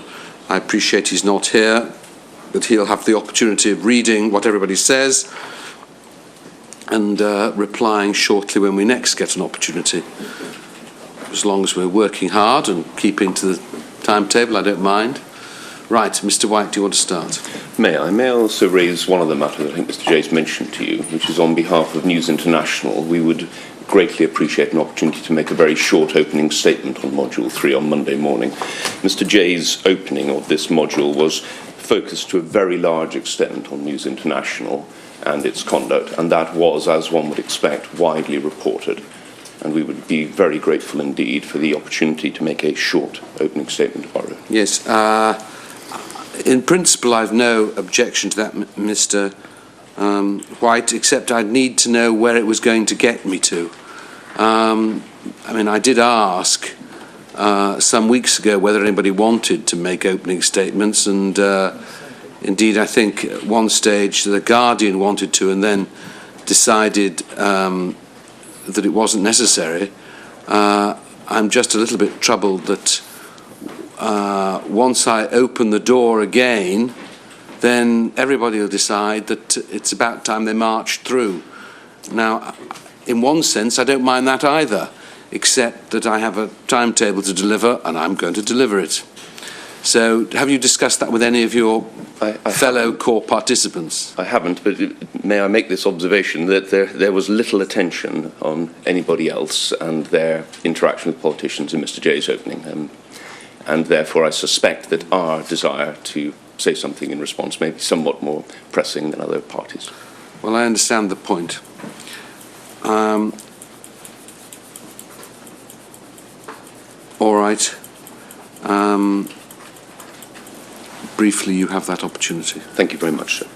May I then turn to Mr. Sherborne's application on Wednesday afternoon. Transcript pages 74 to 5. Mr. Sherborne sought a direction. It was an application of which there had been no advance warning. Yes, I know. That's one of the reasons why I was very happy to give everybody the chance to think about it. I'm the only one that should get things thrown at them without knowledge. You should at least have some forewarning. It's one of the perils of judicial life. Yes? It's a very minor grumble. The application was for, as I understand it, a direction that the newspaper core participants should answer 2 questions in relation to the Operation Motorman data, if I can use that compendious term. The first question was what happened to the journalists who used Mr. Whittemore's services in terms of whether they were disciplined or any other action. The second was what steps have been taken to identify whether any information from that data is still being retained or used. And the closing words Mr. Sherborne used were, if it is still being used, this must stop. May I say, first of all, we were surprised that that application was made in more than 5 months after News International filed its very detailed evidence in relation to the Operation Motorman data. That was in the second witness statement of Pierre Sama, the editorial legal director of the Times, which was read into the record of the inquiry without objection or response from Mr. Sherborne's clients, I think 5 months and 2 days ago. The first question, what happened to the journalists, seems to us to break down logically into 2 questions, in fact. Firstly, what happened to them back in 2006 when the report What Price Privacy Now was published? And secondly, what might have happened to them at any later stage?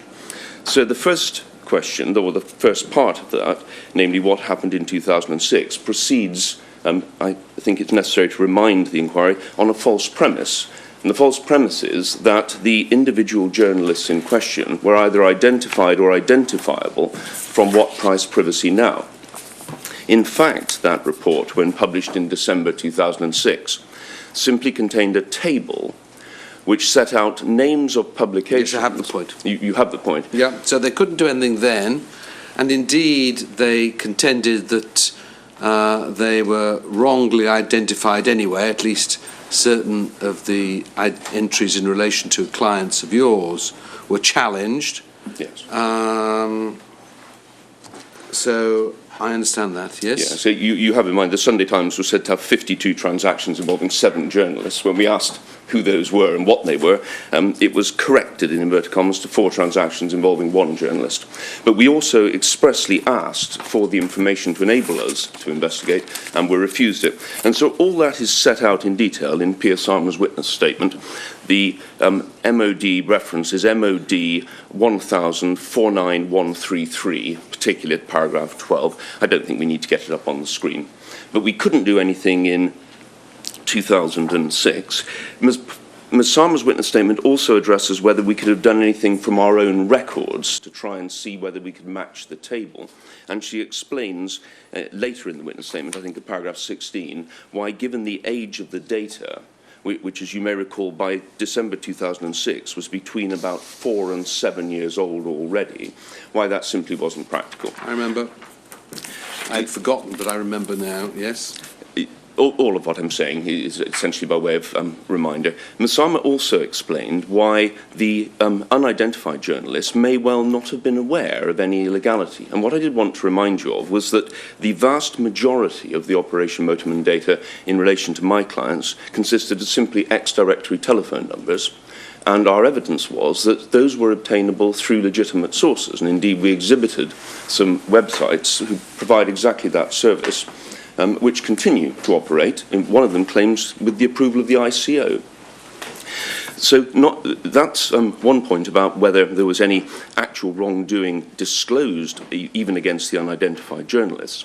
But Masama went further and explained that without knowing the particular transactions, it was impossible to see whether there was a public interest offence, an apparent offence or prima facie offence under Section 55. And she did so not in the abstract, but by exhibiting at Exhibit PS6 certain stories which we linked to particular lines in the data, where we said there was a public interest. And it's a confidential exhibit, but it's in evidence. We didn't do the exercise for every line, but doing it for some was an indication of how difficult it is to oversimplify the problem and suggest that any journalist using the services should have been disciplined. Then one asks, should we have done something at a later date? I suppose the first question is when, but let us take the example of when all of the participants obtained through the inquiry the relevant data. Position at that stage, sir, is the transactions were by then at least 9 years old, and since some of them were probably much older, it would have been difficult at that stage to look into them, more difficult. More importantly, I think we had only one or perhaps two journalists named in the data still in employment at any of our titles. But we also took the view that to take disciplinary action against employees for transactions more than 9 years old had been completely indefensible in employment law terms, and they were far too stale to start disciplining people. And there's a further point that we wanted to emphasise, which is that both the former Information Commissioner, Mr. Thomas, and the present one, Mr. Graham, confirmed at your seminar on the 12th of October last year, and again in their evidence, that they didn't perceive any problem of the press purchasing illegally obtained information had persisted after 2006. So the problem those gentlemen both identified and the earlier one brought out in the report, they saw as historical. In those circumstances, we suggest that disciplinary action either in 2006 or in 2011 wasn't actually realistic against individual journalists, and exploring the issue of why it did or didn't happen won't assist your inquiry at all. As far as the second question is concerned, namely the retention and possible current processing of the data, the first point is similar to the one I've been putting forward, namely that in 2006 we couldn't do anything because we didn't know what the data was. By 2011, the data is very old. It's got to be at least 9 years old. It would be a huge effort, a disproportionate effort, to try and identify what in most cases is this low-grade personal information, ex-directory numbers, see if they're on the systems separately from their presence on the systems through other avenues. And again, we question how much you'll be assisted by exploring that issue, certainly now that we're well downstream from Module 1. But there's a final point I wanted to make, which is a harder-edged point. You've got a lot on your plate in this inquiry, as you say, from time to time, and I certainly recognise it myself. There are other officials under the Data Protection Act who have the duty of seeing whether our current processing is lawful, is fair, is appropriate. Any individual who's concerned can make a complaint under the Data Processing Act. The High Court has jurisdiction to rule. The ICO has jurisdiction to rule. Fortunately, you may think you don't. If our current processing, such as it is lawful under the Data Processing Act, the press can't be criticised for any retention and continuing processing. And I'd respectfully invite you to put aside this invitation to add yet more to your workload, largely because it won't take you anywhere, but also for the reasons I've given. Right. Yes, I understand. Thank you. Thank you very much. Right. I think at the Oval I'd be called the night watchman. I would never describe you in that way, Mr. Brown. Other ways, yes, but not that way. The first point I want to make, and I have 5, is that, as Mr. White says, the issue is now historic. The search warrant which seized the Whittemore documents was executed as long ago as the 8th of March 2003. Subsequently, as we heard from Mr. Gilmore, the 7 journalists were interviewed under caution. None of them were ever arrested. Within a matter of weeks, on the 6th of March 2004, the CPS had concluded that there was insufficient evidence to charge any of them. Mr. Gilmore explained in his oral evidence that that was because they couldn't establish guilty knowledge on the part of any one of the journalists. And you'll recall, too, from Exhibit RJT 49 to Mr. Thomas's first witness statement that when Mr. Whittemore and two others appeared in front of Judge Samuels at Blackfriars Crown Court, the judge made it clear that there was no halfway house in the matter, and the presumption of innocence applied in relation to each of the journalists, in respect of whom a decision had been taken that there was insufficient evidence to charge them. Secondly, I can take this quickly too, it's a point made by Mr. White. Such alleged misbehaviour as had taken place prior to 2006 appears to have ceased in the view of not merely the current Information Commissioner, but also his predecessor, Mr. Thomas. And indeed, you'll recall that in your ruling at the end of last year on access to the evidence submitted by Alexander Owens, you said at paragraph 3 that there was no basis for suggesting that the conduct that had given rise to Operation Motorman had been repeated. And doubtless you derived that from two passages in Mr. Thomas's first witness statement at paragraphs 44 and 46, where he said that what he was getting from his team was that press misconduct of the type that had led to the two ICO reports in the second half of 2006 had largely ceased thereafter, and that the allegations that had surfaced since July 2011 appeared to predate 2006. Mr. Thomas confirmed all of that when cross-examined by Mr. Kaplan at day 14, page 117. More recently, and we can hand up a copy of this if it is necessary, Mr. Graham, the current Information Commissioner, told the Commons Justice Committee in September last year that so far as the ICO's office was concerned, the activities of the press recently had not particularly come to their attention, and the concern that he had about Section 55 was really not very much to do with the press as opposed to those in the financial services sector.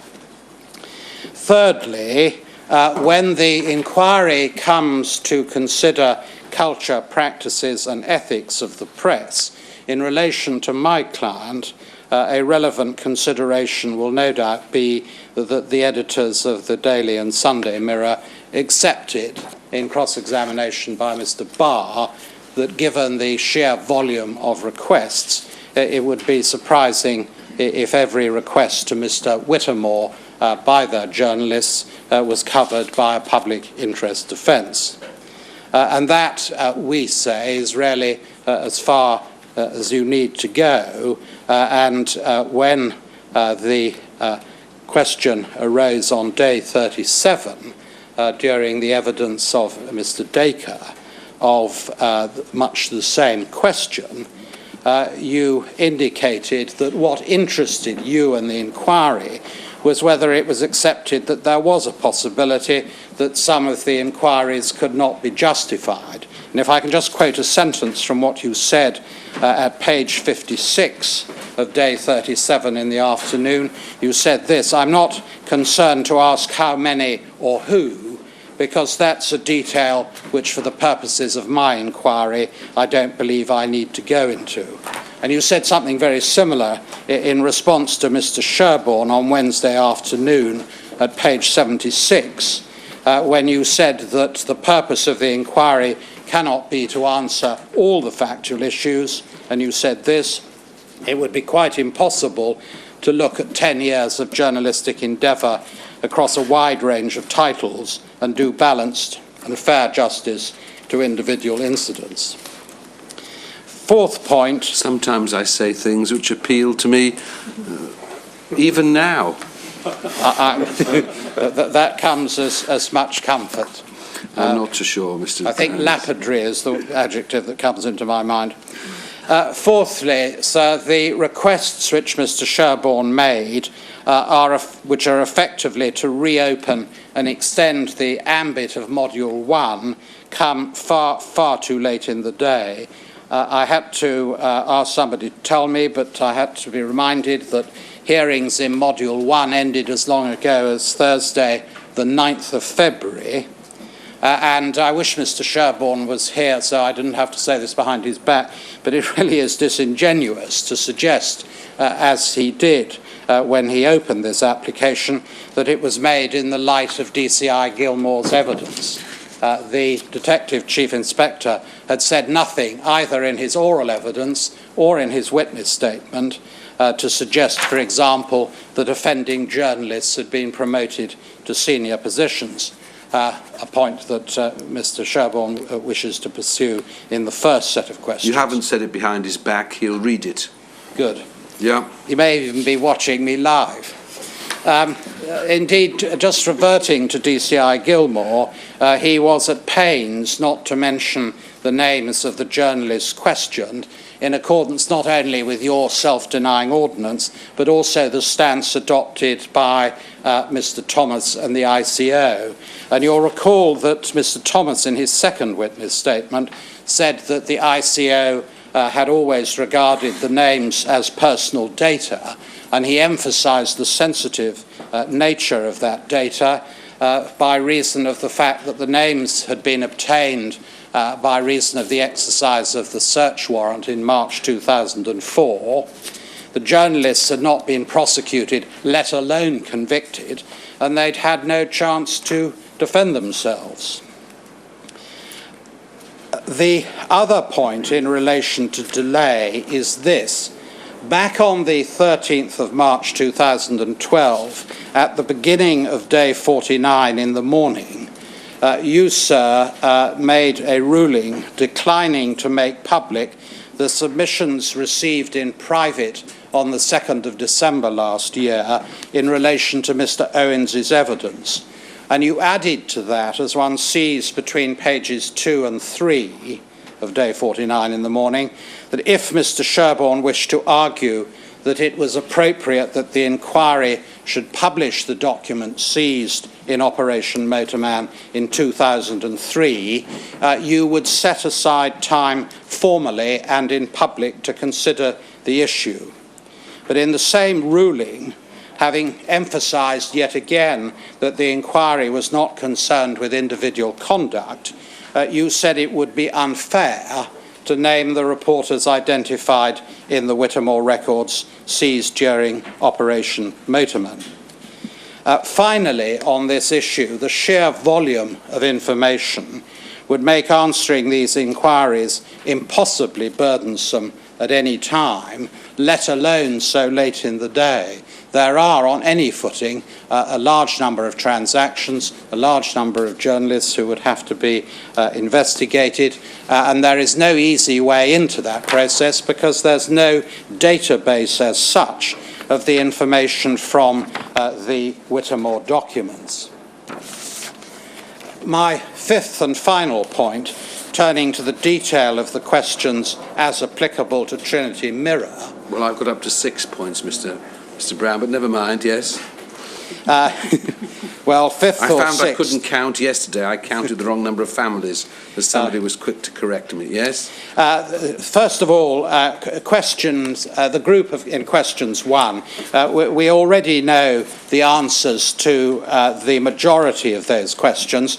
They were covered in the evidence of the editors and of Sly Bailey, our chief executive, on the 16th of January. No one at the Mirror was fired, no one was disciplined, and just to summarise very shortly, what Mrs. Bailey said was that in 2006, following the publication of the ICO report, What Price Privacy, Trinity Mirror had adopted what she described as a forward-looking approach, not declaring an amnesty and making very, very, very clear, she said, what was acceptable and what was completely and absolutely unacceptable.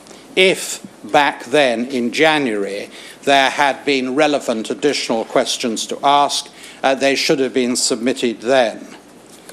in relation to the last of the 4 subsidiary questions in question 1, namely, are the journalists still working for the newspaper and even being promoted to senior positions, the inquiry's consistent approach, and rightly in our submission, has been not to identify individual journalists. In relation to question 2, the procedure of this inquiry is, we submit, not a Trojan horse to fish for disclosure which cannot be obtained by other means. I think that's a terrible mixed metaphor, but I hope my meaning is clear. You will doubtless be aware that the ICO has established, I believe since the commencement of this inquiry, a fast-track service whereby individuals can find out by means of a subject access request under the DPA if the Whittemore notebooks contain any information about them. That is a route that is open. And there was certainly nothing in Mr. Gilmore's evidence to suggest that information was still being retained, let alone used, 9 years after it had been seized. Indeed, very much the contrary in the light of what Mr. Thomas and Mr. Graham have said. My final point is this. Following the hearing on the 2nd of December last year, the data sticks with the Whittemore information on them were released to the core participants, including Mr. Sherborne and his client. They were released precisely so that, having analysed them, they could make submissions on the contents. It appears that that is an option that they have declined to take. They've chosen not to do so, and now, very, very late in the day, nearly 6 months later, they adopt this procedure, which will involve going back over Module 1 and involve a massive exercise, both for the participants, if they are ordered to undertake it, but also for the inquiry subsequently to analyse it. And in my submission, it is a simply hopeless application. Thank you. I adopt all of that. I don't know if I can usefully add anything, but I think it's all been said, if I may say so. Thank you very much. I'll let Mr. Sherborne read it all, and at some stage when we next have a break and I feel we need to do some more work, he'll get the chance to respond. Anybody else want to say anything else on this topic? Thank you very much. 10 o'clock on Monday morning. All rise.